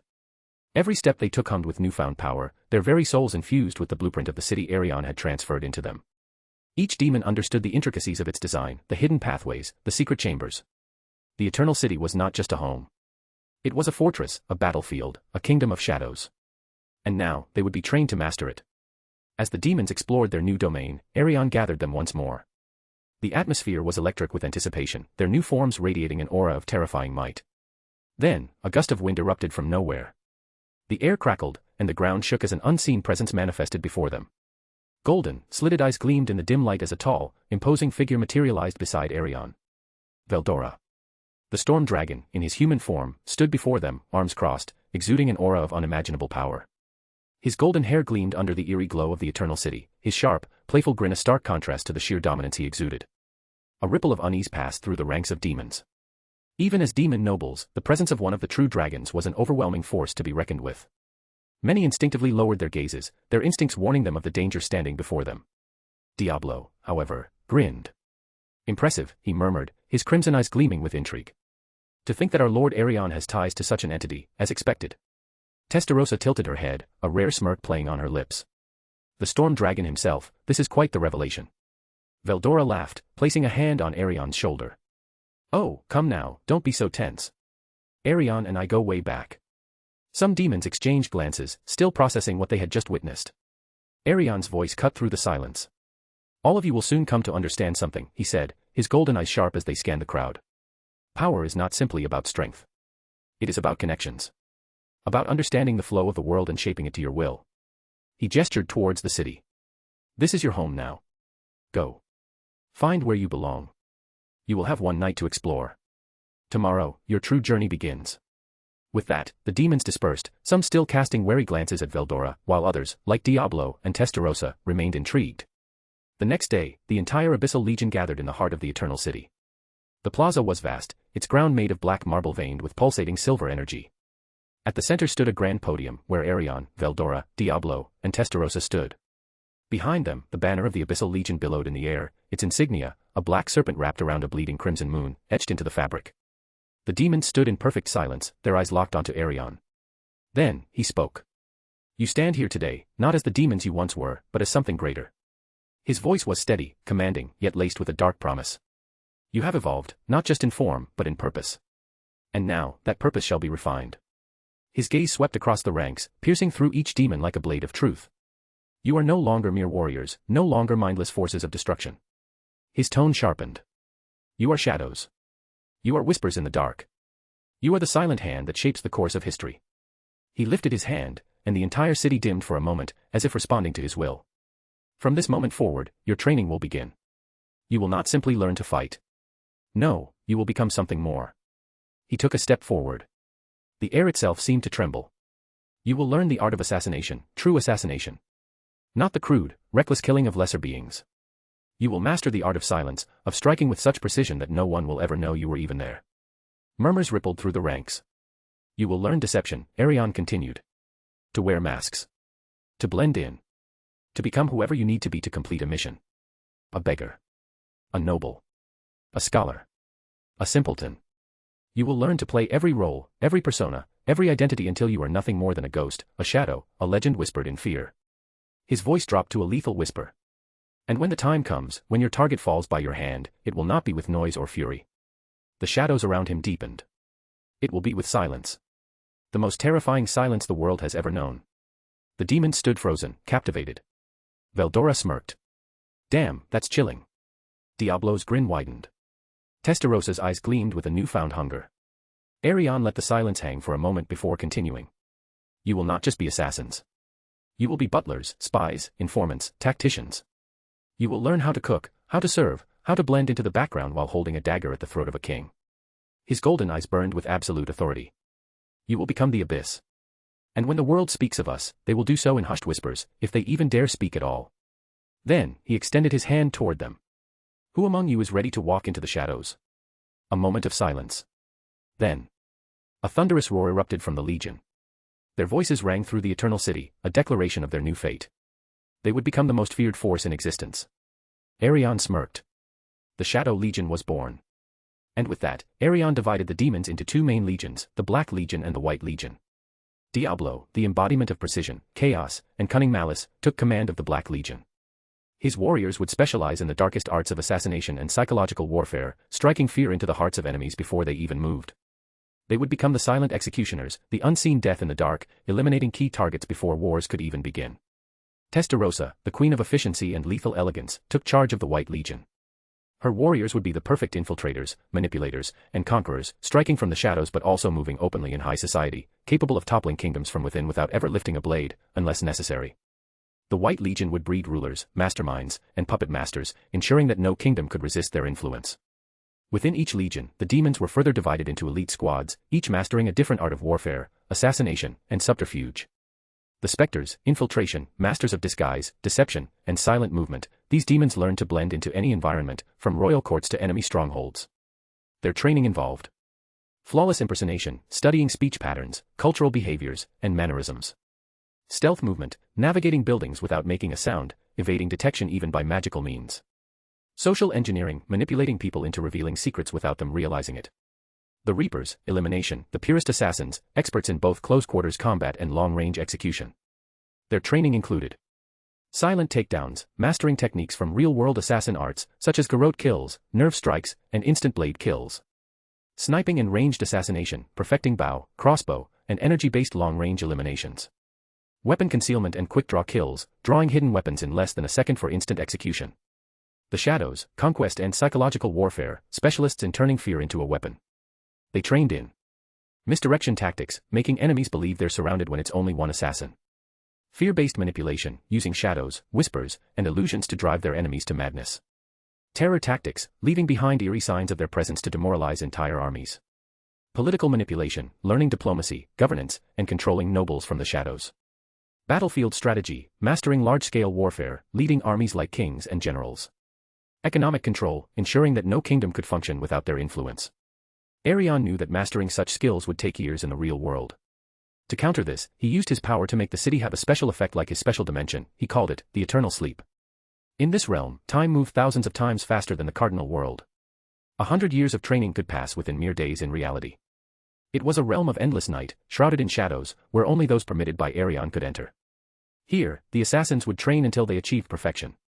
Arion activated his skill, Pandoria, and commanded it to scan his memories from his past life.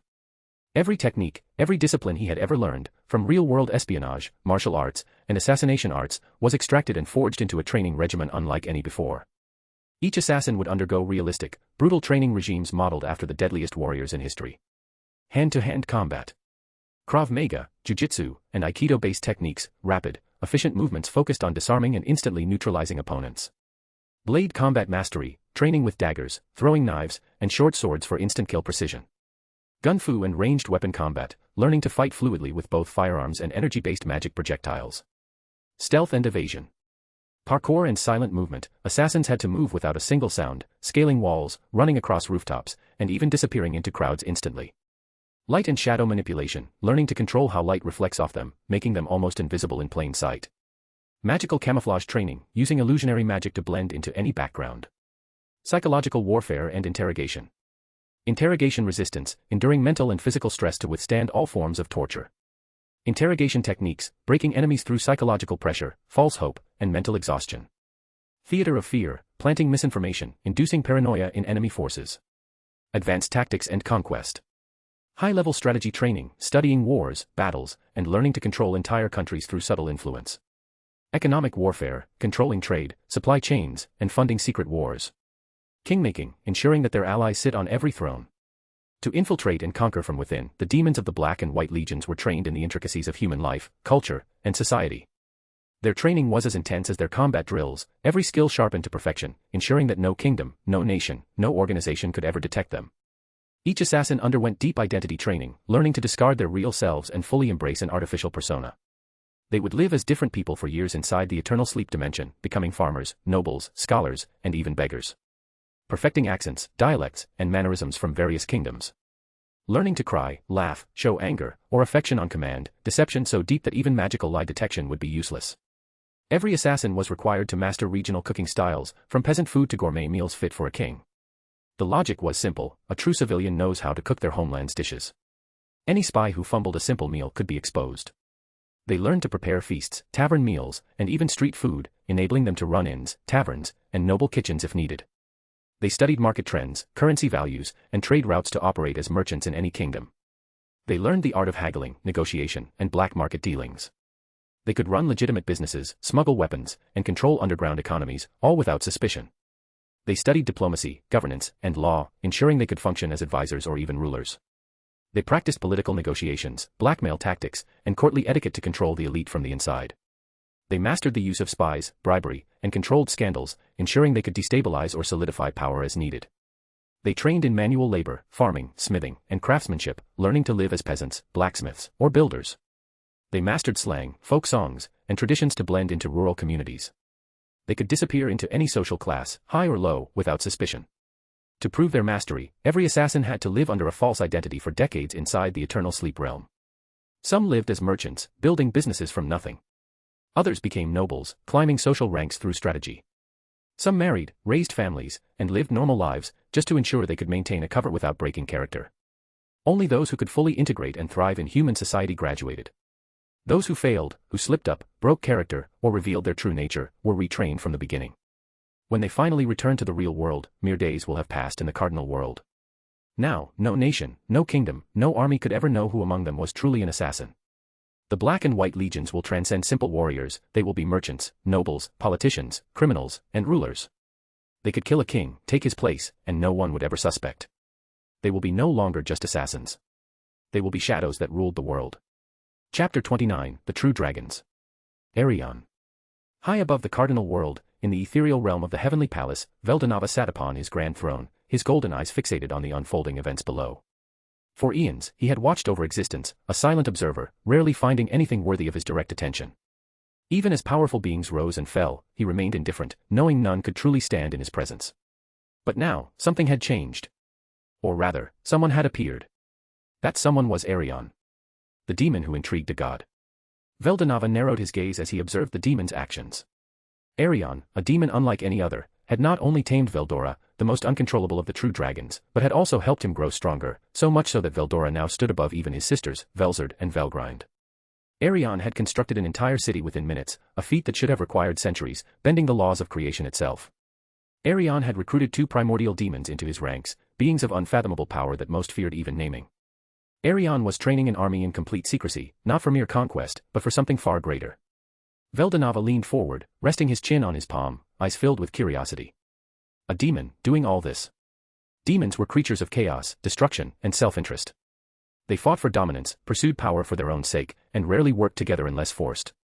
But Arion was different. He was not seeking destruction. He was not flaunting his strength. Instead, he was building, refining, and shaping his forces like a ruler preparing for something grander than mere war. The taming of Veldora. Veldonava's attention flickered toward Veldora. For countless years, Veldora had been a force of destruction, reckless and wild, never one to listen to reason. Even Velzard and Velgrind had long given up on trying to guide him. Yet, here he was, stronger than ever, more disciplined than ever. Veldora, who once acted purely on impulse, was now growing, evolving. And it was because of Arion. Veldonava chuckled softly, shaking his head in amusement. You, my Stormbringer of Chaos, have been tamed. No chains, no magic, just sheer companionship. How amusing. The fact that Veldora now surpassed his sisters was proof enough that Arion was no ordinary demon. A city built in moments. His gaze returned to Arion's eternal city, a place that should not exist. A city forged in mere minutes. A city that radiated power and mystery. A city built not for conquest, but for something much deeper. Veldonava saw how Arion recruited demons not as pawns, but as warriors, infiltrators, and rulers. The Black Legion, led by Diablo, was trained in the art of absolute destruction and domination. The White Legion, led by Testarossa, specialized in control, subterfuge, and ruling from the shadows. Every member of his forces was undergoing rigorous training, not just in combat, but in deception, governance, and even human nature. A demon, training others to act like humans, to blend in, to infiltrate. Demons typically had no need for such tactics. They were beings of raw power, feared wherever they went. But Arion was thinking beyond brute force. He was crafting an empire from the darkness. A decision in silence. Veldonava remained silent for a long moment, deep in thought. Finally, he spoke to no one in particular. I will meet him. But not now. Arion was still growing, evolving, carving his own path. If he interfered now, it would disrupt the natural course of his rise. But when the time was right, when Arion had ascended to the peak of his power, Veldonava would descend from the heavens and stand before him. Not as a god.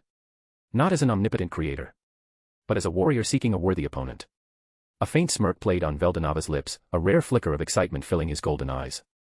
Perhaps, he will be the one to finally make me fight seriously. For now, he would watch. But soon, Arion would stand before the Supreme Dragon himself. Years of secrecy, an army in the shadows. The Jura Forest, once known for its endless wilderness and untamed magic, had become the unseen stronghold of Arion's growing empire. Years had passed, and under his guidance, an entire army of demons had been forged in secret. No nation, no king, were aware of the vast network of spies, infiltrators, and warriors Arion had planted across the world. Each demon in his Black and White legions had a role, some acted as merchants, others as nobles, even a select few had woven their way into royal courts, whispering advice into the ears of rulers who never once suspected the demonic presence within their walls. And all of it, every move, every shift in power, every rumor of war, was reported directly to Arion. No one knew about the eternal city hidden deep in Jura Forest. No one suspected that a hidden demon army was growing stronger by the day. No one, except Veldora. Though Veldora remained as carefree and reckless as ever, he had changed. He had grown. He had become stronger. He still traveled the world, causing chaos in his wake, but unlike before, there was now a control, a refinement to his destruction. He no longer rampaged mindlessly, he was learning. Yet, he was still Veldora. Which meant, every once in a while, he still did something stupid. It happened on one of his usual adventure outings. Veldora had been soaring across the lands, enjoying his newfound strength, flexing his power just for fun. He wanted to see how much stronger he had become, to test the limits of his newly trained body. And then, it happened. A stray dragon breath attack, unleashed without much thought, obliterated a small village below. Veldora winced.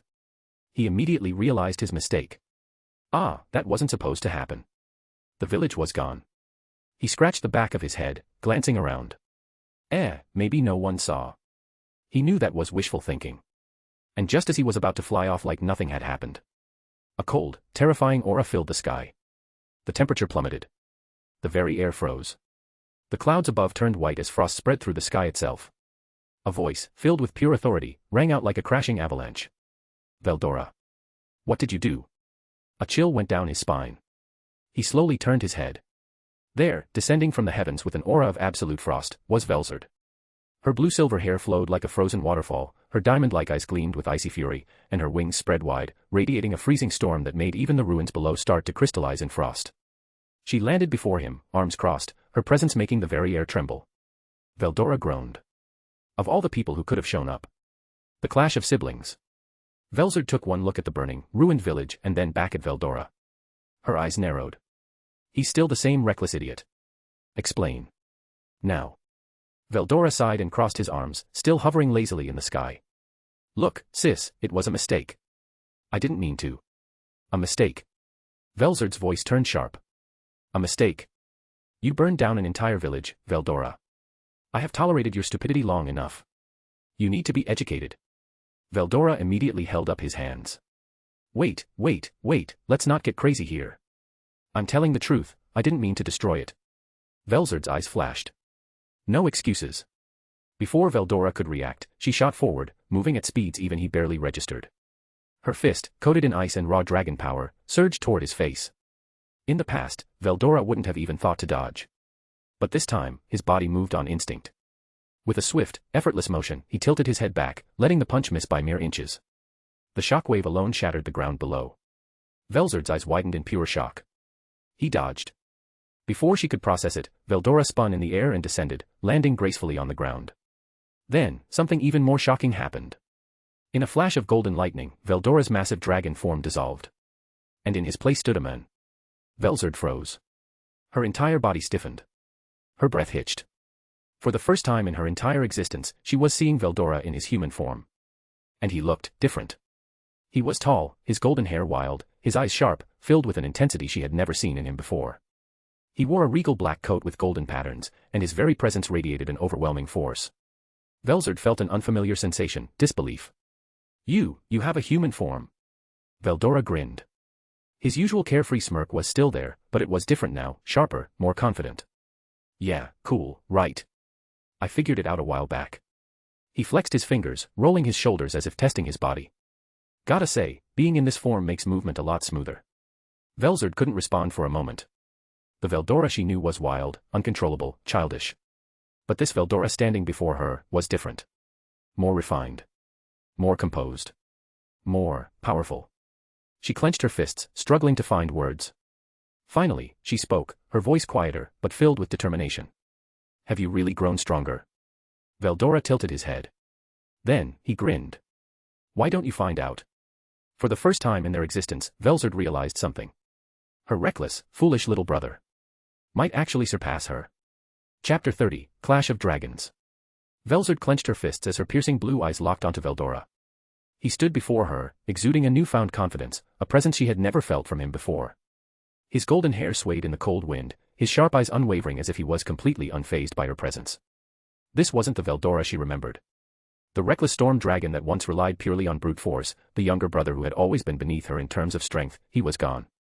And that fact irritated her. Don't get cocky, Veldora. Velzard's voice was sharp, her tone laced with both authority and irritation. Even if you've improved, there's no way you've surpassed me.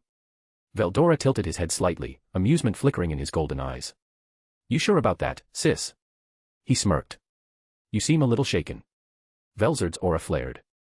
The sky above trembled as an overwhelming surge of ice magic erupted from her body, freezing the very air itself.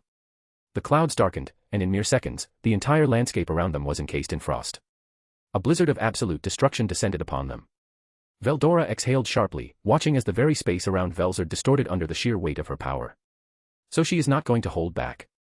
Velzard's power was not just ice, it was absolute frost. She was the Ice Dragon Empress, the personification of winter itself. Her power was not just cold, it was the complete annihilation of heat, movement, and life. And yet, Veldora grinned. Then come at me, sis. Velzard's eyes flashed. She moved. Velzard's speed was unreal. One moment she was in front of him, the next, she had vanished. Veldora barely had time to react before. Boom. A devastating fist of frozen destruction slammed into his side. The very air exploded as an icy shockwave erupted upon impact, sending Veldora crashing through the frozen earth, tearing through mountains like they were paper. The entire landscape shattered.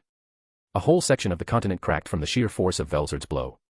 But before she could press the attack, boom. The rubble exploded. A golden blur shot out from the destruction, closing the distance between them in an instant. Velzard's eyes widened. He was fast. Faster than she had ever seen him move before. Too fast. Before she could react. Crack. Veldora's fist collided with her face. A golden shockwave of raw power erupted, distorting the very sky as Velzard was sent hurtling backward, crashing into a mountain with a devastating explosion of ice and debris.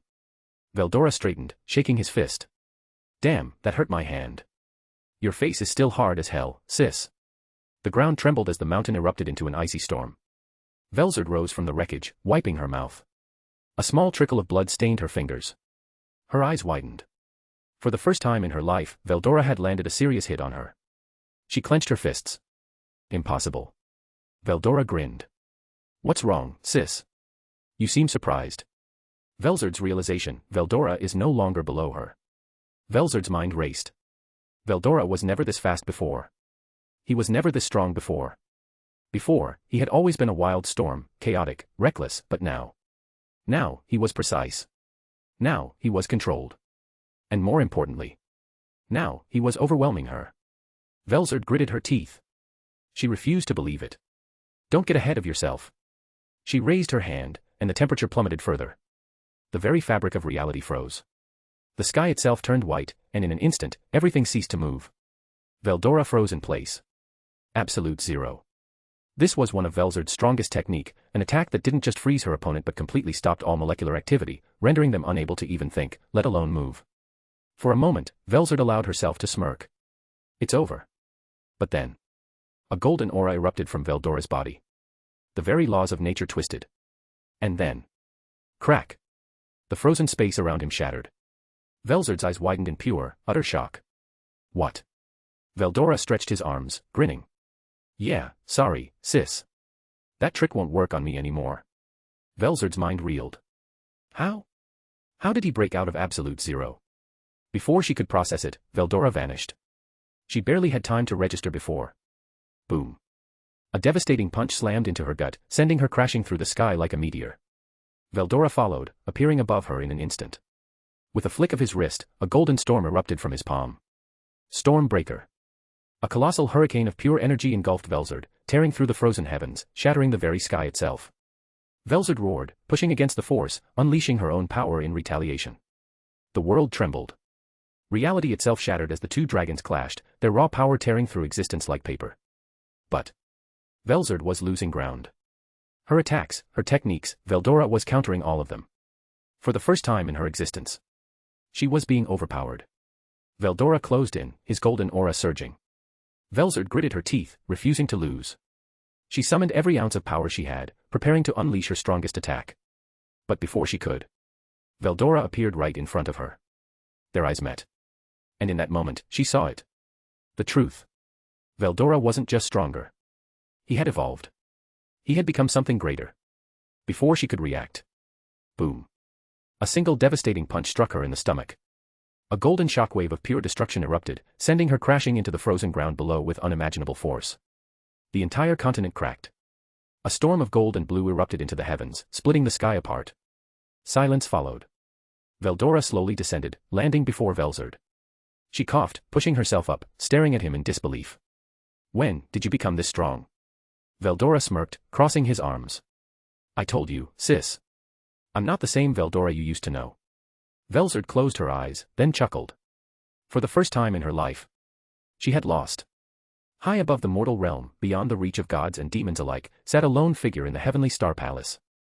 The celestial throne, forged from the very essence of the cosmos, shimmered as if reflecting the boundless power of the one who sat upon it. Veldonava, the creator of the world, the first and strongest dragon, watched with quiet intensity as two of his siblings clashed in a battle that defied all logic. His golden eyes, vast as the universe itself, followed the rapid movements of Veldora and Velzard. The two supreme true dragons unleashed devastation upon the land below, their battle warping space, tearing through the sky, and shaking the very foundation of the world. Despite the cataclysmic destruction unfolding, Veldonava was neither alarmed nor displeased. Instead, a small, knowing smile touched his lips. So, you finally awakened, Veldora. For so long, his youngest sibling had been wild, reckless, and undisciplined, a storm without direction. Compared to Velzard's refined mastery over ice and Velgrind's ferocity of flames, Veldora had always been the weakest among them, not because he lacked power, but because he had never known how to use it. Yet now. Veldonava watched as Veldora dodged Velzard's attack with fluid precision, something uncharacteristic of him. Before, he would have relied solely on brute strength, laughing recklessly while taking damage head-on. But now, his movements were different. You've learned, not just to fight, but to dominate. His golden gaze flickered with curiosity as he observed Veldora shatter Absolute Zero, something that should have been impossible. Even Velzard's expression, normally impassive, full of supreme confidence, had shifted into disbelief. Veldora was not just matching her. He was overwhelming her. This is beyond what I expected. He let out a deep, amused chuckle as he leaned forward, eyes gleaming with interest. To think you'd surpass Velzard so soon. How did you manage it, little brother? Veldonava closed his eyes for a moment, allowing his mind to drift through the eons. He had seen countless battles, witnessed the rise and fall of civilizations, watched as entire worlds were born and erased. Yet this was different. This is no ordinary growth. Arion must have trained you well. Veldora's strength was not just raw power, it was controlled, honed, and sharpened to a terrifying degree. He was no longer a reckless beast swinging wildly, he had become a warrior, a king among dragons. Fascinating. You were always the most untamed, yet here you are, evolving beyond what even I had foreseen. His smile widened, the golden glow of his eyes intensifying. Velzard, you must be furious right now. You never expected to be on the losing side, did you? His gaze fell upon Velzard's form, now trapped beneath Veldora's overwhelming strength. Her pride, her absolute dominion, it was breaking before her very eyes. This battle will change her, too. Veldonava let out a soft chuckle, the weight of his power causing the entire palace to tremble. Perhaps it's time I test you myself, Veldora. Soon, little brother, soon. Chapter 31, Around the World. Velzard lay motionless in the vast crater left by their battle, her once pristine white garments tattered, her icy aura flickering unevenly. For the first time in her existence, she had been bested in a one-on-one battle. The pain didn't bother her, she was a true dragon, after all, and such wounds would heal in mere moments. But the humiliation, the shock, those were harder to recover from. How did this happen? Her piercing blue eyes stared up at the sky, still in disbelief. Veldora had never been stronger than her.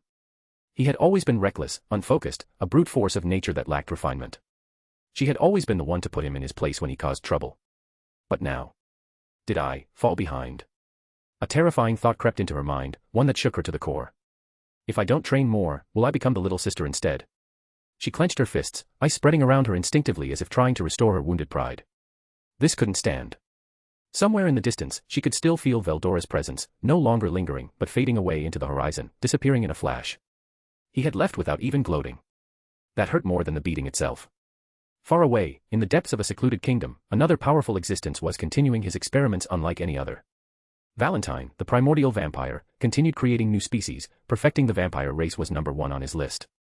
His methods, however, were anything but conventional. He did not merely create species, he bred them. Mixing his own perfect genes with those of different beings, refining them through generations, he sought to build the ultimate vampire lineage. And in this long, meticulous process, he created her, Luminous Valentine. She was flawless. Beautiful, powerful, and intelligent beyond measure. The ultimate result of his experiments. But there was one thing he had not anticipated. She had a will of her own. When she finally matured and understood her father's purpose for her, Luminous rejected it. You expect me to exist just to be your breeding machine? Her heterochromia eyes glowed with rage as she confronted him. Valentine had seen himself as a god among his kind, believing his word was law, but in that moment, he realized his daughter was not just another creation. She was a being in her own right. And she would not be used.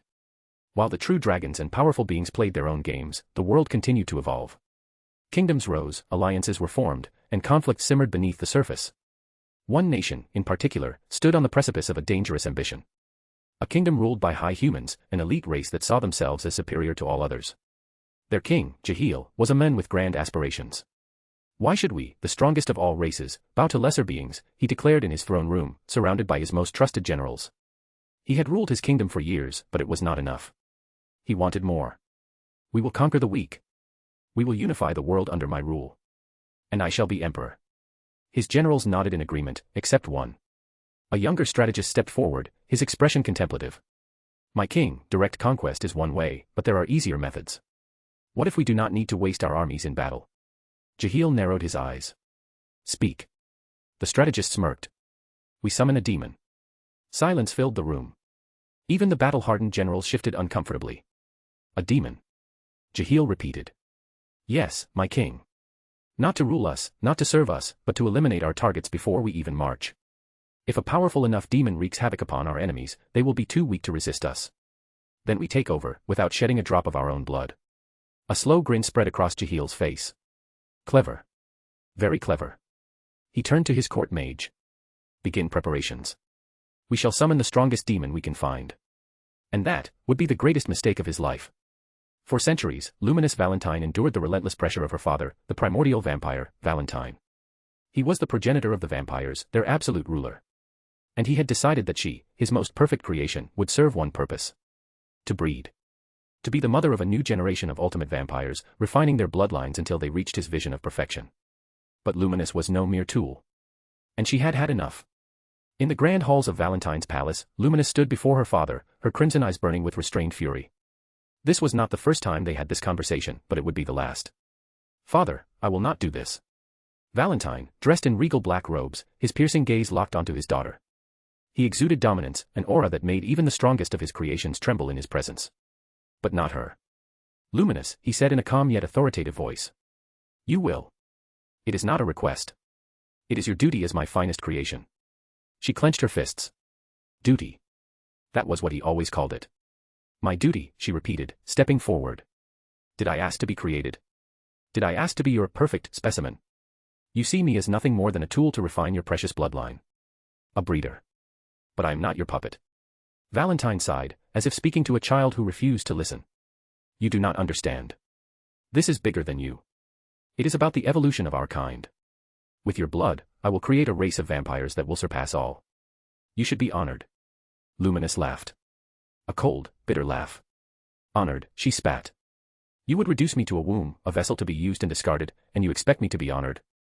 For the first time, something in Valentine's expression changed. It was subtle, a flicker of impatience. You are my creation, Luminous. Your purpose is not yours to decide. That was it. The last push. A chilling silence stretched between them before Luminous spoke again, this time, with finality. Then you leave me no choice, Father. If you will not see me as more than a tool, then you will not see anything at all. She turned and walked away. Valentine did not stop her. He thought she would return. That she would eventually accept her fate. He was wrong. That night, Luminous met with two of the strongest vampires under Valentine's rule, Gunther and Louis. Gunther, her loyal protector, had always seen her as more than just Valentine's perfect creation. To him, Luminous was a true queen. Louis, on the other hand, was a cunning tactician. He saw Valentine's rule as absolute, but he also saw the cracks forming. And he saw in Luminous the only true alternative. The three met in secrecy, deep within the ruins of an ancient cathedral. You plan to kill him. Louis was the first to speak, his voice low, measured. Luminous' gaze was sharp. Yes. Gunther inhaled sharply. A direct rebellion against Valentine. No one had ever dared to challenge him. The mere thought of it was unthinkable. But looking into Luminous' eyes, he knew she had already made up her mind. Then we must be thorough, Louis said after a long pause. Valentine is not just powerful, he is cunning. If we misstep even once, he will slaughter us before we can act. Luminous nodded. Which is why we will not fight him at full strength. Gunther's eyes narrowed. You mean? We will weaken him, Luminous confirmed. She unfurled a parchment, revealing a complex array of runes and magical seals.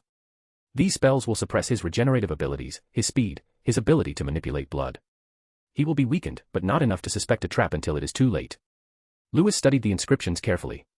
Impressive. But how do we lure him? Luminous smirked. We use me. Gunther's fists clenched. No. It's too dangerous. It's the only way, she interrupted. If I pretend to submit, if I tell him I have accepted my duty, he will come to claim me. And when he does, we strike. Louis exhaled. You truly are his daughter. Gunther still looked troubled, but he bowed his head. Very well. If this is your command, then I shall follow. Luminous placed a hand on his shoulder. Not just a command, Gunther. A promise. This ends tonight. Everything was set. The ritual site had been prepared, an ancient underground chamber, reinforced with layers upon layers of spells designed specifically to suppress Valentine's overwhelming power. Now, all that was left was to bring him here. Luminous stood alone in the vast chamber, bathed in the glow of enchanted torches. She had sent word to Valentine, telling him that she had seen the error of her ways. She knew him well. He would not ignore such a message. And she was right. The moment he arrived, his presence suffocated the room. Valentine did not walk, he glided. The sheer weight of his aura made the air feel thick, as if reality itself bent around him. So, you have come to your senses. His voice was smooth, confident. He was not the least bit suspicious. Luminous lowered her gaze, playing her part. Yes, father. I was foolish to resist you. A smirk touched his lips. You see now, don't you? This is your purpose. And I will ensure that you fulfill it. He reached out, and the moment his fingers touched her skin, the chamber ignited. 1,000 magical seals flared to life. Valentine's smirk vanished. His eyes widened in genuine shock as the power-suppressing enchantments wrapped around him, leeching away his strength. What have you done? His voice was no longer calm. Luminous stepped back, her smirk now mirroring his usual arrogance. I told you, father. Gunther and Lewis appeared from the shadows, their weapons drawn. I am not your tool. Valentine's rage exploded. His aura surged, but the seals held. His movements slowed. His power faded. For the first time in his eternal existence, Valentine was vulnerable. And Luminous was ready to end him. Chapter 32, The End of Valentine. While Luminous and her allies meticulously set their trap, they were not the only ones watching. From the unseen corners of the world, veiled in secrecy and shadow, Arion's spies observed everything. Their presence was imperceptible, their movements silent, their loyalty absolute. For years, Arion had carefully expanded his network, embedding his agents within every nation, every kingdom, every ruling class. He did not seek to sit on a throne, nor did he desire to be hailed as a ruler, his mission was far greater. He sought to control the world from the shadows. In the watchtower located in his base in the City of Eternal Sleep, Arion sat in quiet contemplation. Before him, his spies knelt, their reports precise, their words carrying the weight of a grand betrayal. Luminous has set her trap. Valentine is within it now. A slow smirk formed on Arion's face. So, she finally decided to act.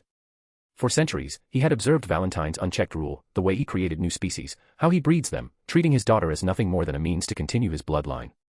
Luminous, however, had proved herself to be more than a pawn.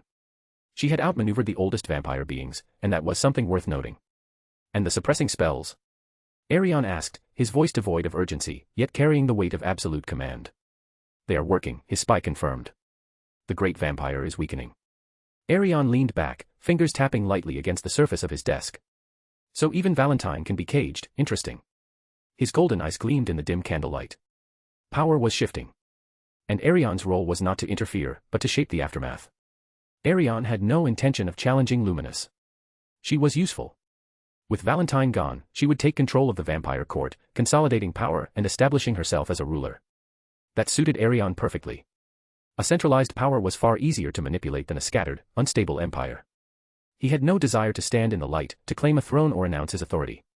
True power was never seen. He would ensure that Luminous rose to power. He would ensure that she flourished. And in return, she would never even realize that the world she ruled was already within his grasp. Continue observing, Arion commanded, his voice a whisper of absolute control.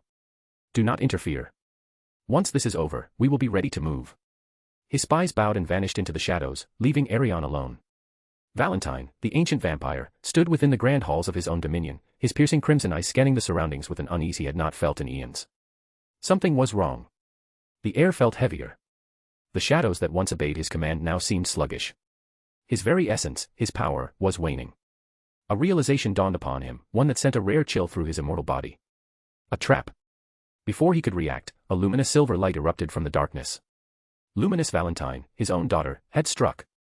Luminous descended upon him with terrifying speed, her eyes devoid of hesitation. A brilliant lance of pure divine energy formed in her hands, a weapon designed to erase even a primordial. You dare.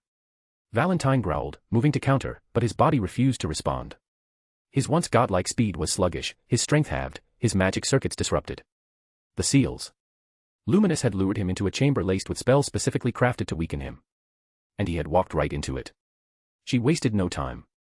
The divine lance pierced his chest, sending a shockwave of pure erasure energy throughout his body. This is for my freedom, Valentine. Valentine staggered back, clutching the wound as black ichor, his very essence, dripped onto the marble floor. His vision blurred. His immortality, the very foundation of his existence, was being ripped away. Yet, he refused to fall silently. With a snarl, he unleashed a dark crimson wave of death energy, the force of it causing the entire chamber to quake violently. But Luminous was prepared. Gunter and Lewis emerged from the shadows, their hands raised as they channeled an anti-magic field, suppressing the attack before it could reach her. The betrayal was absolute. Luminous launched forward again, faster than the eye could follow. A second lance. A third. Each one striking with the force of absolute annihilation. Valentine's body trembled, his once proud form now collapsing onto one knee. His face twisted in fury, pain, and a bitter sense of realization. Blood pooled around him, his very existence unraveling before his eyes. He looked up at Luminous, his own daughter, the very being he had crafted to continue his legacy. "So, this is what you choose," his voice was a whisper, hoarse and filled with a rare vulnerability. Luminous did not waver. "This was never your choice to make," she said coldly. "I am not a tool. I am not your breeding machine. I am Luminous Valentine. And I am free." She raised her hand one final time. An execution. A burst of pure white light, the embodiment of absolute erasure, rushed forth and engulfed him. For the first time in his long, immortal life, Valentine felt fear. Then, there was nothing. No screams. No final words. Just silence. And with that, Valentine, the ancient vampire, was no more. The silent conquest. Deep within his hidden domain, Arion sat upon his obsidian throne, the air around him thick with unseen power. His golden eyes glowed faintly as he processed the latest intelligence. The moment had finally arrived, Valentine was dead, and the vampire kingdom teetered on the edge of chaos. But chaos was merely an opportunity in disguise. Luminous would rise as queen, but not of her own accord. She would be shaped, guided, and unknowingly bound by Arion's invisible hand. A flick of his fingers, and two shadows emerged from the darkness. Diablo, ever smiling, his red eyes glowing with mischief and cruelty, bowed slightly, his black and red suit impeccable. Testarossa, poised and elegant, her scarlet gaze as sharp as a dagger, stood beside him, her white dress a stark contrast to her cold ruthlessness. Arion's voice was low, controlled, every word woven like a dagger slipping into the ribs of fate. "Valentine has fallen. Luminous must take the throne. But she must do so on our terms. How do you think we should proceed?" Diablo let out a low, amused chuckle, his eyes gleaming with a predator's delight. "Ah, how delightful. The nobles will soon be at each other's throats. The smell of betrayal is already in the air." Testarossa smiled, her expression unreadable. "Indeed. If left unchecked, they will rip the vampire kingdom apart before Luminous can even secure a place. We must move before ambition breeds too many contenders." Arion nodded, his mind already calculating several moves ahead. "Then we will do what we do best, we will remove obstacles from the shadows. No direct wars, no unnecessary exposure. We kill swiftly, we manipulate effectively, and we let them believe it was their own weakness that led to their downfall." Diablo's grin widened. "Oh. Then I assume we'll be using our personal forces." Arion leaned forward slightly. "Diablo, deploy a division of your Black Legion. Let them eliminate key noble factions discreetly. The deaths must look like accidents, internal disputes, or divine punishment. They should fear an unknown force, not suspect a guiding hand." Diablo's crimson eyes gleamed with sadistic glee. "Ah, how I do love eliminating arrogant fools who think themselves untouchable. The Black Legion will move like whispers in the dark. None will know they were hunted until their throats are already cut."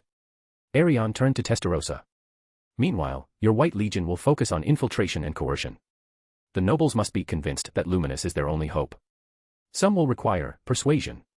Others, blackmail. And a few. Perhaps they need a taste of fear." Testarossa smiled, a chillingly elegant expression. "Ah, subjugation without bloodshed is an art I so enjoy. I will send my best agents, those who can shatter a man's resolve with mere words, break their will without ever raising a blade.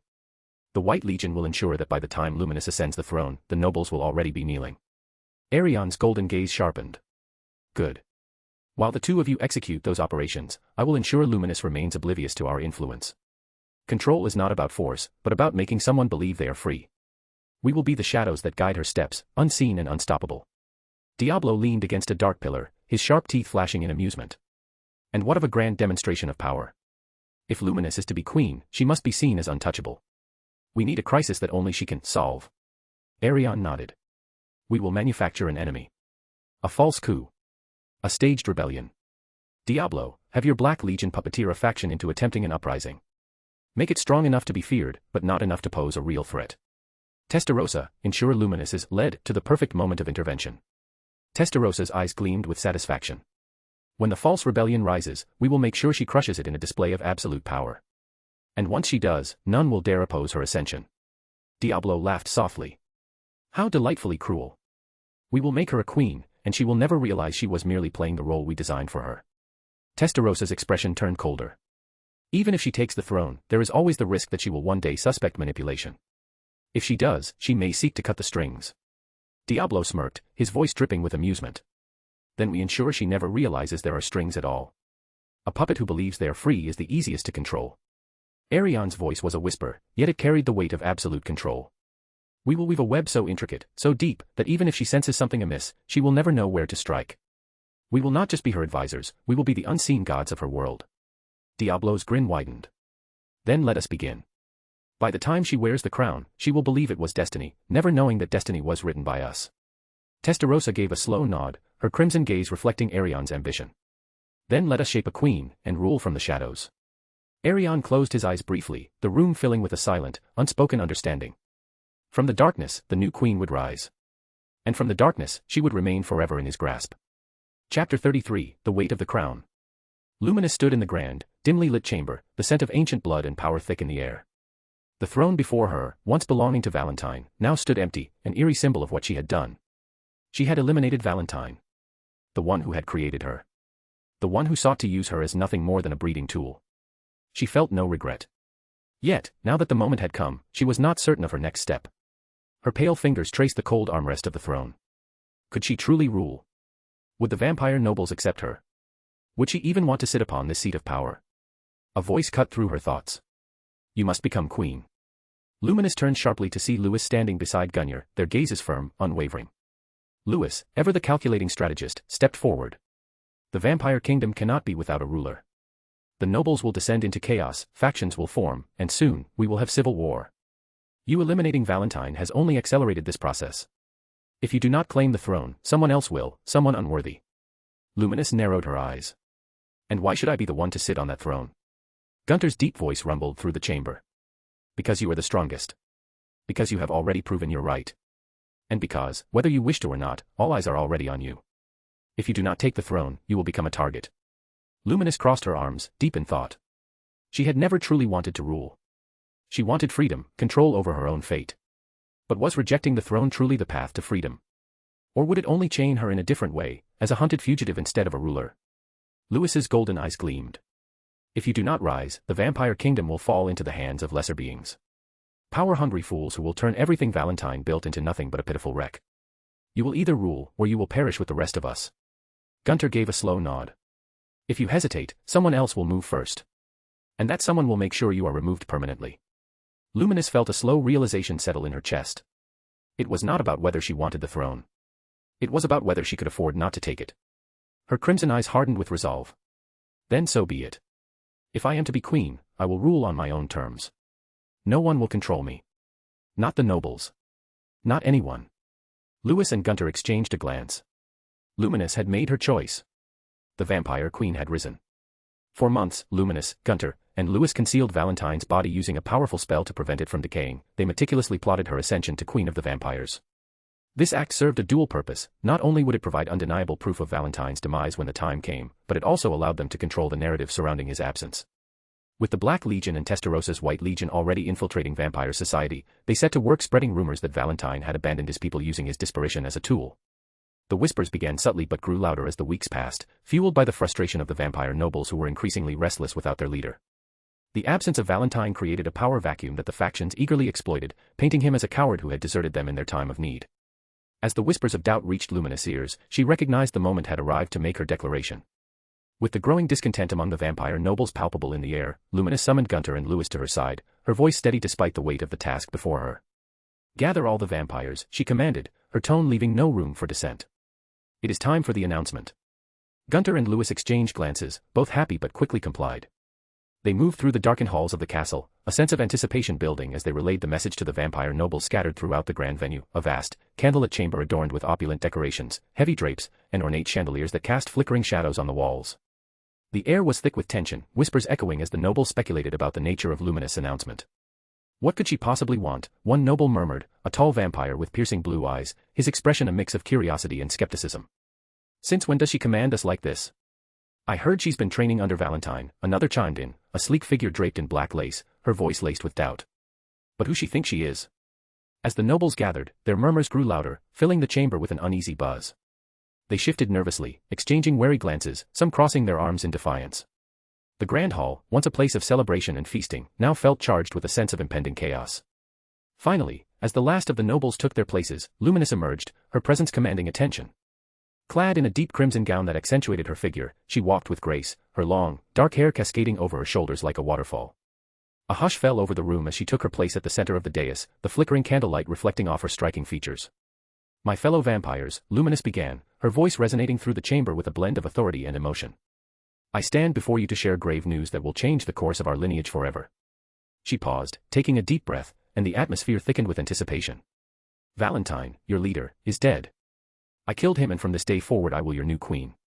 A collective gasp swept through the crowd, shock etching itself on every face. Confusion morphed into disbelief as murmurs erupted, drowning out Luminous words. The tall noble with the blue eyes shook his head, incredulous. "You killed Valentine? How can we trust you to lead us? You're nothing but a child." "Exactly," another noble shouted, his voice rising above the chaos. "You're inexperienced and untested. What makes you worthy of ruling?" Luminous' heart raced as she faced the crowd, determination hardening her resolve. "I am not just a child. I will fight and bleed for our kind. My power has grown, and I will not shy away from my duty. I will lead us into a new era." In that moment, Luminous revealed Valentine's severed head, holding it high for all to see. A mixture of horror and fascination coursed through the nobles as they gazed at the grim trophy. Gasps mingled with cries of shock as some nobles stepped back, hands flying to their mouths, while others struggled to maintain their composure. The tall noble's eyes widened in disbelief, and he took a step forward, his voice trembling. You think this will make us follow you?" Before Luminous could respond, a low rumble echoed from beyond the castle walls, shaking the very foundations of the grand chamber. The atmosphere shifted as the lights flickered, casting eerie shadows that danced along the walls. Whispers of panic filled the air, and the nobles began to fidget uneasily, sensing that something was amiss. Suddenly, the heavy doors of the chamber burst open with a resounding crash, echoing ominously against the ornate walls.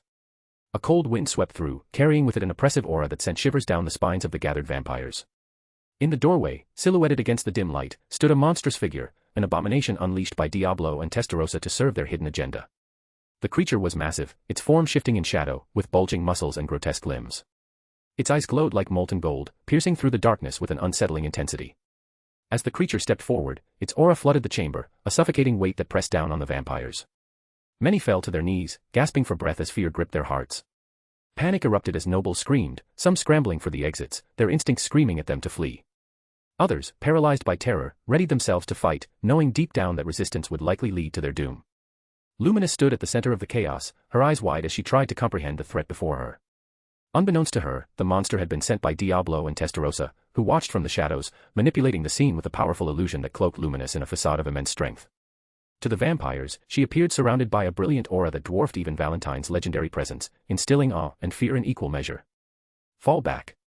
Let me handle this," Luminous commanded, her voice rising above the cacophony.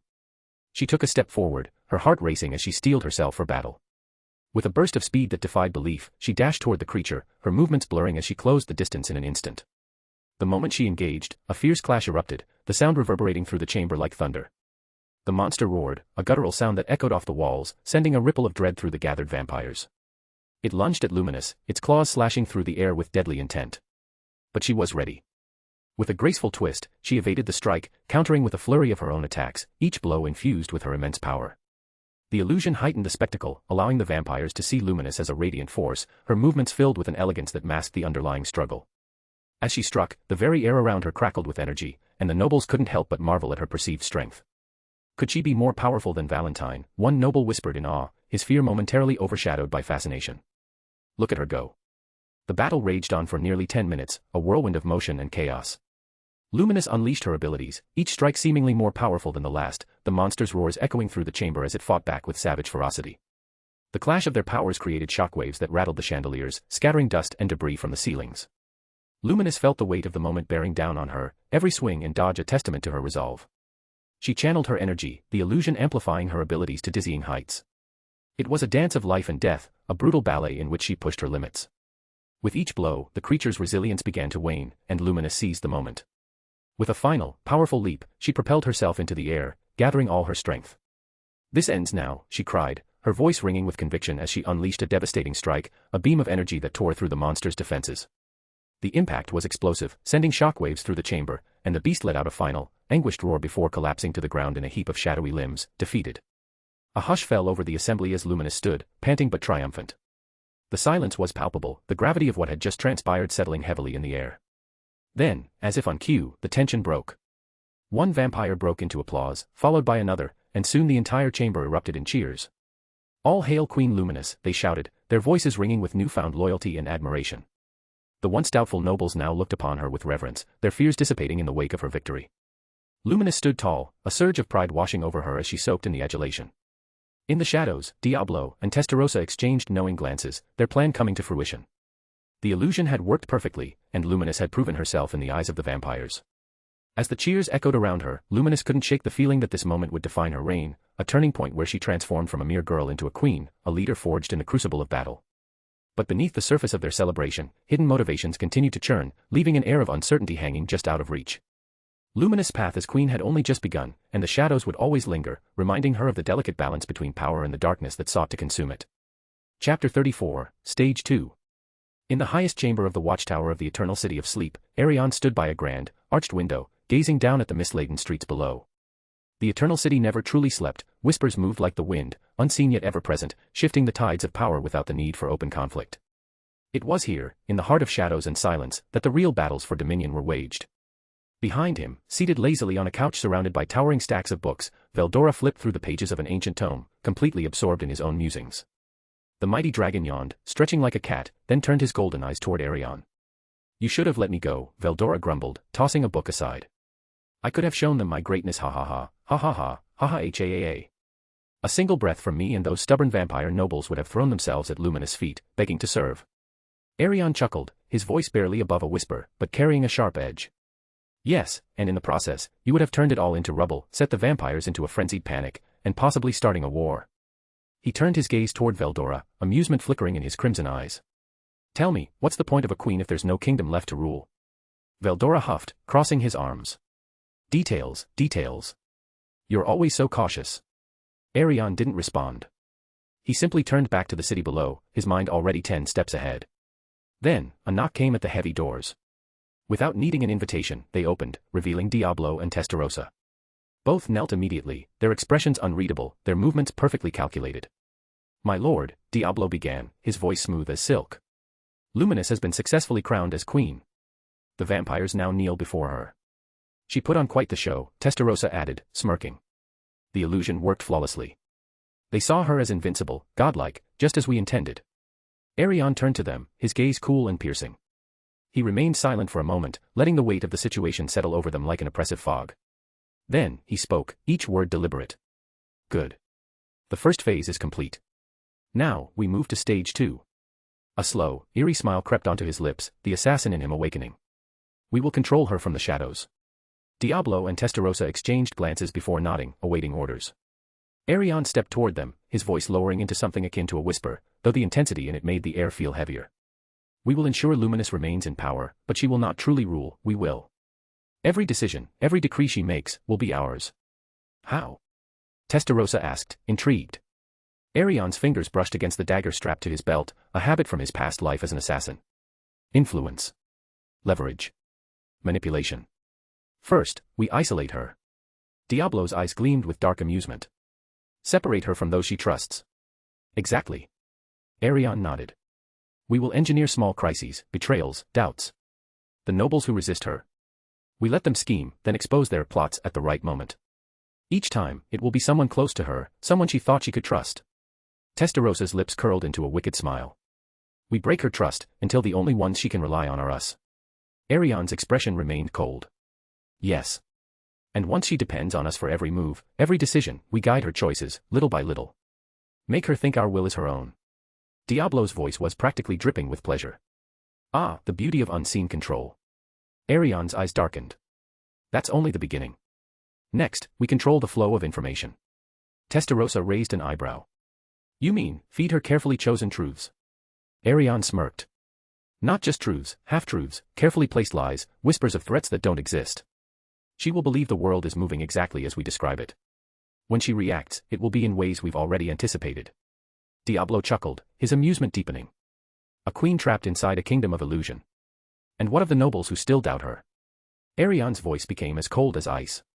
They will disappear. Quietly. Some will suffer accidents. Others will be publicly executed for treason, evidence will be conveniently discovered. Veldora, listening from the couch, chuckled. You're really treating this like a game of chess, aren't you? Arion turned to him with a smirk. A kingdom is always a chessboard, and its rulers are merely pieces, unless they learn to be the players. Diablo placed a hand over his heart. And when she finally sits atop her throne, alone, surrounded only by those who have shaped her mind into what we want, she will be the perfect queen. Our queen. Testarossa exhaled in satisfaction. This is perfection. Arion turned back toward the window, his eyes locked onto the distant horizon. The eternal city below continued as it always had, oblivious to the silent war being waged from above. Proceed with precision, Arion ordered.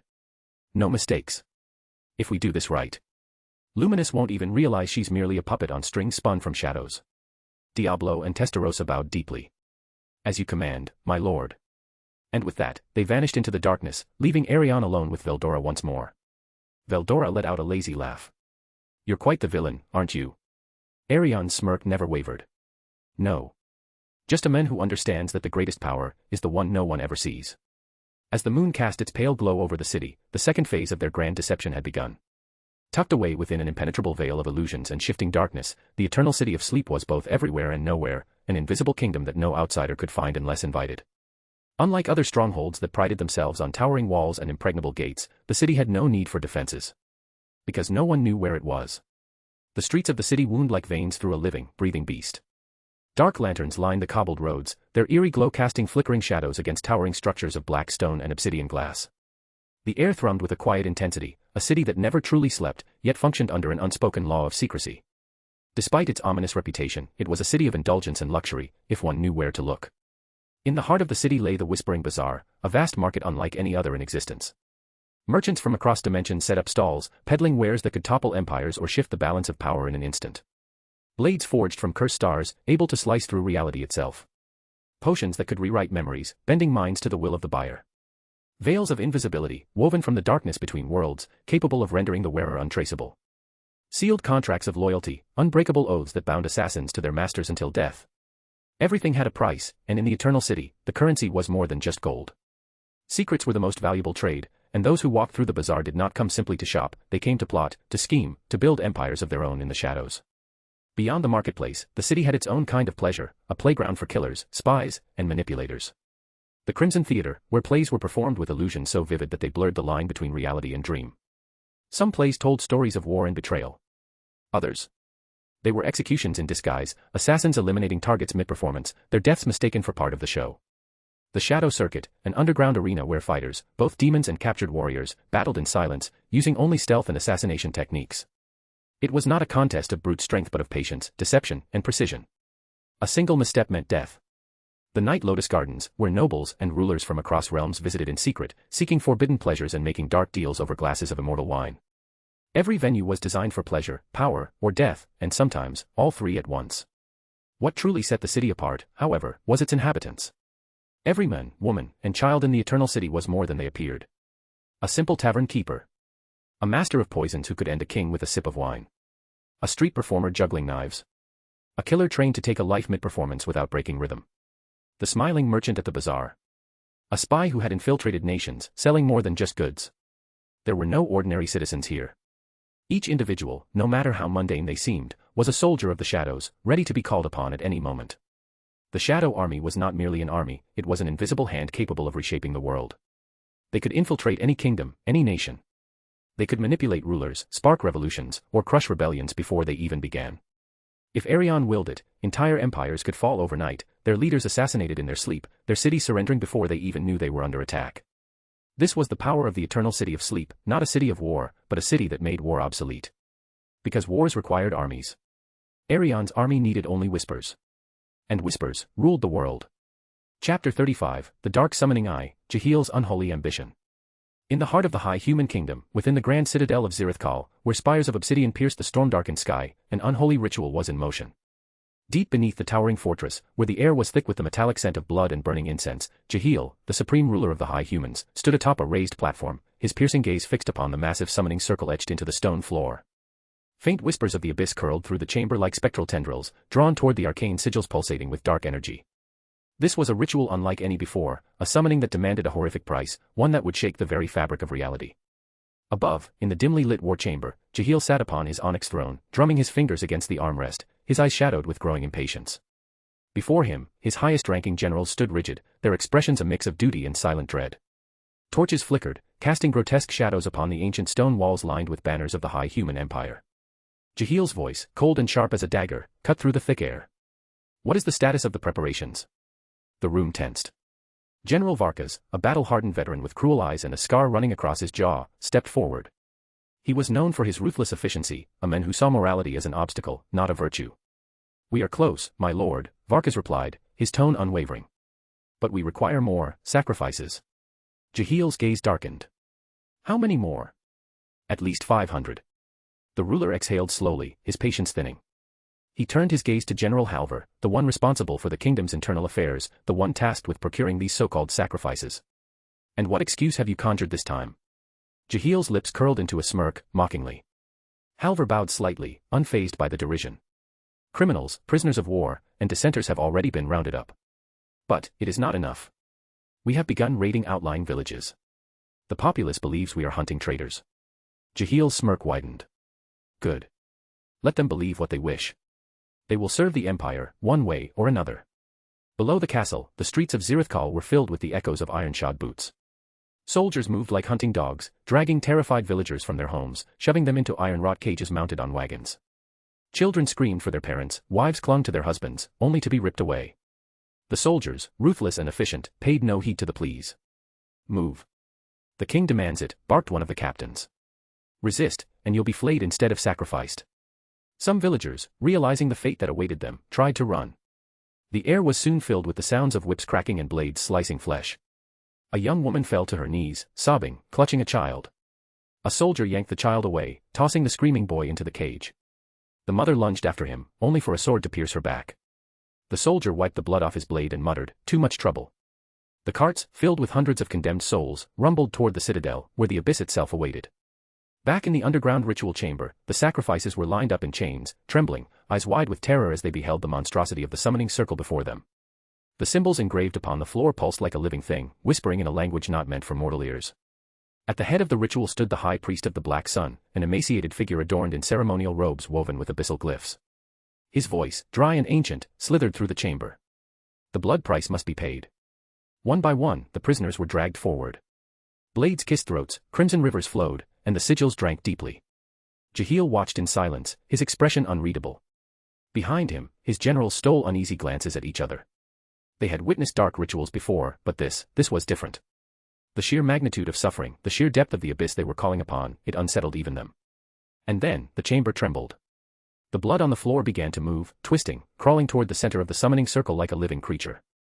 The darkness deepened, swallowing the torchlight, as an inhuman growl rumbled from beyond the veil of existence. A voice, ancient, abyssal, filled with malice beyond comprehension, rippled through the chamber. "Who dares call me forth?" Jehiel stepped forward, a sinister grin spreading across his face. "I am Jehiel, ruler of this kingdom, and I offer you blood, power, and servitude. Now, rise, and serve me." In the endless abyss of the underworld, where darkness stretched without limit and the sky burned in an eternal crimson inferno, only one law reigned, power above all. It was a world of constant bloodshed, a battlefield where demons clashed without pause, struggling for dominance. Yet, despite the countless battles, one being stood at the apex. Rouge, the primordial of wrath. He was not merely a demon, he was carnage incarnate, a walking calamity whose presence alone commanded absolute submission. His scarlet hair cascaded down his broad shoulders, flowing like rivers of blood. His piercing crimson eyes burned with an unrelenting hunger. As if always searching for his next conquest. Draped in a regal crimson coat, embroidered with black infernal symbols, his very stance radiated the dominance of a king who had never once been dethroned. But most terrifying of all was the aura that surrounded him, a sea of hellfire, hotter than the core of a dying star, rippling with power that could incinerate lesser beings upon mere proximity. And yet, he was bored. Rouge sat upon his throne of charred obsidian, perched atop a colossal fortress forged from the bones of fallen challengers. The structure itself pulsed with power, as if the souls of the defeated still screamed within its walls. Below, in the vast hellish Colosseum, thousands of demons fought in a perpetual struggle for survival. The sound of clashing claws, tearing flesh, and agonized wails filled the air, a symphony of carnage. Rouge barely paid it any mind. Once, he had relished these battles. Now, they were nothing but predictable affairs, mere entertainment for lesser demons. No one strong enough dared to step forward. And the one who had always matched him in power and fury, was gone. For as long as he could remember, there had been only one demon who had stood on equal footing with him, Noir, the Primordial of Darkness. Their battles had been legendary, their clashes reshaping the very foundation of the underworld. Entire legions had been obliterated just from the aftershocks of their fights. The flames of Rouge and the abyss of Noir had intertwined in endless combat, neither willing to yield, neither willing to fall. But now, Noir was missing. Not dead. No, if Noir had fallen, Rouge would have felt it in the very fabric of existence. But he had simply vanished from the underworld. Some whispered that Noir had gone to the material world. Others claimed he had taken an interest in the affairs of the living. Rouge scoffed at the very thought. What could possibly be worth his time up there? It made no sense. The material world was a playground for lesser beings. What interest would Noir have in it? And more importantly, why had he abandoned their rivalry? The question gnawed at Rouge like an itch he could not scratch. Without Noir, the underworld had lost its only real challenge. The other primordials. They had power, yes, but none of them presented a real challenge. Rouge leaned forward, resting his elbow on his knee, his clawed fingers tapping against his cheek. His flames crackled, mirroring his growing impatience. Noir was gone. There was no one left to challenge him. If Noir had left for the material world, then perhaps there was something worth seeing there after all. But as Rouge brooded over his next move, two other primordials had already set their sights on him. Primordial Blue and Primordial Vert had always been cautious when it came to Rouge. His raw power and unyielding dominance were undeniable, but he was predictable. Blue was sharp, calm, and impossibly laid back. She preferred to watch, analyze, and play the long game. While the others clashed in battle, she always found a way to get what she wanted without lifting a finger. Vert, on the other hand, was reckless, wild, and impulsive, a chaotic force of nature who relied on instinct and sheer destruction. She had an almost childish excitement when it came to battle, but that made her unpredictable, dangerous. Together, they had an idea. Rouge had ruled for far too long. With Noir gone, the balance was shifting. If they worked together, they could take him down. One day, Blue arrived at Vert's territory, a sprawling fortress of chaos and destruction. Unlike Rouge's structured rule, Vert's land was pure madness. Demonic creatures ran wild, smashing things for no reason, laughing maniacally. Blue sighed, stretching her arms over her head as she flew down lazily. Every time I visit, this place looks worse, she muttered to herself. The moment Vert's guard spotted Blue, alarms blared, a mix of screams, explosions, and what sounded like someone playing the trumpet horribly. It's the Primordial Blue. Summon the mistress. Inside the castle, Vert was in the middle of a game, playing with one of her demon pets, throwing it into a pit and seeing how fast it could climb out. When one of her servants rushed in, yelling about Blue's arrival, Vert immediately jumped up, grinning. Oh. Blue's here. She wants to fight. Finally. I was getting so bored. Without a second thought, she shot out of the castle, blasting through a wall instead of using the door. Vert landed with a loud crash, kicking up dust as she cracked her knuckles. Her gold-green eyes gleaming with anticipation. So you're here for a fight? Ready to get your butt kicked, she grinned, hopping from foot to foot like an eager child. Blue, who had just touched down, stretched her arms again, yawning. Wow. That's your first thought, she sighed. Vert, not everything has to be a fight, you know. Vert froze mid-hop, looking genuinely confused. It doesn't. Blue shook her head, chuckling. No. Sometimes, smart people talk first. Vert blinked, then pouted. Boring. Blue ignored her, casually adjusting her long, flowing robes. Listen, I actually came with a better idea. Something fun. Something big. Vert perked up at that. Big. Blue's lips curled into a smirk. Yeah. You and me. We take down Rouge. Vert's wings flared as she let out a wild, excited laugh. Oh. Now that sounds fun, she beamed. Then, a second later, she paused. Wait. Rouge is really strong. Blue nodded. Yep. Vert tapped her chin, thinking. And he could probably kill us both. Blue nodded again. Definitely. Vert gasped dramatically. Wait. Am I the distraction? Blue laughed. No, no. We're in this together. Vert looked suspicious. You're really sneaky. Blue shrugged. I prefer the word clever. Vert grinned again. Hee hee. I like it. Okay, let's do it. What's the plan? Blue's eyes gleamed as she leaned in. Oh, Vert. You're gonna love this. And so, the two most unpredictable demons in the underworld set their sights on the strongest. Rouge had no idea what was coming. Chapter 36, The Dark Summoning Part 2. The Challenge of the Primordials. Rouge sat on his throne in his crimson castle, a structure that stood at the heart of his territory, a fortress of fire and destruction. The walls of the castle burned with eternal flames, its towers stretching into the dark, abyssal sky of the underworld. The Primordial of Red, the king of the underworld, the one who stood above all other demons, yet, he was bored. With Noir gone, the underworld felt empty, void of a challenge. The lesser demons cowered before him, and none dared to provoke his wrath. He leaned back, his piercing golden eyes staring at the ceiling. Maybe I should just fight the others, he muttered, his voice low and deep, filled with power. Just as he considered going on a rampage, fate answered his boredom. Far from Rouge's castle, Vert and Blue had spent days refining their plan. Blue, the clever and calculated one, had carefully analyzed Rouge's fighting style. She knew his overwhelming strength, his brutal speed, and his destructive fire magic. Vert, on the other hand, was the wild card. She didn't care for tactics, she only cared about chaos and destruction. As they flew toward Rouge's territory, Blue kept reminding Vert of the plan. Vert, listen. We have to stick to the plan. If we don't, we die. Vert, flying ahead excitedly, grinned. Yeah, I know. Don't worry. Blue sighed. She didn't believe her. The moment they approached Rouge's domain, the sky darkened with ominous crimson flames swirling above the castle. Two demon guards, clad in thick obsidian armor, stepped forward, their glowing red eyes fixed on the approaching primordials. How dare you enter our lord's territory without permission, one of them roared. Vert didn't even hesitate. She blasted them to dust. The explosion was instantaneous, a massive green energy blast consumed the guard, leaving behind nothing but ash. Blue froze in shock, her eyes widening. Vert. Why, she screamed. This was supposed to be a surprise attack. Vert crossed her arms, looking away. I don't know what you're talking about. Blue pinched the bridge of her nose. You idiot. He definitely felt that.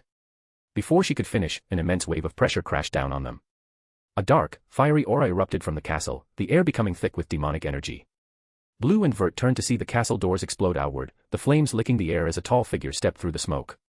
Rouge. His golden eyes gleamed with amusement, his long crimson hair flowing like an inferno. His body radiated pure, unfiltered dominance, his presence alone making the entire battlefield tremble. Hey, just what I was hoping for. He cracked his knuckles, his grin widening. Rouge walked toward them, his footsteps slow but deliberate. So, you two dare to disturb my peace, blow up my castle, and kill two of my subordinates. His voice was calm, but laced with danger. Blue stepped forward, her demeanor collected, but she was tense. We came for a challenge, Rouge. Vert grinned, stepping beside her. Yeah. We're taking you down. Rouge raised an eyebrow, chuckling. Oh. And if I win? Blue's expression darkened. She knew there was no going back now. If you win, we serve you. Rouge's grin widened. Good. Then if I lose, I will serve you. Vert clapped her hands together. Great. Let's fight. Rouge spread his arms, his fiery aura erupting, setting the battlefield ablaze. Come then. Show me what you've got. Vert launched first. Her emerald energy erupted, the sky above splitting apart as she crashed toward Rouge like a meteor. Rouge didn't move. The moment Vert's fist was about to connect, Rouge tilted his head slightly, dodging at the last second. Vert's attack shattered the ground, sending shockwaves through the entire castle. Rouge's hand shot forward, grabbing her by the face and slamming her into the ground with brutal force. Boom. The impact created a massive crater, shaking the entire region.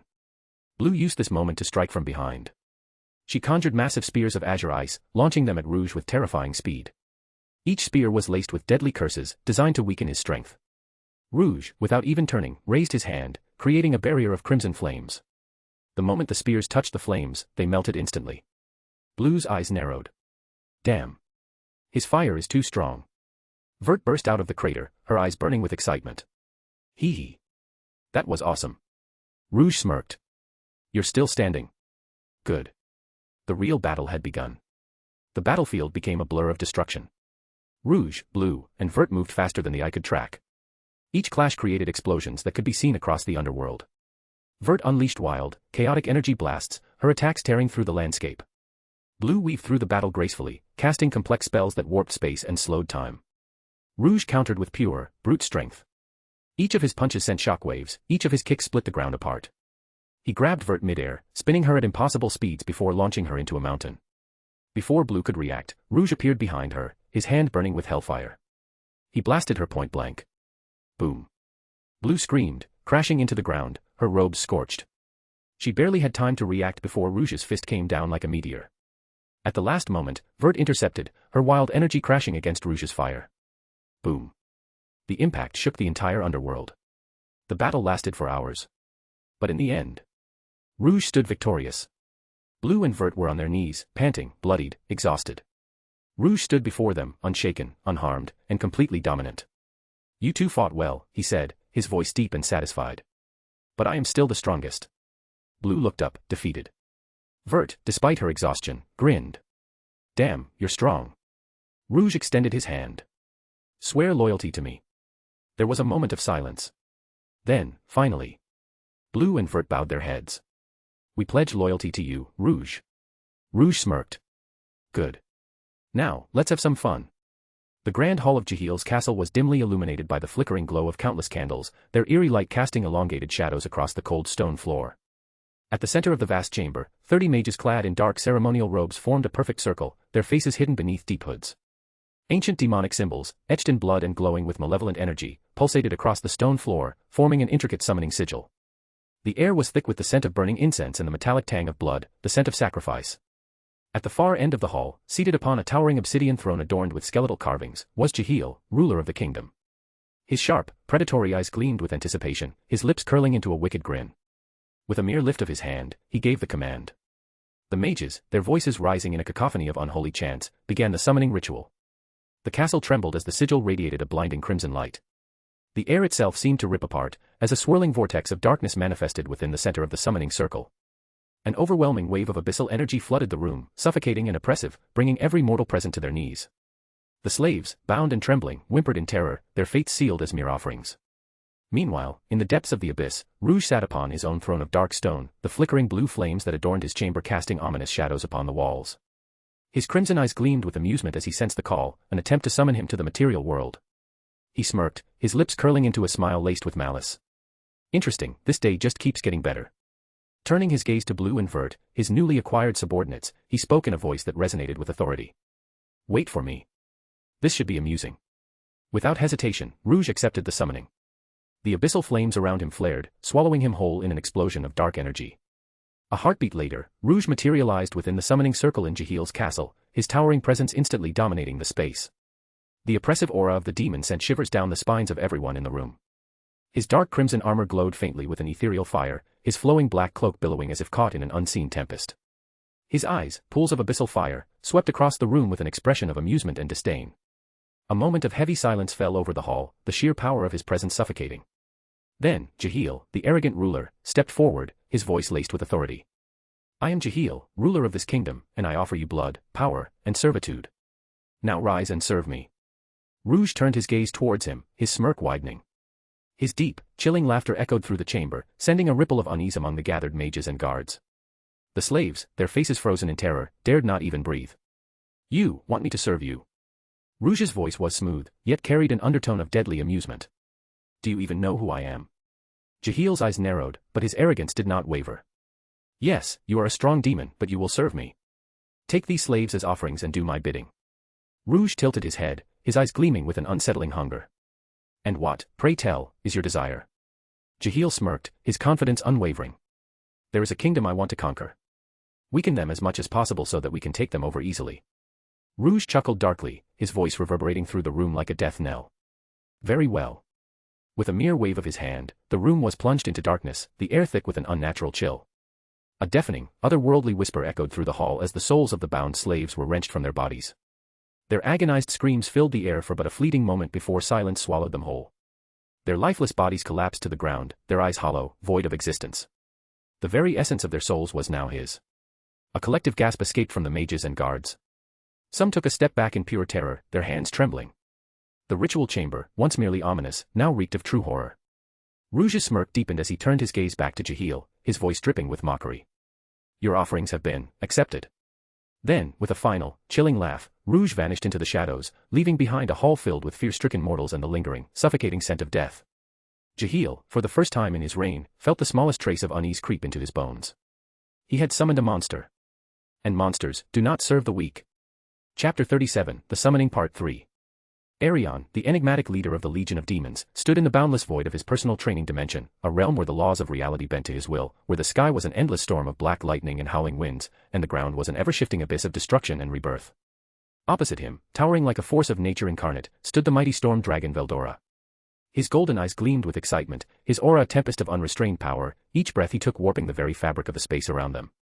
They had been clashing for hours, exchanging devastating blows that could annihilate entire civilizations.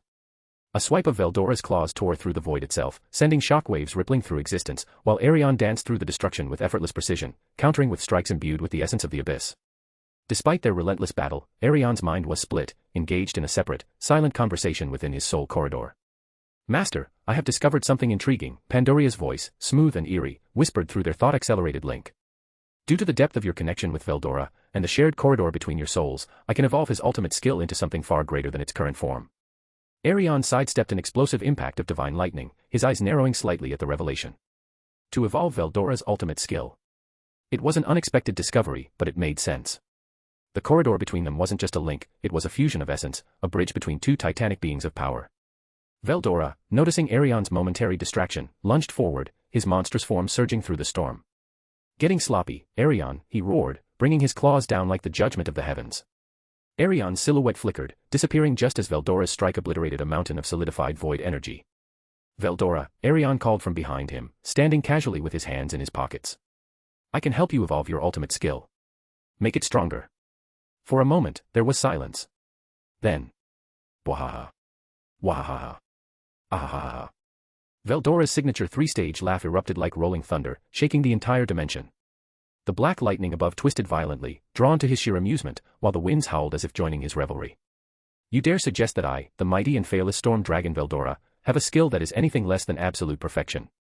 His golden eyes burned with arrogance, his massive arms crossed as he loomed over Arion. "I shall have you know, my skill, Faust, Lord of Investigation, is the pinnacle of knowledge and foresight. There is no need for..." He stopped. Dramatically. Then smirked. "But since you insist, very well. I shall graciously accept this offering of power. Go ahead, Arion." Arion sighed, running a hand through his silver hair. "Of course." Arion then gave Pandoria the signal. "Acknowledged," Pandoria's voice echoed ominously. "Beginning evolution now." In an instant, the entire realm trembled as an overwhelming surge of divine force erupted from Veldora's body. His very being ignited with golden radiance, spiraling into a vortex of cataclysmic storms. The dimension itself strained under the pressure, as if unable to contain the force of his transformation. A deep, guttural growl rumbled from Veldora's throat as knowledge and power flooded his existence, rewriting his very essence at the fundamental level. "Notifice, ultimate skill, Faust, Lord of Investigation, is commencing evolution." The sky split open. The air froze in terror. And then. Evolution complete. Ultimate skill, Astaroth, the sovereign primordial of wisdom, has been acquired. Veldora's golden eyes widened as the knowledge of his newfound power settled within him. The storms around him no longer simply raged, they obeyed. The winds, once wild and untamed, now whispered their secrets directly into his mind, revealing past, present, and future all at once. This was no longer just an ability of investigation and wisdom, this was absolute dominion over the endless tempests of existence itself. Veldora clenched his fists, his aura coiling around him like an unstoppable force of nature. "Wahaha. Magnificent," he bellowed, his voice shaking the fabric of reality. He turned to Arion, eyes blazing with untamed excitement. "Come, Arion. Let us test this power at once." Arion pinched the bridge of his nose. "You just got it. Maybe take a second to actually understand what it..." Before he could finish, Veldora had already unleashed a cataclysmic burst of energy. The winds howled in a primal symphony, the lightning crackled with omniscient precision, and the very dimension itself shuddered in fear. Arion sighed again. "Yeah, I should have expected this." Jahil's kingdom falls. The grand throne room of Jahil, ruler of the high human kingdom, stood as a beacon of power and arrogance. Majestic pillars of enchanted obsidian stretched toward the ceiling, chandeliers of eternal fire cast eerie shadows, and the air carried the faint scent of magic, tainted with the blood of countless sacrifices. Jahil lounged upon his golden throne, eyes gleaming with self-satisfaction as he observed the crimson-cloaked figure before him, Rouge, the demon he had summoned. The very entity he thought he had bound to his service. Rouge stood with an air of nonchalance, his piercing, infernal gaze fixed upon the ruler who had dared to command him. His crimson coat fluttered slightly as if reacting to an unseen force. His presence alone distorted reality, making the very space around him feel unstable, unnatural. Jahil grinned, his self-assured arrogance blinding him to the impending doom. "So, you have done as I asked," he mused, fingers tapping against the gilded armrest of his throne. His attendants, mages, warriors, and nobles, stood proudly by his side, their eyes gleaming with victory. Rouge merely smirked, his sharp canines barely visible beneath the shadows that danced across his face. Yes, Rouge murmured, his voice smooth, yet carrying an underlying malice. The task you gave me, weakening your enemies, it has been done. Jehiel leaned forward, his lips curling into a satisfied smile. Perfect, he said, his voice dripping with self-importance. Now, you may stay put until I require your services again. A long, haunting silence followed. And then. Rouge chuckled. Low. Deep. Predatory. The sound alone sent a primal chill through the room. It was not the laughter of a servant. It was the laughter of a predator who had finally cornered its prey. Jehiel's grin faltered. His attendants stiffened, and the mages exchanged uneasy glances. The air had shifted. Rouge lifted his gaze, his smirk widening into something far more terrifying. His eyes glowed, an abyssal red with no end, pools of infinite torment and wicked amusement. Well, Rouge murmured, his voice echoing unnaturally. Now, it is my turn. A pulse of raw, demonic power exploded from his body. The throne room shuddered violently as an invisible weight crashed down upon it. The very air ignited with hellish heat, warping reality itself. Flames of the abyss erupted from the marble floors, twisting unnaturally, forming agonized faces within the inferno. The grand chandeliers shattered into a million burning embers, falling like unholy stars. The nobles collapsed to their knees, clutching their throats as the very oxygen seemed to vanish from the room. The mages stumbled backward, their eyes wide with horror, their magical barriers disintegrating under the sheer, overwhelming pressure. Jehiel stood frozen, his golden throne trembling beneath him. His once confident smirk twisted into something else, something raw, something terrified. Rouge took a single step forward. The entire castle groaned as the ground splintered beneath his foot, cracks spreading like black veins of death. Jehiel's voice finally broke through the suffocating silence. What are you doing? You are my servant, he bellowed, forcing himself to his feet. His once commanding tone now carried the unmistakable tremor of fear. Rouge's smirk remained, but his voice turned colder than death itself. Your servant, he echoed mockingly, tilting his head as if genuinely amused. Did you truly believe that a being like me would ever bow to an insect like you? The shadows in the room twisted, elongating unnaturally. Dark tendrils slithered across the floor, coiling around the bodies of the helpless attendants. The nobles screamed, their flesh melting into the abyssal blackness, their very souls devoured before their corpses could even hit the ground. One of the court mages, desperately gathering his strength, raised his staff. Fireball, he stammered, launching a desperate spell. Rouge flicked his wrist. The flame halted in midair, then reverse combusted, swallowing the mage in an explosion of black fire. His agonized shriek lasted only for a second before he vanished into nothingness. Jehiel staggered back, his once mighty legs trembling. His breath came in short, panicked gasps. Rouge took another step forward. This time, the entire palace quaked. Outside, the sky darkened, turning a deep, crimson abyss. The kingdom had already begun to fall. The people beyond the castle walls, civilians, knights, merchants, mothers, and children, felt an indescribable terror grip their souls. The moon cracked, blood-red light spilling through the heavens. A storm of fire began raining down, setting the entire kingdom ablaze. The city's great defenses, its barriers, its armies, its proud fortifications, all crumbled in mere moments. Inside the throne room, Jehiel's mind raced. This can't be happening, he whispered. This isn't real. Rouge grinned wider. Welcome to hell. With a snap of his fingers, a monolithic explosion of black flames erupted from his body, expanding outward like an all-consuming tide. The throne room was the first to go. The gold of Jehiel's throne melted, pooling like liquid fire. The enchanted walls disintegrated, their protective spells screaming in defiance before collapsing into nothing.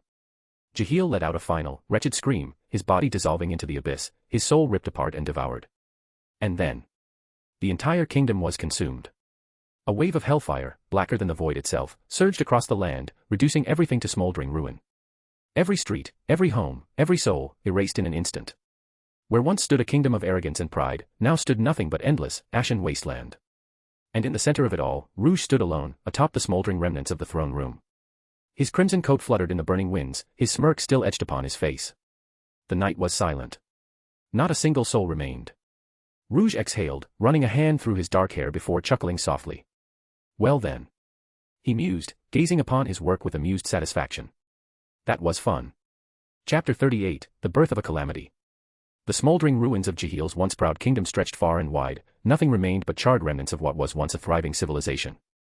The air reeked of death, thick with the lingering stench of burnt flesh and the acrid smoke that coiled through the endless, ashen wasteland. Rouge stood alone, atop the last remnants of Jahil's melted throne, his crimson coat billowing in the infernal winds. His golden eyes gleamed with satisfaction, reflecting the ocean of carnage he had painted with his own hands. Then, he paused. His fingers twitched as he looked at the millions of corpses strewn across the wasteland, a kingdom's worth of bodies, reduced to lifeless husks. His infernal instincts whispered in his ear, an ancient and primal hunger surfacing within him. How wasteful. A twisted smirk crawled across his lips. Slowly, he raised his hand. The ground shuddered violently, and an eerie crimson mist began to rise from the corpses, souls, fragmented essence, the very remnants of life. The mist whirled violently, gathering toward him, coiling like a living entity as it swirled into a singular mass. Rouge's smirk deepened, his glowing eyes filled with dark amusement as he began to reshape the very essence of the dead. Flesh and bone merged, twisting and reforming under his command. A new body was born from the ruin, forged from the very kingdom he had erased. As the transformation completed, Rouge sighed in satisfaction, rolling his shoulders, flexing his fingers. This body, it was perfect. Stronger. More complete. Then, a memory flickered through his mind.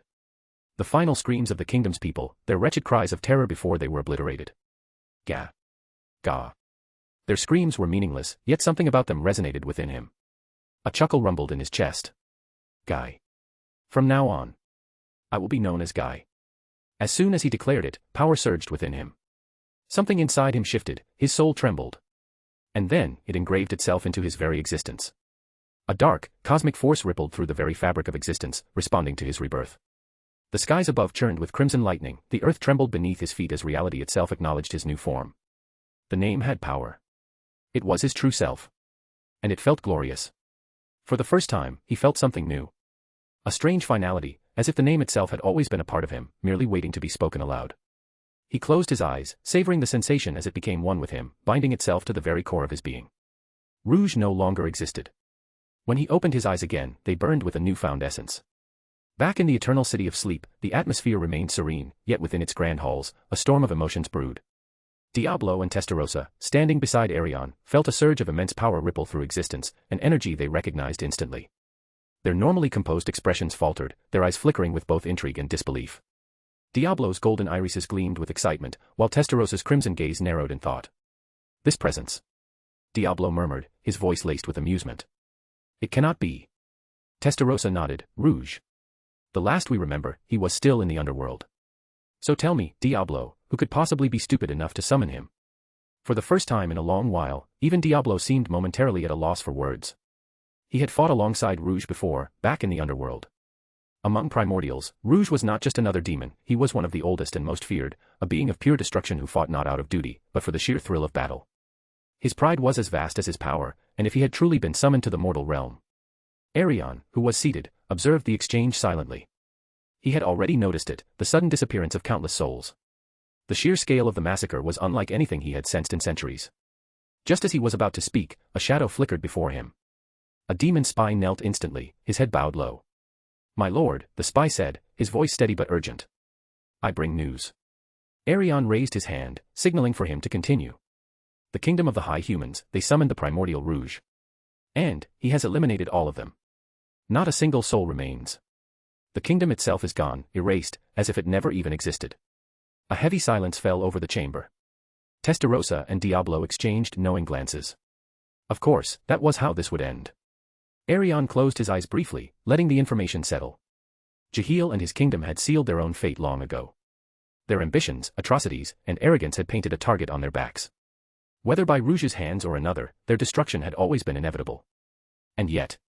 I see, Arion finally said, his voice calm, yet carrying an undeniable weight. Jahil and his kingdom received what they deserved. But still.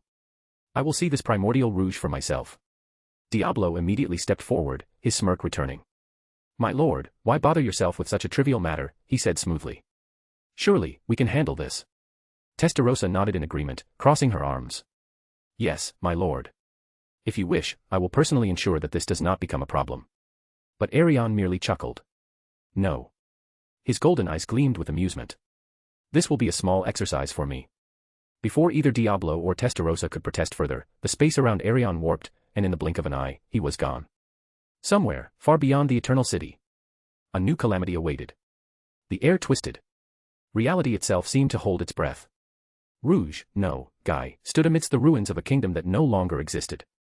The ground beneath him was scorched and lifeless, the sky above an eternal void, as if the heavens themselves recoiled from what had transpired. And then, it happened. A voice, it was the VOTW, echoed within his mind. Voice of the world, checking. Required number of souls acquired. Confirmed. The required conditions have been met. The harvest festival for the individual, Guy. To evolve into a true demon lord has begun. Guy's eyes widened slightly before a sinister smirk crept onto his face. Interesting. He muttered, running a hand through his scarlet hair, the demonic energy within him swirling violently. So I wasn't just playing around, huh? As the voice of the world continued its divine proclamation, Guy felt his entire existence shift. Voice of the world. Transformation of the primordial demon body into a true demon lord body. Expanding Magicule count. Acquired unique skill, pride. All other abilities will be reconstructed and enhanced. A wave of power surged through him, a force so overwhelming that the very air around him collapsed in submission. The ruined landscape trembled under the sheer weight of his presence, the once dead ground now cracking apart from the raw energy being unleashed. And yet, Guy could not stop grinning. He ran a lazily amused hand through his scarlet locks, his golden red eyes glowing with the radiance of a being who had transcended the natural order. His aura was no longer just demonic, it was primordial, chaotic, absolute. Ha! This is what true power feels like. He muttered, stretching out his arms, feeling his new form pulse with raw dominance. His magicules expanded exponentially, his body adjusting to its new state, every cell within him refurbishing itself into something greater. He felt indestructible, unstoppable, like he had ascended beyond all challengers. For the first time in his existence, he truly believed he was untouchable. Chapter 39, The Watchers of the Newborn Demon Lord. Arion appeared in the ruins of the fallen kingdom, his presence unnoticed, his gaze locked onto the spectacle before him. The air twisted and burned, space itself warped, and an overwhelming surge of demonic energy threatened to consume everything. At the center of it all, Guy. His transformation was reaching its peak, magicules expanding without limit, his very existence rewriting itself. Arion watched calmly.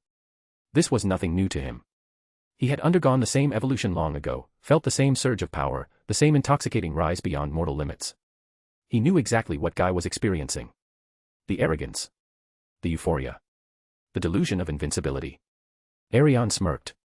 He thinks he's untouchable now. That was always the first mistake of those who evolved. They believed power alone made them supreme. But power was merely a tool. And supremacy was a matter of perspective. As Arion observed, something shifted in the world beyond mortal perception. A force older than time itself stirred. Someone else was watching. Veldonava. The Star Dragon. The creator of the cardinal world. The elder brother of the true dragons. The strongest being in existence. But he was not watching only Guy. His golden eyes were mostly focused on Arion. For a being like Arion to exist as he did, was an anomaly. A mystery even Veldonava did not fully understand. And so, the creator watched, waiting to see what this enigmatic entity would do next.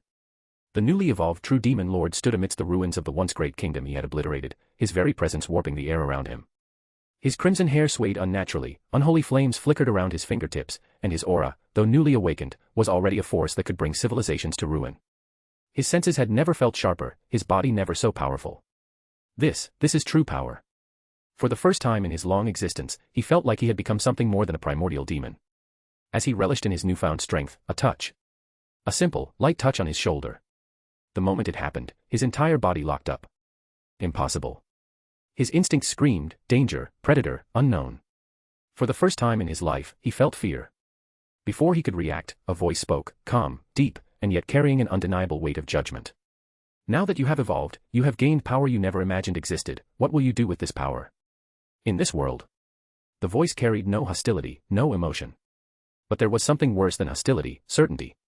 Before you answer, think carefully, because your response will determine your fate. Guy's mind spun at a terrifying speed. Who? How? Why?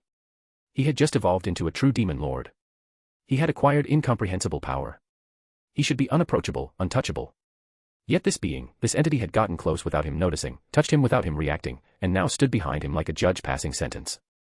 Guy swallowed, his fingers twitching with the urge to summon a spell, a barrier, anything. But he resisted. A true predator does not show its throat. Slowly, carefully, he turned to face the intruder, only to see him standing 20 feet away. The man was tall, draped in a dark cloak, his face, unfamiliar. Guy had never seen him before. Never heard of him. And yet, everything inside him screamed, danger. There was no aura, no presence, no distortion in space around this being, it was as if he did not exist. And that was terrifying. For Guy, who had spent countless eons in the underworld, who had stood among the strongest, who had never once faltered in pride, this was the first time he truly felt the unknown. But he was still a demon. And he was still prideful. His lips curled into a smirk, suppressing the unease creeping through his core. Who the hell do you think you are? His voice came out smooth, confident, like a king addressing a subject. You touch me, threaten me, and act as if my fate is in your hands. Do you have any idea who you're talking to? His eyes glowed menacingly, his aura finally unleashing, turning the very ground to cracked, molten stone. I am Guy, the pinnacle of demonkind, the strongest among primordials, the ruler of destruction. He took a slow step forward, his mere movement distorting reality. And I do not take orders. Silence. The figure did not move. Did not flinch. It was as if Guy's overwhelming power meant nothing. And then. The stranger smiled. And everything shattered. The space around Guy cracked like glass, the air turned thick and suffocating, and an unseen force crashed down on him like the weight of an entire world. His knees buckled. Just for a second. But it was enough. It was enough for Guy to understand. This was not just anyone. This was not some arrogant fool testing his strength. This was someone above him. And he had no idea who they were. For the first time, he had met a being he could not measure. The figure tilted his head slightly, his smile never fading. A bold answer. But power without purpose is nothing but ruin. His golden eyes gleamed, and Guy felt something digging into his very soul. You call yourself the strongest, but do you even know what true power is? Guy grit his teeth, his pride demanding he respond, but no words came. Because deep down, in the furthest reaches of his being, in the part of him that still understood fear, he knew. He was not the apex predator in this moment. He was the prey. A being who had just awakened to a new level of power, believing himself to be unstoppable. And yet, in this moment, he was on his knees. Not from battle. Not from injury. But from something far worse. A presence, an unfathomable, crushing force. Not an aura. Not killing intent. Just existence. A presence so vast, so overwhelming, that it drowned him. For the first time since his creation, Guy felt powerless. He clenched his fists, his razor-sharp nails digging into his palms, drawing blood. He refused to accept this. His entire being screamed at him to resist, to stand, to fight. But his body would not move. His pride was shattering.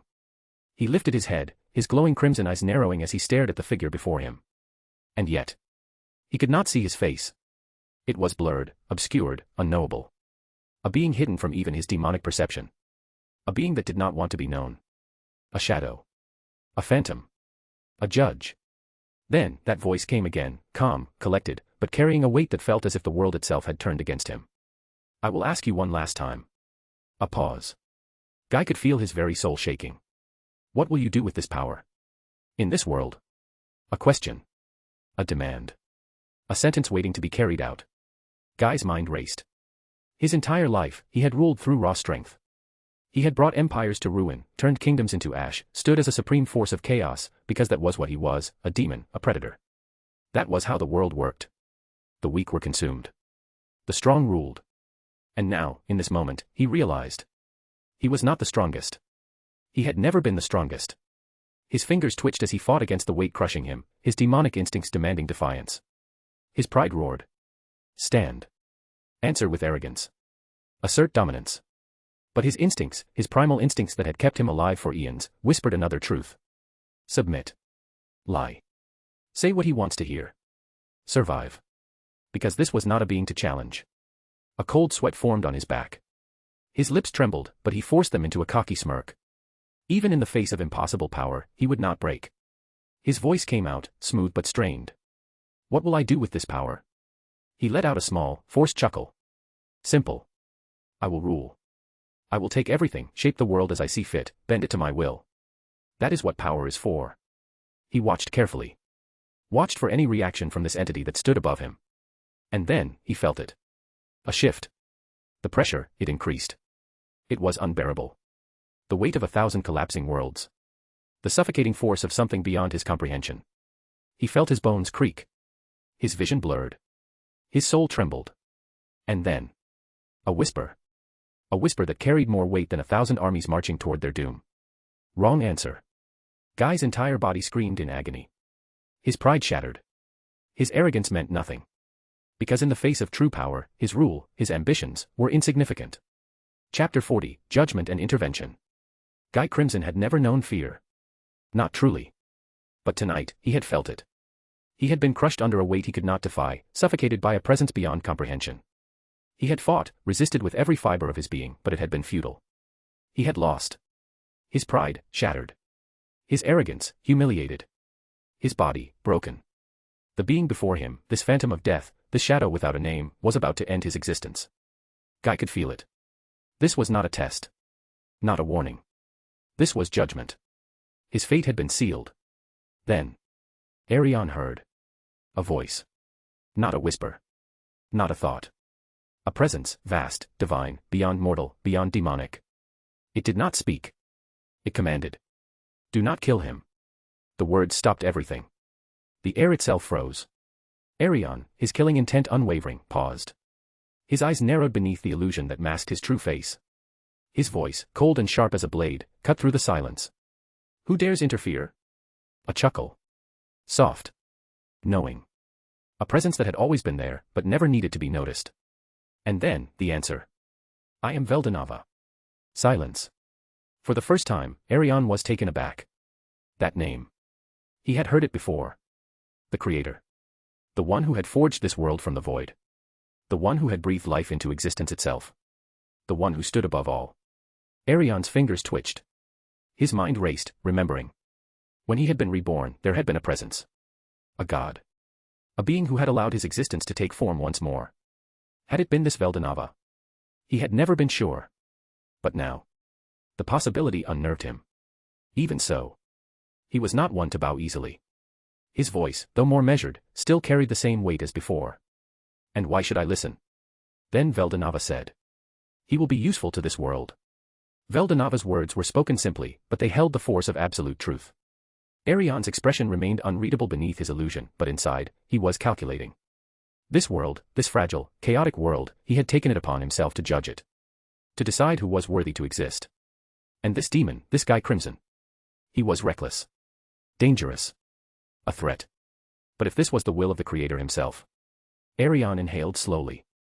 Then, after a pause, his voice came cold, sharp, yet laced with the smallest hint of warning. Very well. But hear me, Veldonava. If he ever. His eyes flickered toward Guy, who was still on the ground, gasping for breath, trembling from a torment he had never known. If he ever disrupts this world, if he seeks conquest, if he slaughters for pleasure, if he becomes a scourge upon this land. His presence darkened. His voice, deadly. I will not be merciful. A brief silence. Then. A chuckle. You have my thanks, Arion. The voice of the Creator remained calm. Amused, even. As if everything had gone exactly as he had foreseen. Then. Arion was gone. Vanished. No sound. No trace. As if he had never existed. And then, the weight lifted. The suffocating, unbearable force that had been crushing Guy's soul. Gone. He gasped. His lungs burned as if he had been drowning. His muscles screamed in agony. His vision swam. For a moment, he simply laid there, staring at the dark sky, breathing heavily, his body trembling. Had it been real? Had he just imagined all of it? It felt like a nightmare, one that had shattered him. He clenched his fists. Weak. He had been made to feel weak. He gritted his teeth, his pride roaring within him. This was unacceptable. Unforgivable. Whoever that being had been, whatever power he held. Guy would surpass it. He would rise. He would never kneel again. Veldonava, the Supreme Creator, the one who saw all, knew all, and orchestrated all, watched with amusement. The encounter between Arion and Guy Crimson had played out exactly as he had foreseen, yet still, it delighted him. There was something fascinating about watching the pieces move, even when he already knew the outcome. Arion, the shadow assassin, the silent arbiter of judgment. A man who did not believe in fate, yet walked upon its path regardless. Guy Crimson, the arrogant, prideful demon lord, now shaken for the first time. Veldonava's divine presence rippled through existence, unseen, unfelt by all but those he chose. His lips curled into a knowing smile. Soon, we will meet, Arion. His golden eyes burned with infinite knowledge, with omniscient amusement. And I wonder, what will you do when you learn the truth? A soft chuckle. Then, like a whisper on the wind, he was gone. In the eternal city of nights, where shadows clung to the buildings like living things, Arion stood upon the highest spire, alone. The city stretched below him, its architecture both ancient and eerie, bathed in a soft, haunting glow. The streets were silent, save for the occasional whisper of the wind. He did not move. He did not blink. Veldonava's words echoed in his mind. He will be useful to this world. You have my thanks, Arion. His fingers clenched the edge of his cloak. His sharp, golden eyes stared into the abyss of the night sky, searching for answers he did not yet have. Why? Why had the Creator intervened? Why did he care about Guy Crimson? Why did he address him, Arion, as if they had a connection deeper than he understood? The memory of his rebirth surfaced. A godly presence. A voice. Had it been Veldonava all along? Arion's expression remained unreadable, but inside, his mind was restless. He had judged many. Killed many. And yet, this was different. His mission had always been absolute. To eliminate threats before they could corrupt the balance of the world. But now. He had been stayed. By the will of a god. Arion exhaled, his breath barely visible in the cold night. Fate is a cruel thing. With that, he turned, vanishing into the shadows once more, leaving the night to ponder the mysteries of the cosmos. Back in the desolate wastelands where the encounter had taken place, Guy finally stirred. The pressure had vanished, the suffocating presence gone, but the memory of it remained seared into his soul. He had lost. The thought made his blood boil. His pride screamed in agony. His heart pounded with fury, frustration, but also something new. Excitement. He had never been made to feel weak. Never been forced to kneel. Never known what it was like to stand before something he could not even begin to comprehend. His crimson eyes burned with renewed determination. The world is bigger than I thought. He gritted his teeth. There are monsters hiding in the dark. He clenched his fists, nails digging into his palms as the fire of ambition roared within him. And I better be ready. His laughter echoed through the barren land, low, dark, filled with a promise. A vow. He would never kneel again. Never be caught off guard.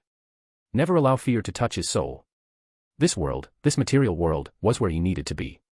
Here, the strongest lurked in the shadows, unseen, unchallenged. Here, he would conquer his limits. Here, he would become more. A thought crossed his mind. Two names. Two beings he had not seen in some time. Primordial Blue and Primordial Vert. They would be his first summons. If he was to live in this world, to build his own domain, to rise beyond what he was, he would need allies, no subordinates. He had just defeated them and they submitted to him. That will be a good start because they were strong. With a twist of his fingers, the air crackled. The summoning began. Blue. Vert. Come forth. And with that, Guy Crimson's reign in the material world truly began. Chapter 41, The Submission of Primordial Vert and Blue. Deep within the infernal depths of hell, where only the most powerful demons reigned, an earth-shattering battle had taken place, one that had shaken the very foundations of the abyss. Guy, the demon lord, had defeated two primordials in single combat. These weren't just any demons, they were Primordial Vert and Primordial Blue, ancient entities QND2 of the seven primordials. The battlefield was left in ruins, volcanic storms raged, reality itself warped from the sheer force of their clash.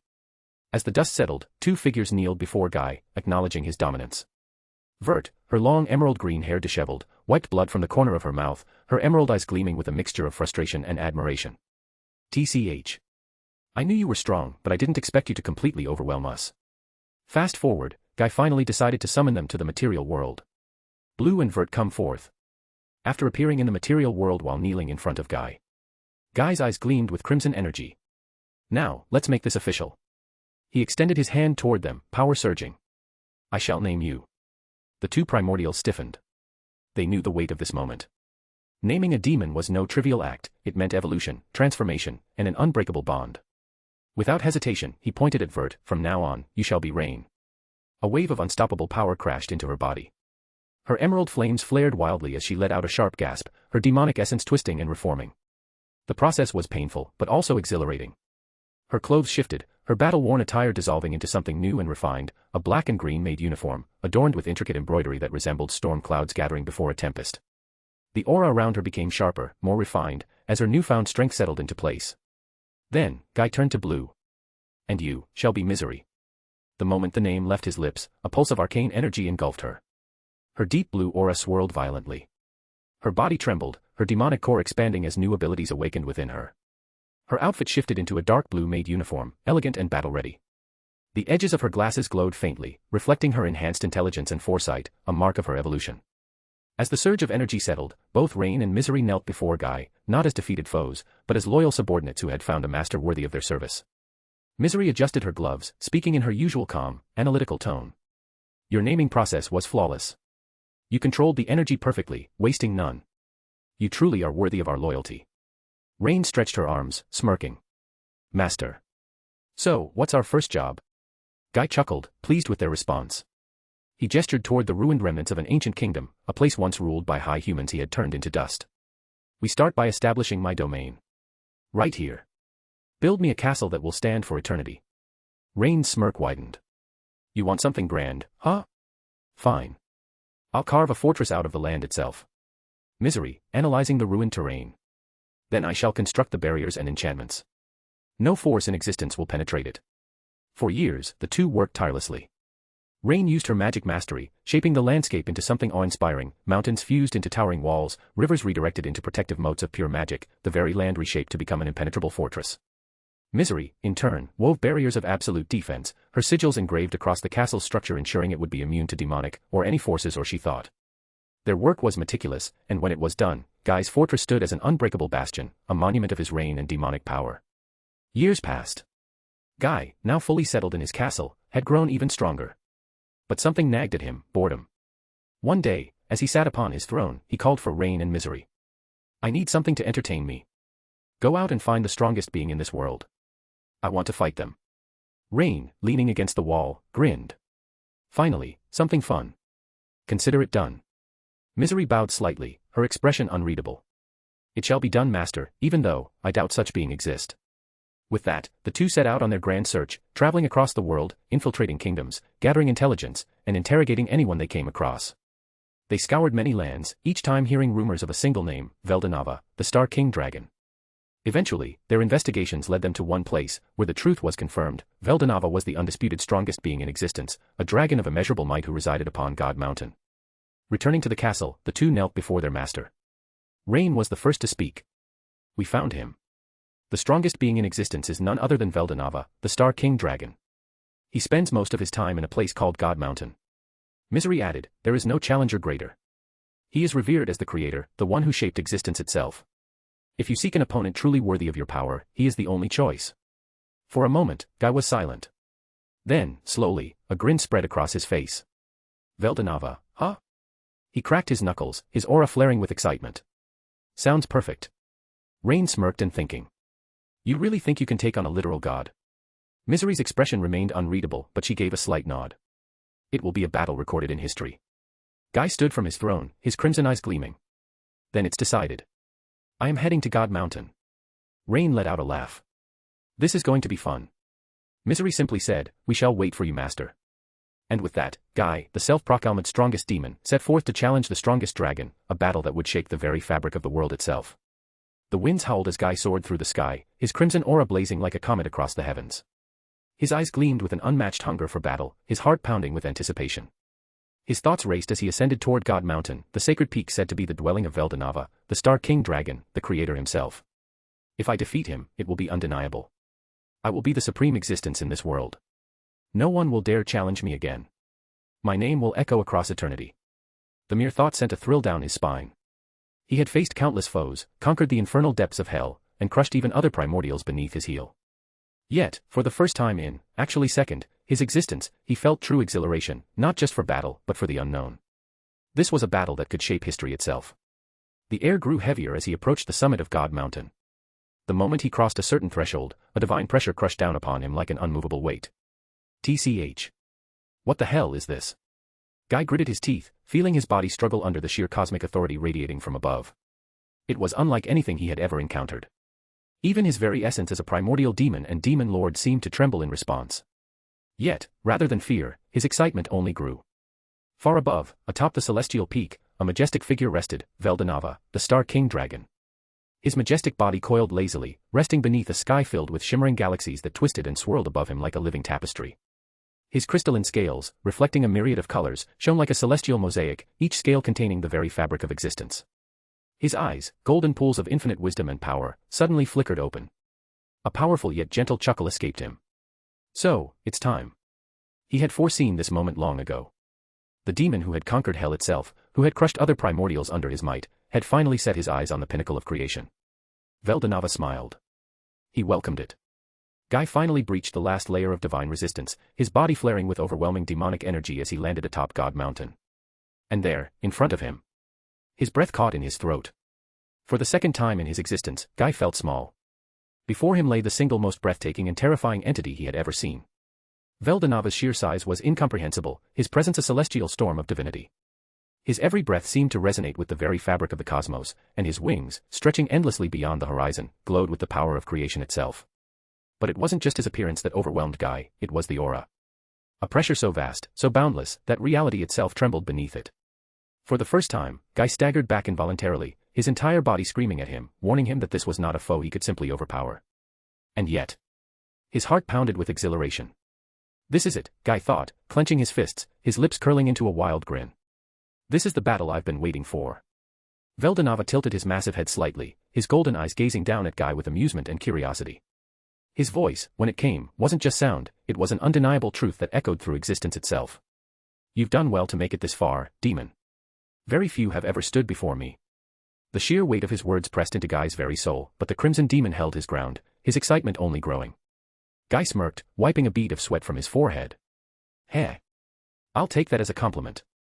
His crimson aura exploded, filling the entire mountaintop, as his battle instincts ignited.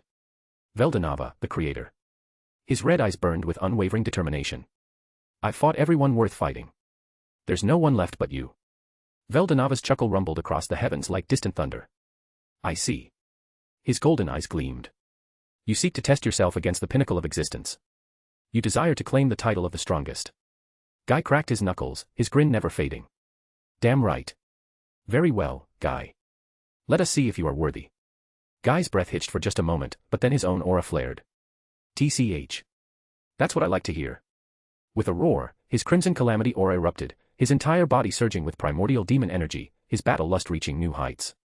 Chapter 42, Arion's Watchful Eye, the Demon's Gambit. The Heavenly Palace, once a realm of unparalleled serenity, was now a battlefield of frozen devastation. The air crackled with absolute cold, the very concept of warmth erased from existence. And yet, she had lost. Veldora stood in the center of the ruined landscape, her hands clenched into tight fists, her icy blue eyes burning with silent rage. The memory of her battle replayed in her mind like a cruel jest. She had always believed that, aside from Veldonava, no one in the cardinal world could stand against her.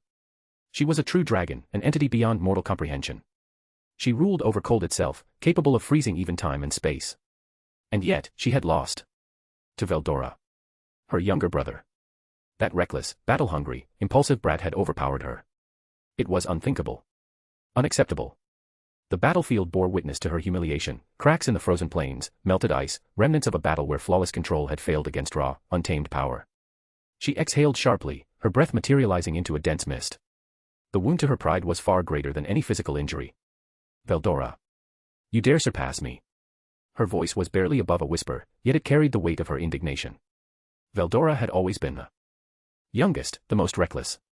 While she and Velgrind had carried themselves with the dignity befitting true dragons, Veldora had always been a battle maniac, seeking fights wherever he could find them. And now, he had surpassed her. A surge of fury and determination flared within her. She had always been proud of her absolute control, her ability to freeze anything, to erase weakness and imperfection. Yet against Veldora's chaotic storm, her control had shattered. It wasn't just raw strength. He had evolved. And if she did not do the same, she would be left behind. As the storm of her emotions raged, a sudden wave of heat interrupted her thoughts. A fiery presence descended from the sky, a golden-red brilliance piercing through the icy atmosphere. Veldora didn't need to turn, she already knew who it was. Velgrind, the flame dragon. Her sister landed gracefully, surveying the frozen battlefield with an amused smirk. Well, well. I thought I'd find you brooding, but I didn't expect the whole palace to turn into an ice graveyard. Veldora remained silent, her expression cold and unreadable. Velgrind stepped forward, folding her arms. Come on, Veldora. Even for you, this is a bit much. What happened? Veldora's grip tightened, but she refused to answer immediately. Velgrind, of course, noticed. Her smirk widened. Oh. So you actually lost a fight. Veldora's aura flared for a moment, an instinctive reaction to the taunt, but Velgrind wasn't intimidated. If anything, she was more amused. Don't tell me. Veldora. Veldora finally turned to her, her expression unreadable. Yes. Velgrind's amusement vanished. For a moment, silence hung between them. Then, Velgrind sighed. That idiot actually managed to beat you. Veldora's gaze darkened. Do you think I'd joke about something like this? Velgrind studied her sister for a long moment before chuckling. Well, that explains why you're going so hard. Veldora scoffed. You wouldn't understand, Velgrind. Velgrind raised an eyebrow. Wouldn't I? Do you think I'd be any less furious if our youngest brother suddenly surpassed me? Velzard looked away, her expression cold. He didn't surpass me. I let my guard down. Velgrind smirked. Sure, keep telling yourself that. Velzard glared at her, but Velgrind only chuckled. Listen, Velzard. I get it. We're true dragons. We stand at the top. To lose, especially to one of our own that we consider the weakest. But are you just going to sit here and sulk? Velzard's aura flared again. Sulk. I am training. Velgrind's eyes gleamed. Then let me join you. Velzard frowned. What? Velgrind's expression turned serious. Veldora evolved. That means we're falling behind. If you think I'm going to let that happen, you're mistaken. She cracked her knuckles, a wave of heat radiating from her body. Let's push each other. If Veldora is rising, then we'll rise even higher. Velzard stared at her sister for a long moment. Then, slowly, a smirk formed on her lips. Fine. But don't complain when you get burned. Velgrind smirked back. I was about to say the same to you. The air exploded as their combined auras clashed, fire and ice, chaos and order, two absolute forces colliding. The air in the grand chamber of Arion's palace was thick with an oppressive aura, as if the very space bent under the weight of the two beings within it. The dim torches flickered along the dark obsidian walls, casting twisting shadows that seemed almost alive. Seated upon an ornate throne, Arion, the ever-calm demon king, observed the report before him with a measured gaze. His golden eyes gleamed in the darkness, their glow betraying the storm of calculations brewing in his mind. Standing before him was Diablo, his most cunning and loyal agent, a smirk playing on his lips as he delivered the latest report from the Black Legion spies. But tonight, they were not alone. Lounging casually on a chair beside Arion, sipping from a golden goblet, was none other than Veldora, the storm dragon, in his human form. His golden hair was slightly tousled, his draconic aura barely contained, making the air feel charged with energy, like the calm before a raging storm. Diablo, with his usual sly confidence, chuckled lightly, finally breaking the silence. My lord Arion, I bring you most intriguing news. Arion gave him a slow nod, a silent order to continue. Diablo's smirk deepened. It appears that Misery and Rain have been searching. Asking around, inquiring about who is the strongest being in this world. At this, Veldora, who had been absent-mindedly swirling his drink, perked up. His golden eyes narrowed with sudden interest. Arion, however, remained calm, though his fingers, resting on the armrest of his throne, tapped lightly in thought. That demon fool. Arion murmured, his voice a mixture of amusement and annoyance. That arrogance of his knows no limits. Diablo, with a knowing chuckle, bowed slightly. Shall we assume that guy is, once again, looking for a fight? A very particular fight. A smirk tugged at Arion's lips. There's only one logical conclusion. Then, with an almost amused scoff, he leaned back. He's aiming for Veldonava. The moment those words left his mouth, Veldora burst into laughter. A deep, roaring laughter. It echoed throughout the chamber, shaking the very walls. Veldora clutched his stomach, struggling to contain himself. Ha ha ha ha. That demon fool actually thinks he can challenge my brother. The creator of this world. The strongest being to ever exist. He wiped away a tear of mirth, still grinning. Oh, I wish I could be there to watch him get utterly humiliated. That would be priceless.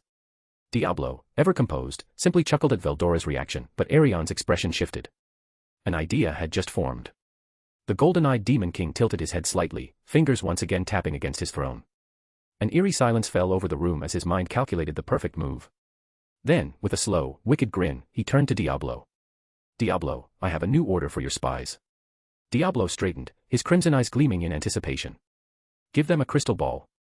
Arion's voice was smooth, yet laced with amusement. One that will project Guy's entire interaction with Veldonava, directly to us. A slow, delighted grin spread across Diablo's face. Ah. Now that is truly a magnificent idea.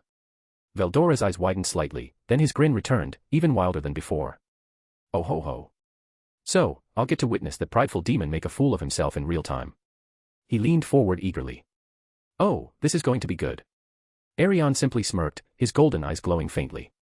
We'll see whether this is mere foolishness, or the beginning of something far more dangerous. Diablo, his amusement never fading, bowed once more. Consider it done, my lord.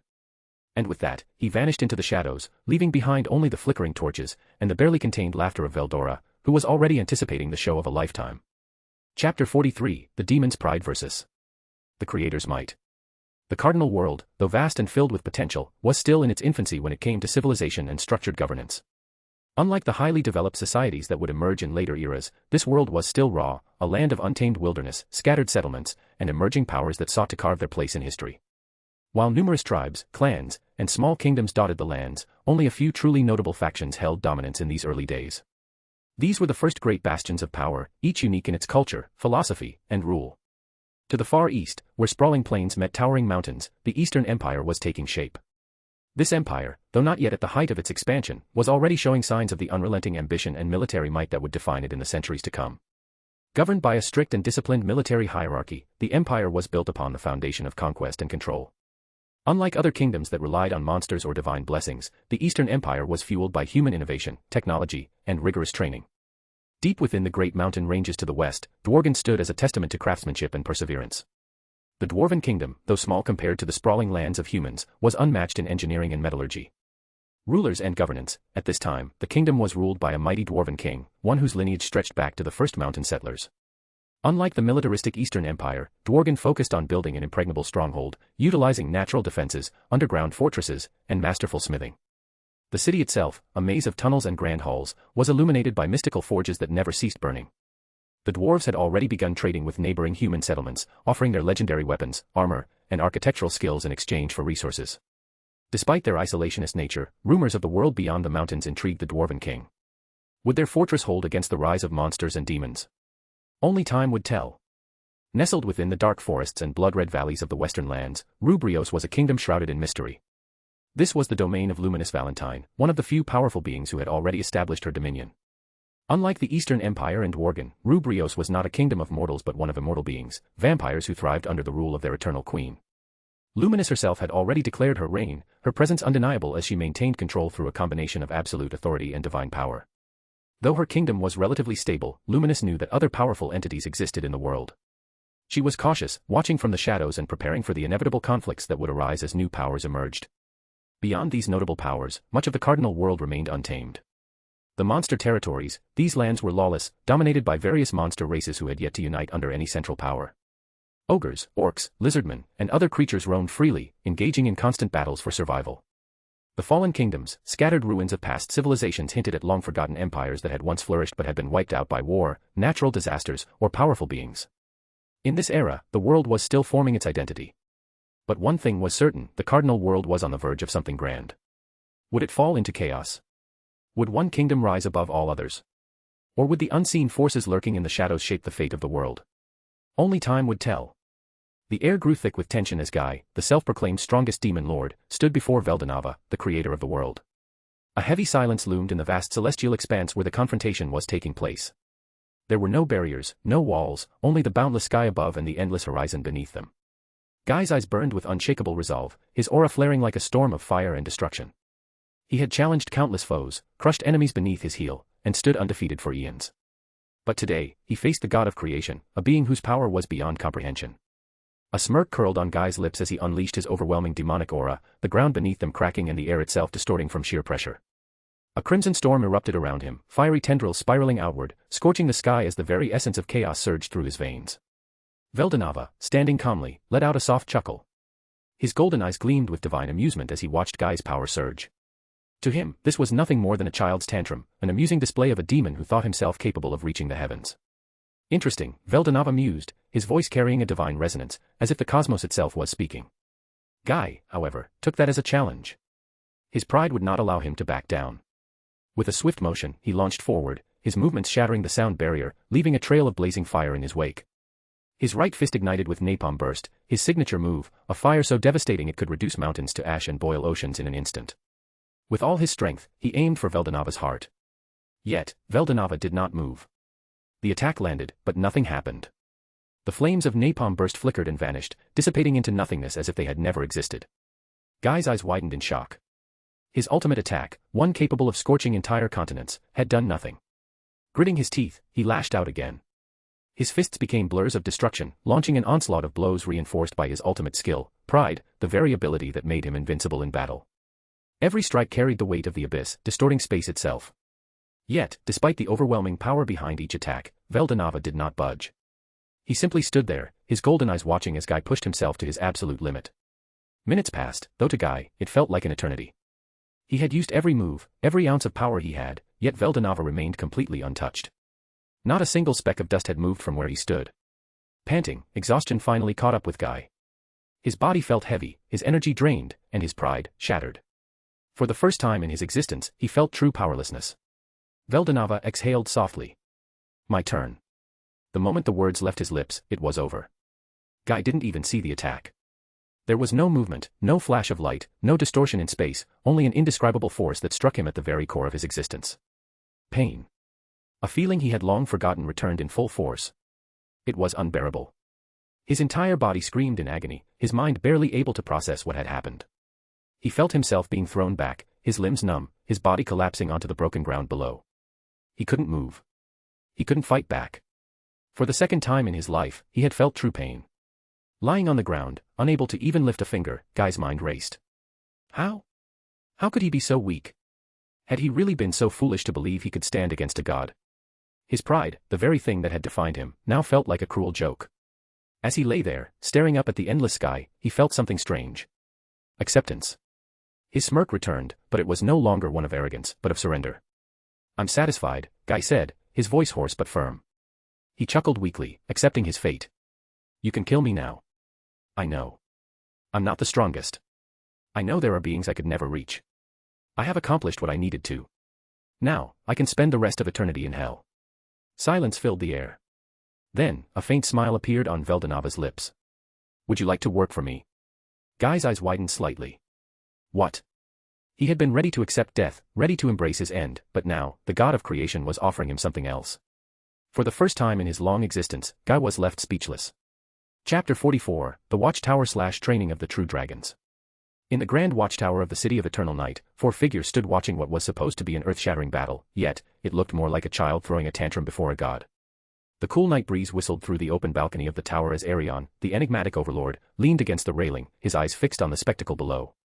Beside him, Veldora, in his human form, stood with his arms crossed, a wide grin stretching across his face, radiating smug satisfaction.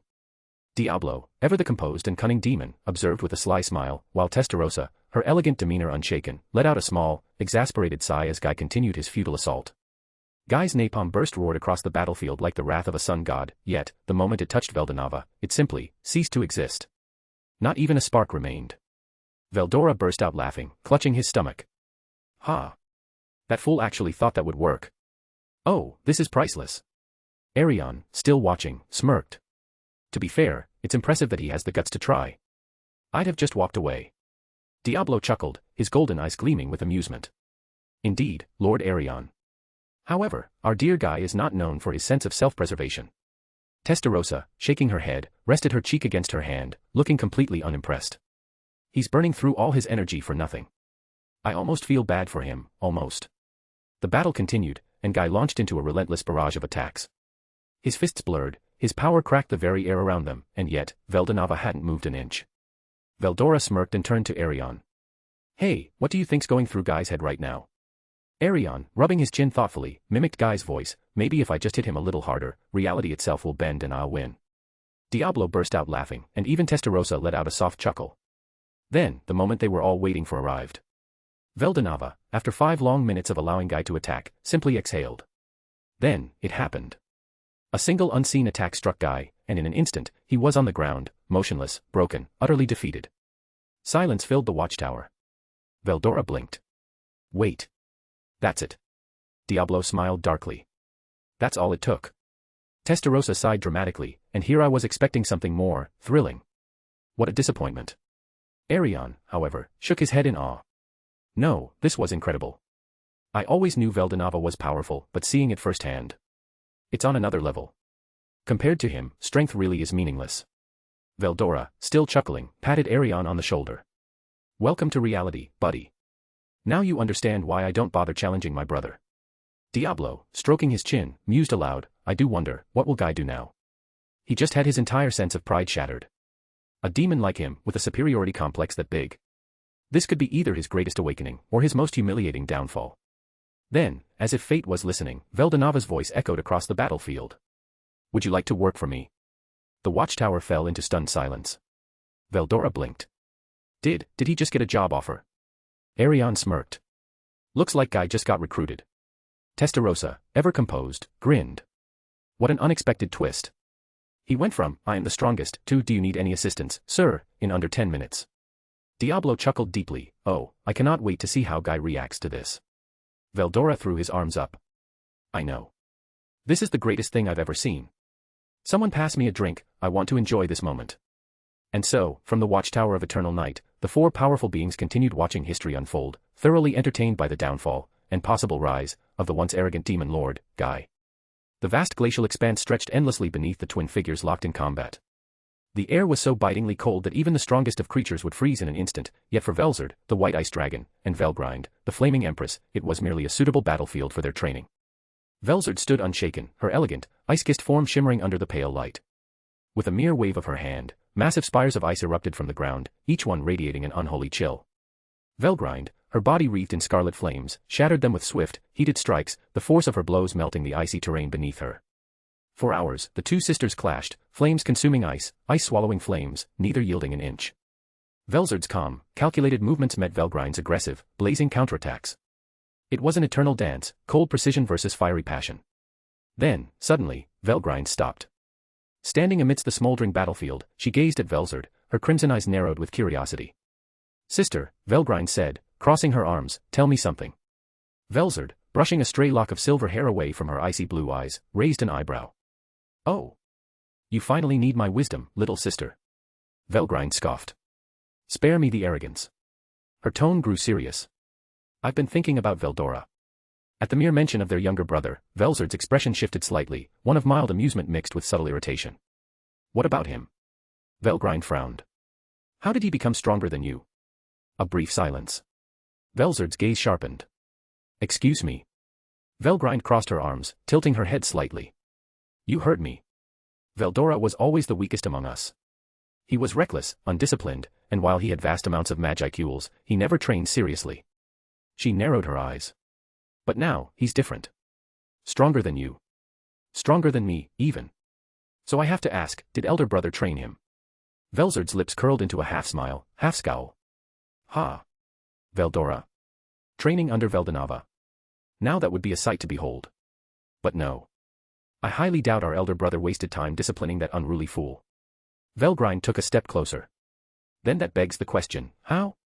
Who made him this strong? Unless. She trailed off, her expression darkening. Unless he met someone capable of taming and training him. Velzard's smirk faltered. Go on.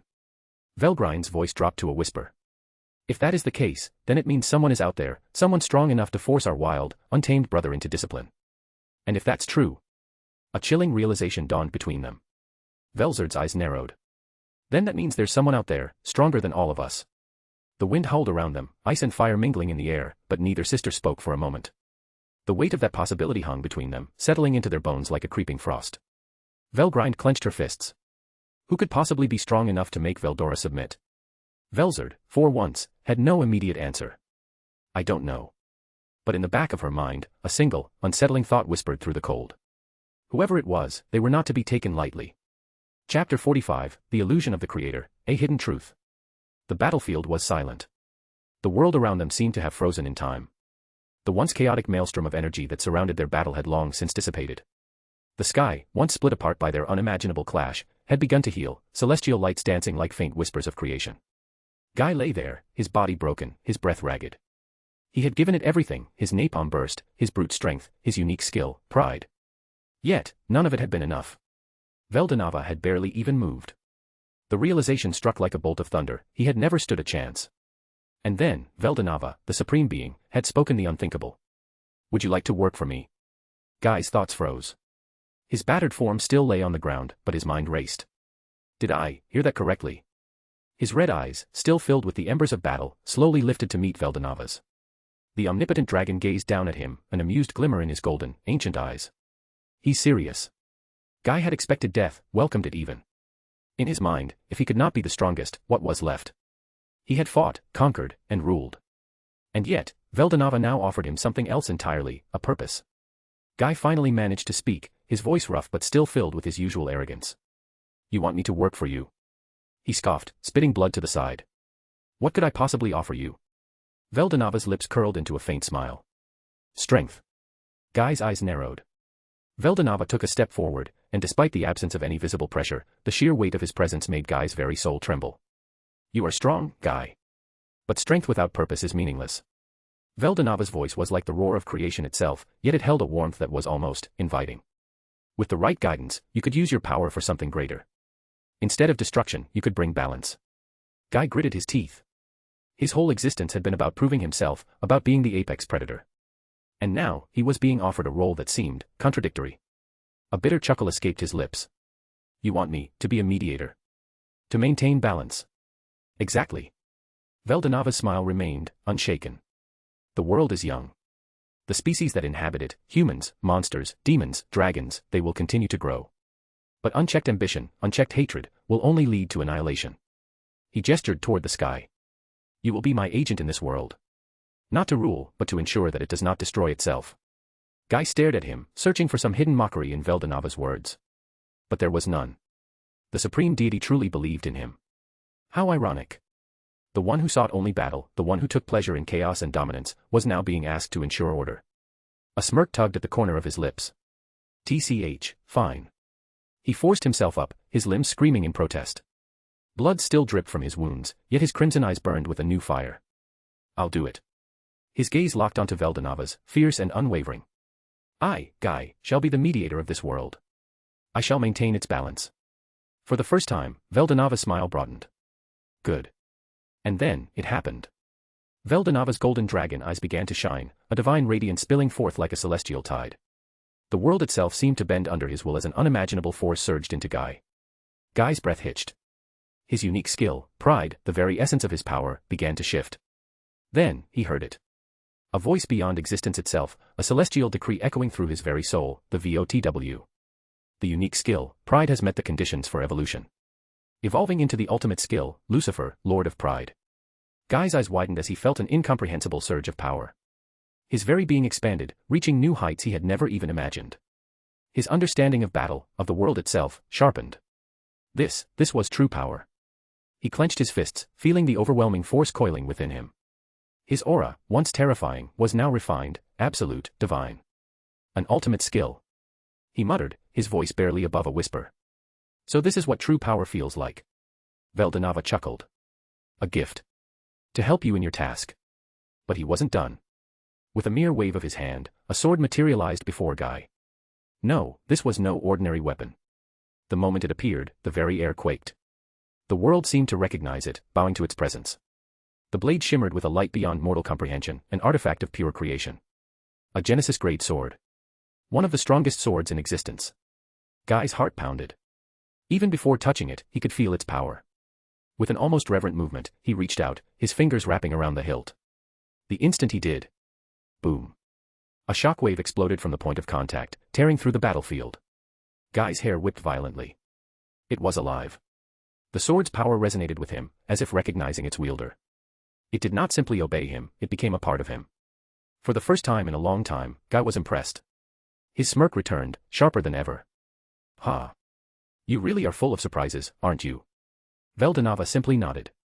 Use it well. Guy twirled the blade, testing its weight, it was perfect. This was it.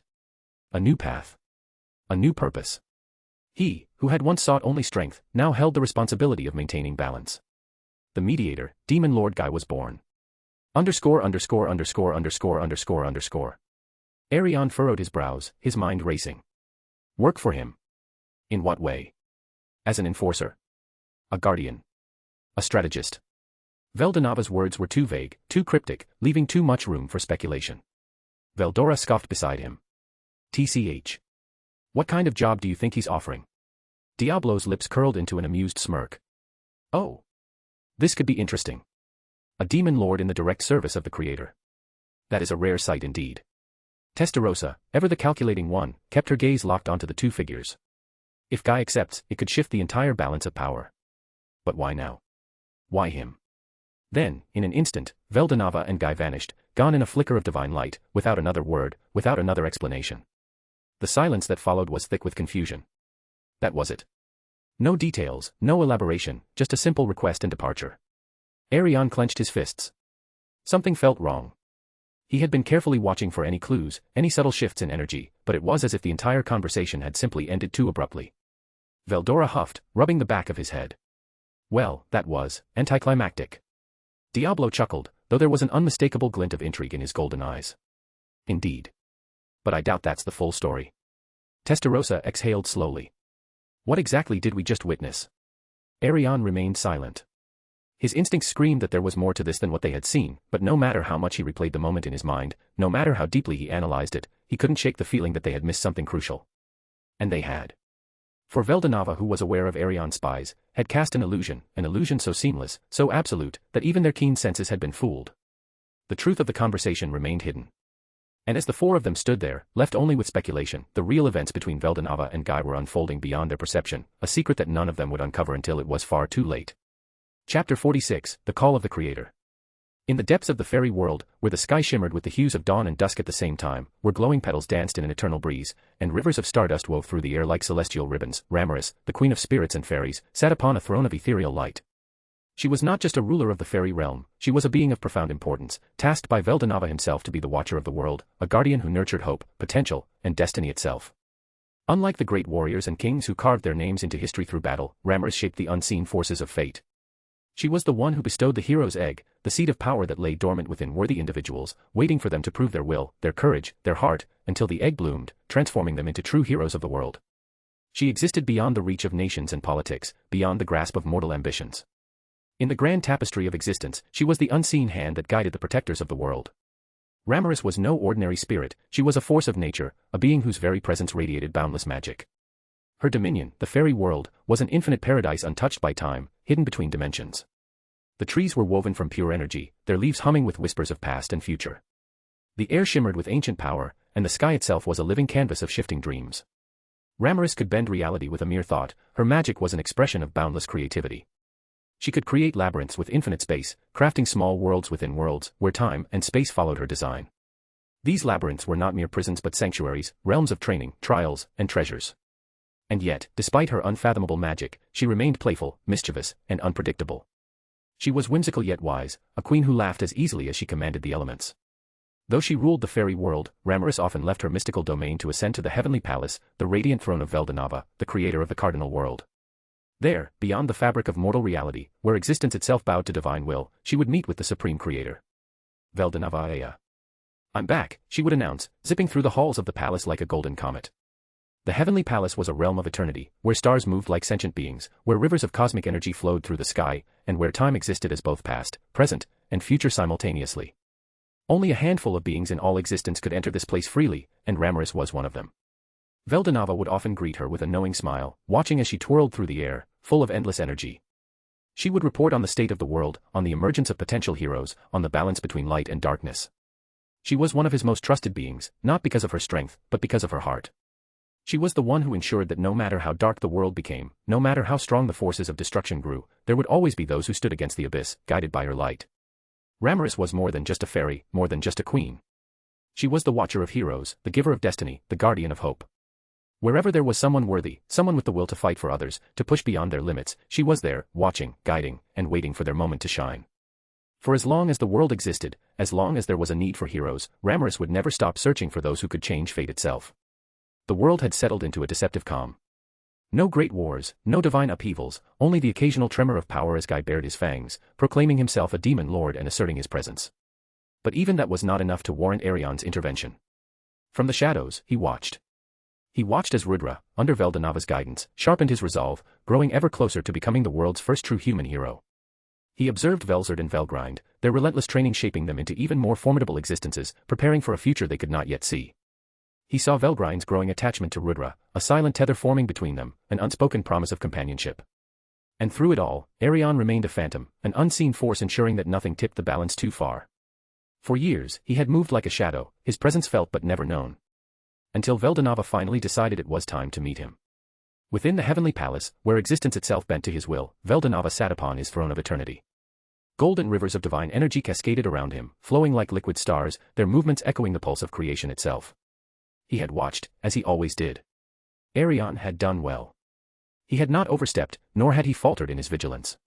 He had remained the silent enforcer, ensuring that the world progressed without unnecessary chaos. A hidden guardian, unseen yet ever present. And now, it was time.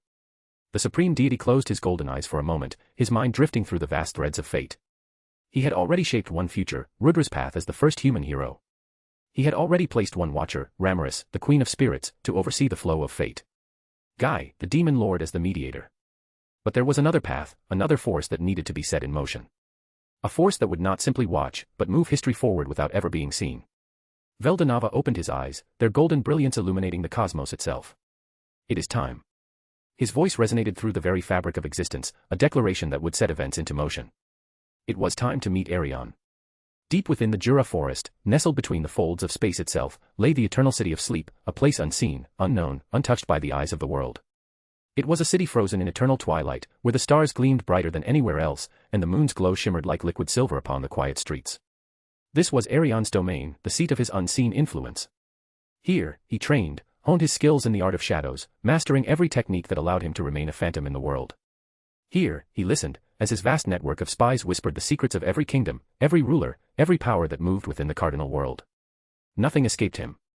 At that very moment, Arion was in the middle of a sparring session, his figure moving like a whisper against the air, his blade slicing through illusions only to reform them in an instant. He was testing himself against his own creations, breaking and reconstructing scenarios in real time, forcing himself to react faster, think sharper, move beyond the limits of mortality. Then, in a single instant, everything stopped. A pulse of divine energy swept through the space around him, so absolute, so unfathomable, that the very fabric of reality twisted at its presence. Before Arion could even process it, his entire existence was pulled into a force beyond comprehension. He had no choice in the matter. The Creator was calling him. Arion reappeared in a place that should not exist. A vast, endless expanse of celestial gold and shifting cosmos stretched around him, neither sky nor earth, yet both at once. The air itself shimmered like woven stardust, the fabric of this realm pulsating with a power so vast, so immeasurable, that it sent a thrill of warning through his senses. And then, before him, stood the one who had summoned him. Veldonava. The creator of the cardinal world. The supreme being whose mere presence dictated the existence of all things. Arion's entire being screamed at him to kneel, to submit to the authority that governed all reality. But he did not. Instead, he straightened himself, his crimson eyes locked onto the radiant figure before him. If Veldonava had called him, it was for a reason. And he would face it standing. Veldonava observed him with a gaze that held infinity itself, a faint smile playing on his lips. Still as defiant as ever, Veldonava mused, his voice echoing in the very threads of existence. Good. Chapter 47, The Ice Dragon's Curiosity. The sky over the cardinal world stretched wide, painted in a spectrum of blues and whites, where Velzard, the white ice dragon, sat upon a lonely floating glacier. Her piercing azure eyes were locked on the horizon, though her mind was elsewhere. It had been a while since Velgrind had begun spending time with Rudra, fluttering about the Eastern Empire as if she had discovered something fascinating. Velzard didn't mind, it meant fewer distractions. If anything, she appreciated the solitude, using it to refine her ice magic, perfecting every layer of her dominion over absolute zero. Yet, something else began to bother her. Her elder brother, Veldonava, the supreme creator, had recently developed a strange habit. No matter what they spoke about, whether it was the balance of the world, the nature of existence, or even trivial things, his conversation always seemed to drift back to one name. Guy. The so-called new demon lord. The mere thought of it made Velzard's brow twitch. She sat up, folding her arms as she let out a slow breath. A demon lord. It was already laughable that someone not of true dragon blood had the audacity to proclaim themselves anything remotely important. But what annoyed her more than the existence of this guy was the way Veldonava spoke of him. He's quite an interesting one, that guy. He might have potential beyond just being a demon lord. He's unpredictable. Veldonava rarely showed interest in other beings beyond the natural order of things, and yet, this demon was different. And Velzard did not like that. Veldonava rarely showed interest in other beings beyond the natural order of things, and yet, this demon was different. And Velzard did not like that. Her fingers curled slightly, and the air around her dropped in temperature, the moisture freezing mid-air as her jealousy stirred. Who was this guy to take even a fraction of her brother's attention? She wasn't having it. With a flick of her wrist, the space around her shattered like fragile glass, and she disappeared in an instant. She would see for herself. __. The castle was massive, a fortress of black stone with ominous red veins pulsating through its surface. It stood tall in the heart of a dark, stormy land, surrounded by jagged cliffs and an unrelenting crimson sky. Inside, Guy sat on his throne, his leg casually draped over the armrest, a bored look on his face. Then he felt it. A presence, fast, overwhelming, powerful. Something was coming. Something dangerous. His crimson eyes narrowed as he stood, stretching lazily before stepping outside onto the castle's grand balcony. Then he saw her. A streak of pure white energy, blazing through the sky like a comet, heading straight for him. The air around her presence shimmered as reality itself seemed to bend under her power. Guy let out a low whistle. Now that's something you don't see every day. The energy slowed, then came to an abrupt halt midair. Slowly, Veldora descended, landing gracefully just a few feet away from him. She was flawless, her ice blue hair cascading down her back, piercing azure eyes staring at him with an intensity that could freeze entire worlds. Her mere presence lowered the temperature of the entire area, but Guy didn't react. He simply smirked. Didn't expect a true dragon to come knocking on my door. To what do I owe the honor? Veldora didn't answer immediately. She took a slow step forward, her heels clicking against the stone floor as she observed him. No cape. No armor.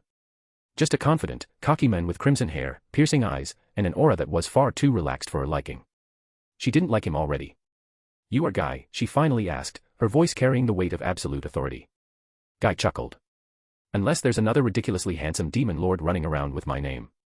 Veldora's eye twitched. She had met countless powerful beings, but none had the audacity to act this casually in front of her. She narrowed her gaze.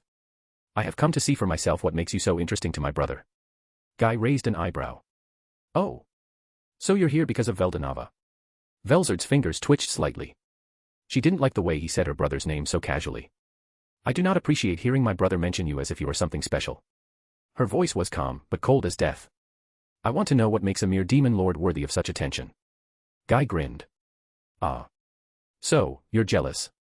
The temperature plummeted. The castle walls cracked as a thin layer of frost spread instantly. The very air froze, ice forming on the ground beneath them. The stormy sky above grew silent, too silent. Veldora's expression remained calm, but her aura spoke volumes. Choose your words carefully, demon. Guy, however, did not look concerned in the slightest. He simply crossed his arms, his grin unwavering. I hit a nerve, huh? Veldora narrowed her eyes. She had half a mind to erase him right then and there. Guy sighed dramatically. Look, sweetheart, if you wanted to challenge me, you could have just said so. Veldora clenched her fists. She despised this demon. His arrogance. His casual way of speaking. His complete lack of fear. She had arrived expecting to intimidate him. Instead, he was enjoying this. And that infuriated her even more. Perhaps, she said icily, I should destroy you and see if my brother still finds you so amusing. Guy chuckled. Now, let's not get ahead of ourselves. He leaned forward slightly, his crimson eyes locking onto hers with genuine amusement. Be honest, Veldora. Are you here to test me? Or do you just not like the idea of sharing your big brother's attention? The sheer audacity. Veldora's lips parted slightly, not in shock, but in rage. Without another word, she raised her hand, and an instant later. The entire castle was encased in ice. An explosion of frost spread across the land, freezing everything in an instant. Mountains shattered. The stormy sky turned white. The once dark and ominous land became a frozen wasteland. And in the center of it all, Guy still stood there. The ice cracked and shattered around him, steam rising as his magic fought against hers. His smirk never wavered. Veldora stared at him. Why? Why was he still standing? Guy let out a slow breath, then cracked his neck. All right, that was cute. My turn. Veldora tensed. Then, for the first time, she saw something dangerous in his eyes. For a brief moment, his aura shifted, and the very space around him trembled. Veldora's heart skipped a beat. This was no ordinary demon lord. And that pissed her off even more. Arion's spies move in the shadows.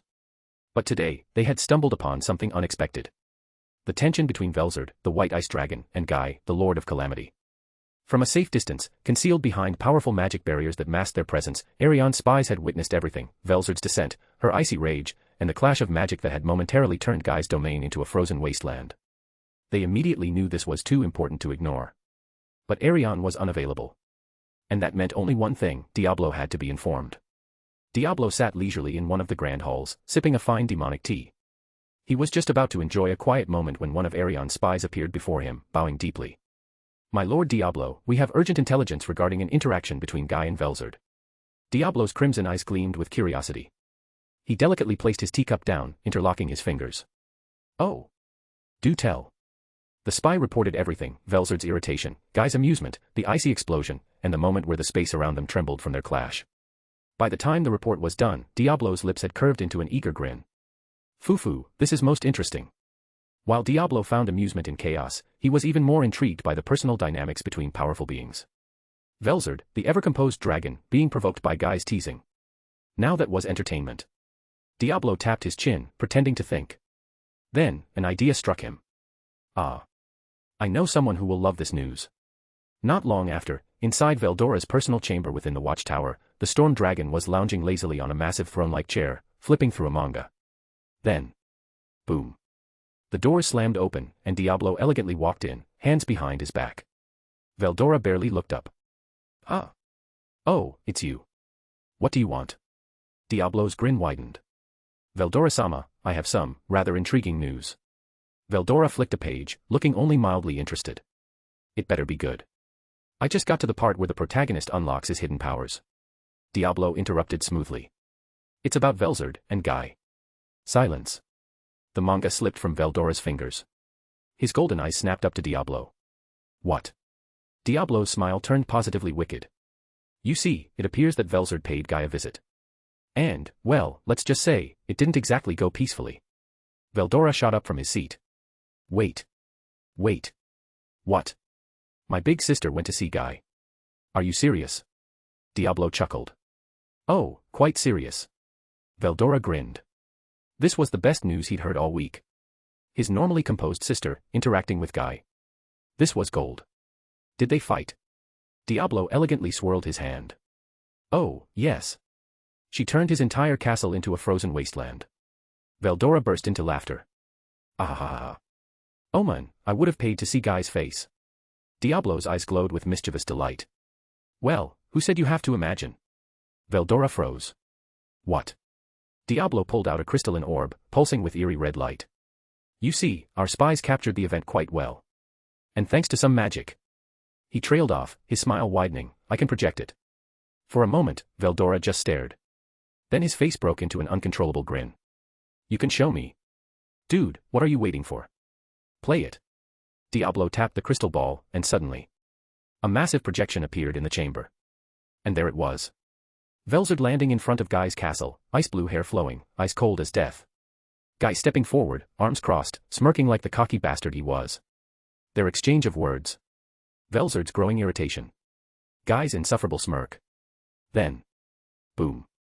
Velzard unleashing her ice magic, freezing everything in an instant. Veldora was howling with laughter. Ah. Look at Guy's face. He's just standing there like, oh, that's cute. Diablo merely smiled in amusement. Veldora wiped a tear from his eye. Man, I swear, my sister just casually turns his home into an ice block, and Guy's just chilling. Diablo chuckled. Quite literally. Then, they watched the moment Guy's aura shifted. The projection showed Velzard pausing. The space around Guy distorting slightly. And for a split second, Velzard's expression changed. She realized something. Guy was no ordinary demon lord. Veldora's grin widened. Oh ho. Sis actually got serious for a second. Diablo leaned forward slightly. Indeed. He surprised her. Veldora nodded, thoroughly entertained. Man, I wish I had popcorn. This is amazing. Diablo chuckled darkly. I thought you'd enjoy it. Veldora rubbed his chin, still watching intently. Ha. I wonder what my sister's thinking now. I bet she's even more pissed off. Diablo simply smiled. Oh, I'm certain of it. Chapter 48, The Rise of the First True Hero, Rudra's Ascension. A summoning beyond space and time. In an instant, Arion found himself standing in a realm beyond comprehension. It wasn't a kingdom, a battlefield, or any dimension he had ever known. It was a void of pure existence, yet at the same time, it was overflowing with life. The sky was neither day nor night, but an endless, shifting spectrum of celestial energy. Stars were born and extinguished in the span of a heartbeat. Space itself was alive, pulsating with a divine force that defied all reason. And before him, stood the Supreme Creator himself. Veldonava. His presence alone was enough to warp reality, yet he stood there casually, smiling, as if this moment was nothing more than a friendly chat. Arion, ever the assassin, remained calm despite the sheer immensity of the power before him. He had encountered gods, demons, and beings who stood above creation itself. But this was different. For the first time in centuries, he felt something close to unease. A normal being wouldn't even be able to stand in this space. Yet here he was. Arion narrowed his eyes. His black cloak fluttered against the strange cosmic winds. Why have you summoned me here, Veldonava? His voice was calm, unwavering. For what reason would the Creator himself bring me to such a place? Veldonava's lips curled into a smirk as his golden eyes gleamed with amusement. Straight to the point as always, Arion. He chuckled. Good. That's why I chose you. Arion tensed slightly. Chose? Veldonava took a step forward. The very fabric of space trembled under his mere movement. Entire reality shifted at his whim. I have a request for you. Arion's eyes narrowed further. The creator, making a request. This was beyond anything he had anticipated. And what would that request be? Veldonava closed his eyes for a moment, as if considering his words carefully. Then, when he opened them, a playful but determined spark danced in them. Before I tell you, I want us to fight. The words hung in the cosmic air. For the first time in eons, Arion was truly surprised. A fight? Against the creator himself. He remained silent for a moment, assessing every possible reason why Veldonava, the absolute being, would want to engage in combat with him. But ultimately, there was only one logical conclusion. You already know how this ends. His voice was not one of fear or hesitation. It was simply the truth. If you truly are the creator, then there is no point in us fighting. You will win in the end. You transcend everything. There is no way to oppose you. Veldonava simply laughed. Oh, Arion, how refreshing you are. He stepped forward, arms behind his back. But allow me to correct you on one thing. His golden aura flared for just a fraction of a second. And in that moment, Arion felt it. A force that was beyond gods. Beyond logic. Beyond the very concept of power itself. It was not something that could be measured. It simply was. Yet, Veldonava's next words shook him to his core. Even I am bound by certain rules. Arion's breath hitched. Rules. Veldonava nodded. I may have created this reality, but even I have limits. There are things even I cannot interfere with. And. His smile widened. It has been ages since I had a good fight. Arion remained silent. It was an absurd statement. And yet, there was a truth behind it. Veldonava was excited. Truly excited. And I believe, he continued, that you, Arion, are one of the few beings left in existence who can make this fight interesting. Arion remained still for a long moment. He could decline. But something in Veldonava's eyes told him, this was not a test. This was not a trick. This was genuine. And deep down, something within Arion stirred. A battle against the supreme entity itself. A true challenge. He exhaled slowly. Then, he spoke. Very well. His hand twitched, and the cosmic wind shifted. But deep inside his mind, he reached out to her. Inside his soul, a voice, feminine, elegant, but endlessly powerful, whispered. Master. You finally call upon me. Arion's gaze remained locked onto Veldonava. Pandoria. His ultimate skill. One he barely used anymore. Not because he couldn't. But because he refused to rely on it. After all, he was an assassin. His skills. His instincts. His mind. That is what made him strong. Not Pandoria. But this time. This time was different. Pandoria, he commanded, analyze everything. This battle. Veldonava himself. His techniques. His skills. If it is possible, extract whatever can be obtained. For a moment, there was silence. Then, she responded. As you command, Master. A ripple of forbidden power pulsed through his veins. His eyes glowed with an eerie, unnatural light. And for the first time in centuries, Arion prepared to fight at his absolute limit. Veldonava saw this, and smiled. That's more like it. He raised his hand. The cosmos shook. The very concept of reality distorted. And with a flick of his wrist, the battle between the assassin of the shadows and the creator of all began. Underscore. The air was thick with tension, the world itself seemingly holding its breath. The skies churned with golden light, an omen of an event that had never occurred before. Time itself seemed to stand still, watching, waiting, as the fabric of fate prepared to weave a new legend. At the center of it all stood Rudra, a man who had fought, suffered, and endured. A man who had once sought absolute order, only to realize that true justice was not control, but the will to protect. Before him, bathed in an ethereal glow, was Ramiris, the fairy queen, the eternal guardian of heroes. Her wings shimmered like liquid gold, and in her hands, she held something that radiated pure, boundless power. A divine artifact that had never before been bestowed upon any mortal. A sphere of blazing, celestial energy, pulsating with the collective will of humanity's unfulfilled hopes, their cries for salvation, their longing for a protector. It was a miracle of the world itself, a gift reserved only for one who could truly transcend mortal limits and become something greater. A true hero. Ramiris gazed upon Rudra with solemn reverence. You have walked the path of kings and conquerors. You have fallen, risen, and walked forward despite your failures. And now, Rudra, you stand before me at the precipice of history. She extended the hero egg toward him, the glow intensifying. This power has never been granted before. You will be the first. The world will remember you not as a ruler, but as its shield. Her voice softened, almost wistful. Do you accept this fate? Will you rise, Rudra, as the first true hero? Rudra breathed deeply. He had sought power before, not for greed, but for the sake of protecting his people. And yet, time and time again, his strength had not been enough. Now, the world itself was offering him the chance to surpass all limits. Not for conquest. Not for dominion. But to be humanity's first and greatest defender. His gaze hardened, his resolve solidified into something unbreakable. Without hesitation, he reached out and placed his hand upon the hero egg. The world exploded in light. A colossal golden pillar of energy surged into the sky, tearing through the heavens. The very fabric of reality shuddered, as though the laws of existence were rewriting themselves. Rudra's body ignited with power, his mortal flesh unable to contain the sheer divinity flowing through him. His mind expanded, connecting to the very will of the world. He could feel the cries of the weak, the prayers of the hopeless, the silent pleas for justice. And then, he heard it.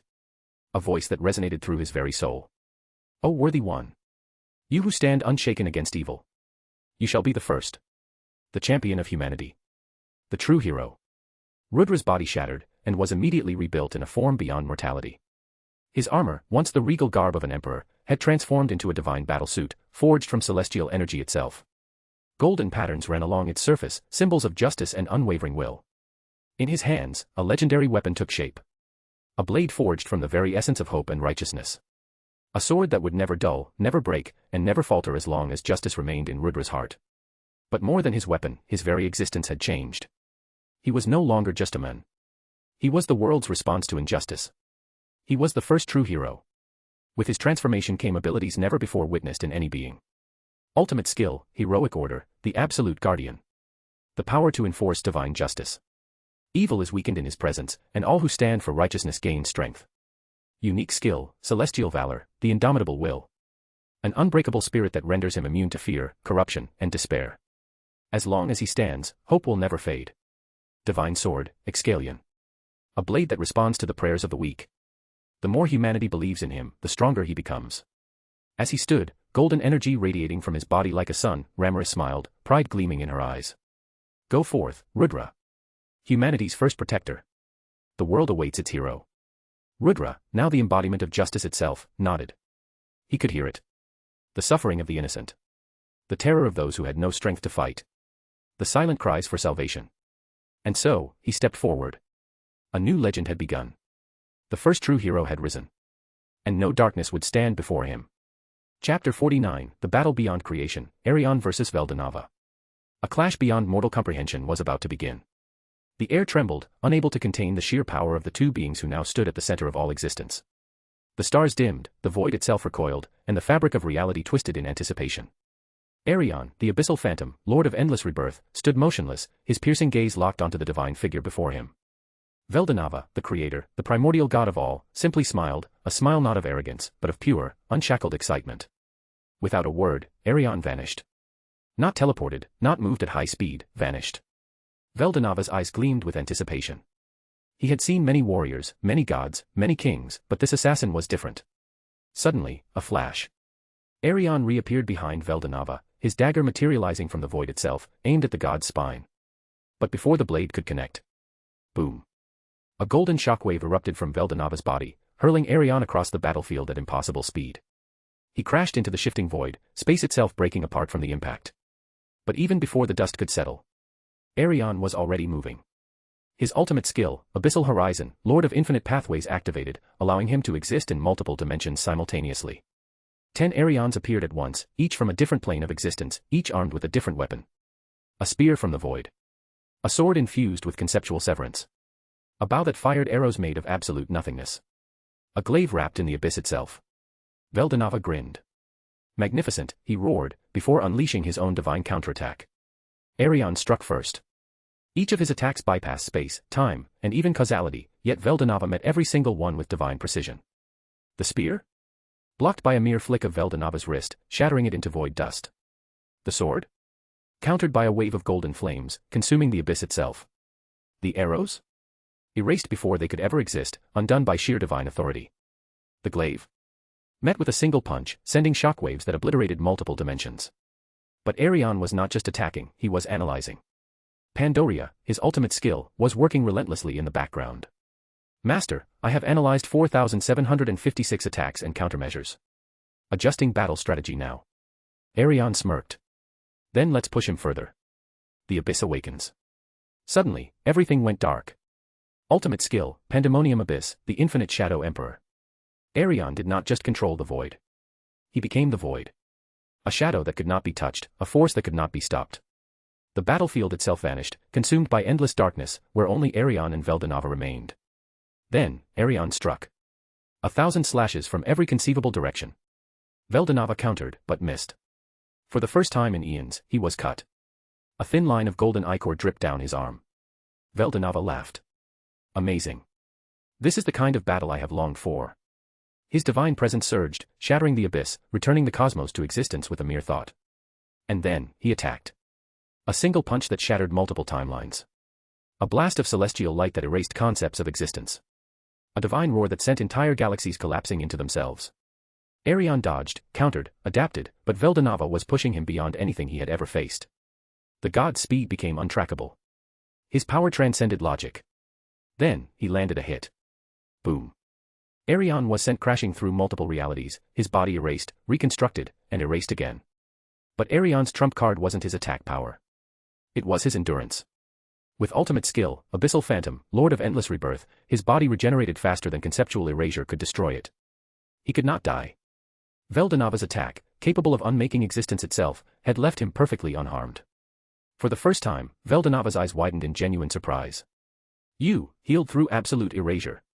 Arion wiped blood from his lips, smirking. You're not the only one with absurd abilities. Both warriors stood at their peak, their eyes locked in a clash of sheer will and power.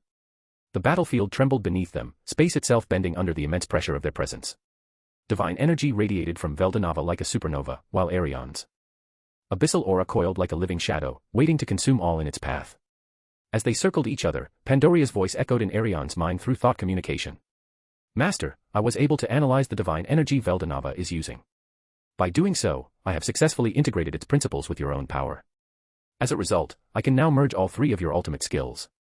Arion's eyes widened in surprise. The possibility had never even crossed his mind. To merge Abyssal Horizon, Lord of Infinite Pathways, Abyssal Phantom, Lord of Endless Rebirth, and Pandemonium Abyss, the Infinite Shadow Emperor into something greater. Pandoria continued, should I proceed, Master? Arion clenched his fists as a grin slowly spread across his face. Do it. The moment his words left his lips, a second voice echoed in his mind, deeper, omnipresent. It was the voice of the world. Merging ultimate skills, Abyssal Horizon, Lord of Infinite Pathways, Abyssal Phantom, Lord of Endless Rebirth, Pandemonium Abyss, the Infinite Shadow Emperor. Processing, *****. A shattering sound filled the space around them, as if the very laws of existence were breaking apart to reform something even grander. New special ultimate skill acquired ****. Nix Eterna, the omnipotent Abyss Sovereign. The moment the new power took form, Arion felt his soul twisting, shifting, evolving. He was no longer merely a ruler of shadows or an emperor of endless rebirth. He had become something beyond. The void itself answered his call, the infinite pathways of reality bent to his will, and the abyss no longer sought to consume him but instead, to serve him. His aura exploded outward, a swirling vortex of pure darkness interwoven with radiant threads of deep crimson and abyssal indigo. The battlefield turned into a chaotic storm of clashing divinity and endless void. Arion's form flickered between dimensions, his very existence transcending the concept of space and time. Veldonava, who had been watching intently, smirked. You are evolving in the middle of our battle. Impressive. His golden eyes glowed with divine authority. I knew you wouldn't disappoint me, Arion. Then, without warning, Veldonava raised his hand, and the pressure around them multiplied tenfold. The sheer force of his presence shattered celestial bodies in the distance. Then let me answer you with a little more power. A pulse of divine energy erupted from him, reshaping the very essence of reality around them. Golden flames surged in every direction, forming spirals of celestial destruction. The power was so immense that if this battle were being held in the cardinal world, it would have turned everything to dust in an instant. Arion, however, was unfazed. If anything, he relished the challenge. With his newfound power, he reached into the abyss, pulling forth an endless armory of void-forged weaponry. Blades forged from the concept of annihilation itself hovered around him, each one carrying the weight of an entire dimension's destruction. Chains of abyssal entropy coiled around his arms, humming with the power to erase existence upon touch. Veldonava vanished and reappeared before Arion in an instant, his fist crashing down like a collapsing star. Arion barely managed to parry with an abyssal greatsword, but the impact sent shockwaves rippling across the battlefield, tearing through multiple dimensions like fragile glass. The two warriors clashed at speeds beyond comprehension. Every collision of their blows created bursts of light and darkness, explosions so violent that they threatened to erase the fabric of reality itself. Veldonava swung his arm, unleashing golden lances of divine judgment, while Arion countered with abyssal tendrils that devoured them before they could reach him. "You have transcended your limits, Arion," Veldonava admitted, dodging an onslaught of void spears that shattered entire realms behind him. "But power alone is not enough." Arion smirked. "You're right."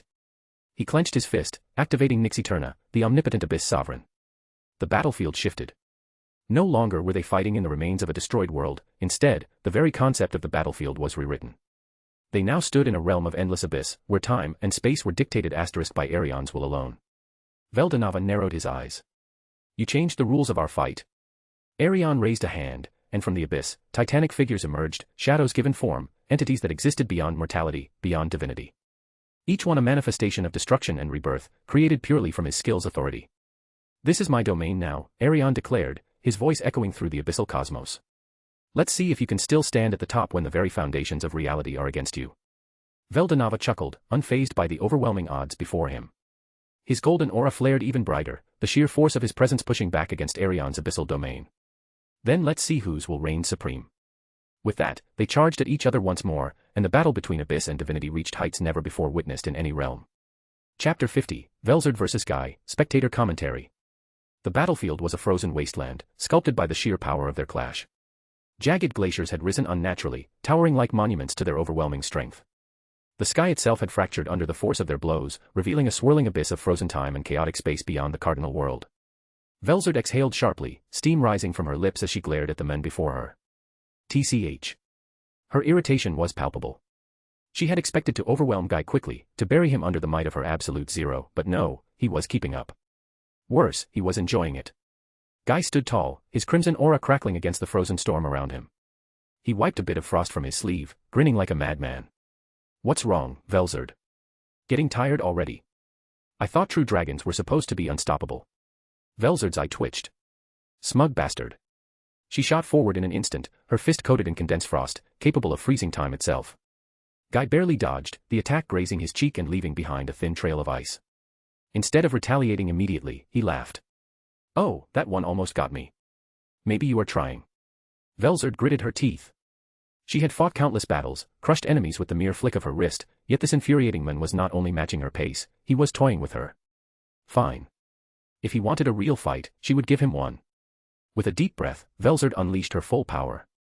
The air cracked and shattered as absolute zero expanded, devouring everything in its path. Even space itself struggled against the encroaching frost, distorting and warping under the sheer force of her presence. Guy's grin faltered, just slightly. "Oh, now we're talking." Flames of destruction erupted from his body, clashing against the endless frost. The two elements roared in defiance of one another, fighting for dominance.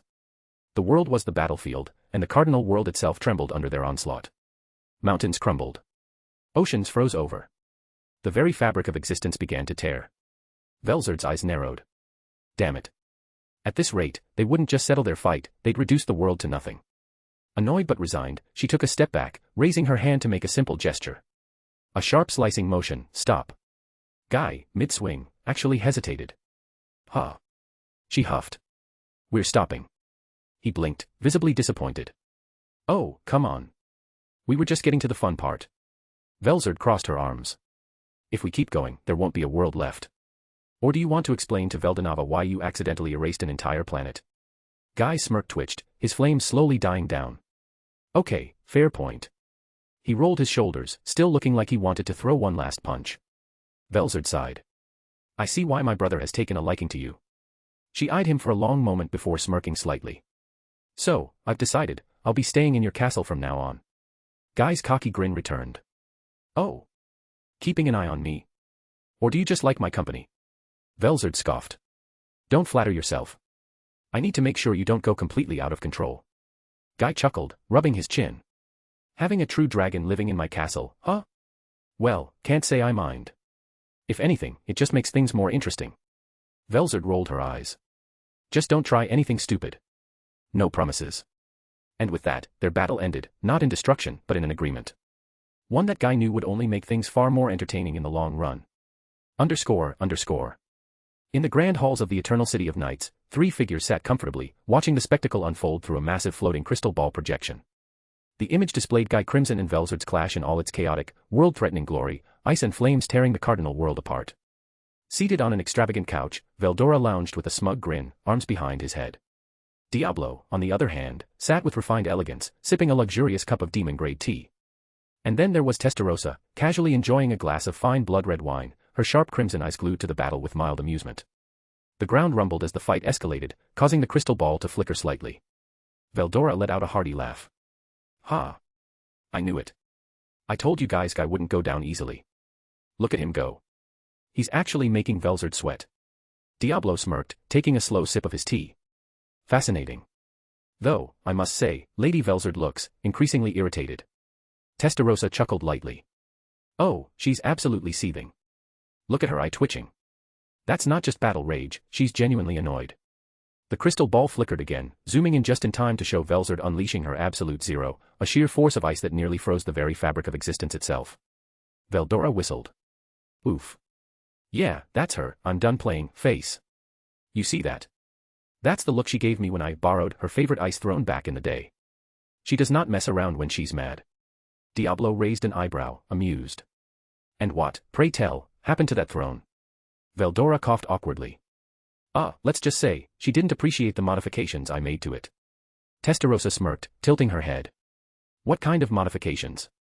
Veldora grinned, rubbing his nose proudly.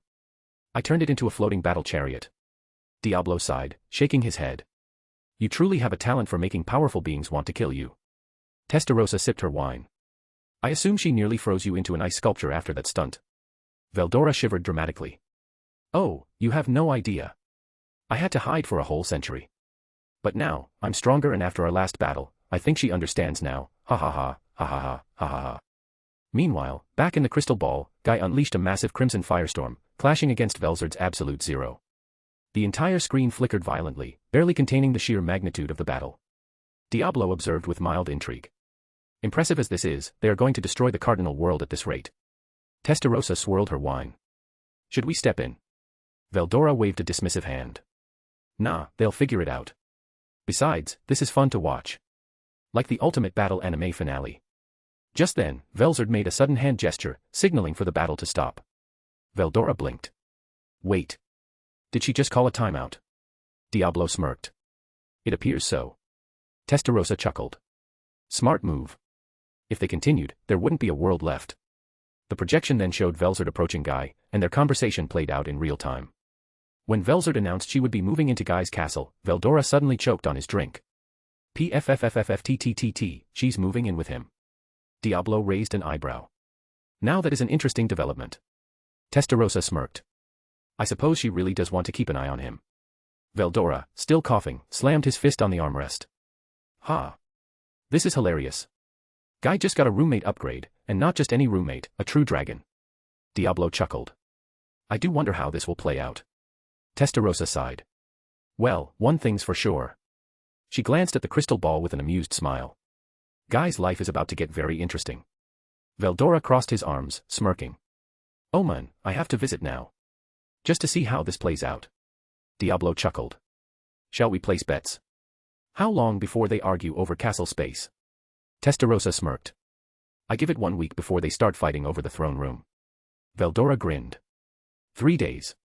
Guy will say something smug, and Velzard will try to freeze his entire castle. Diablo, ever the strategist, simply smirked.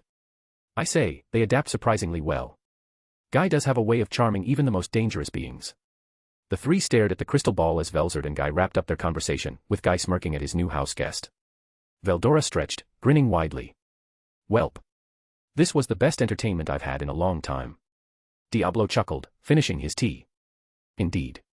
I expect more fireworks soon. Testarossa sipped her wine. Oh, absolutely. And with that, the three continued watching, eager to see what chaos would unfold next.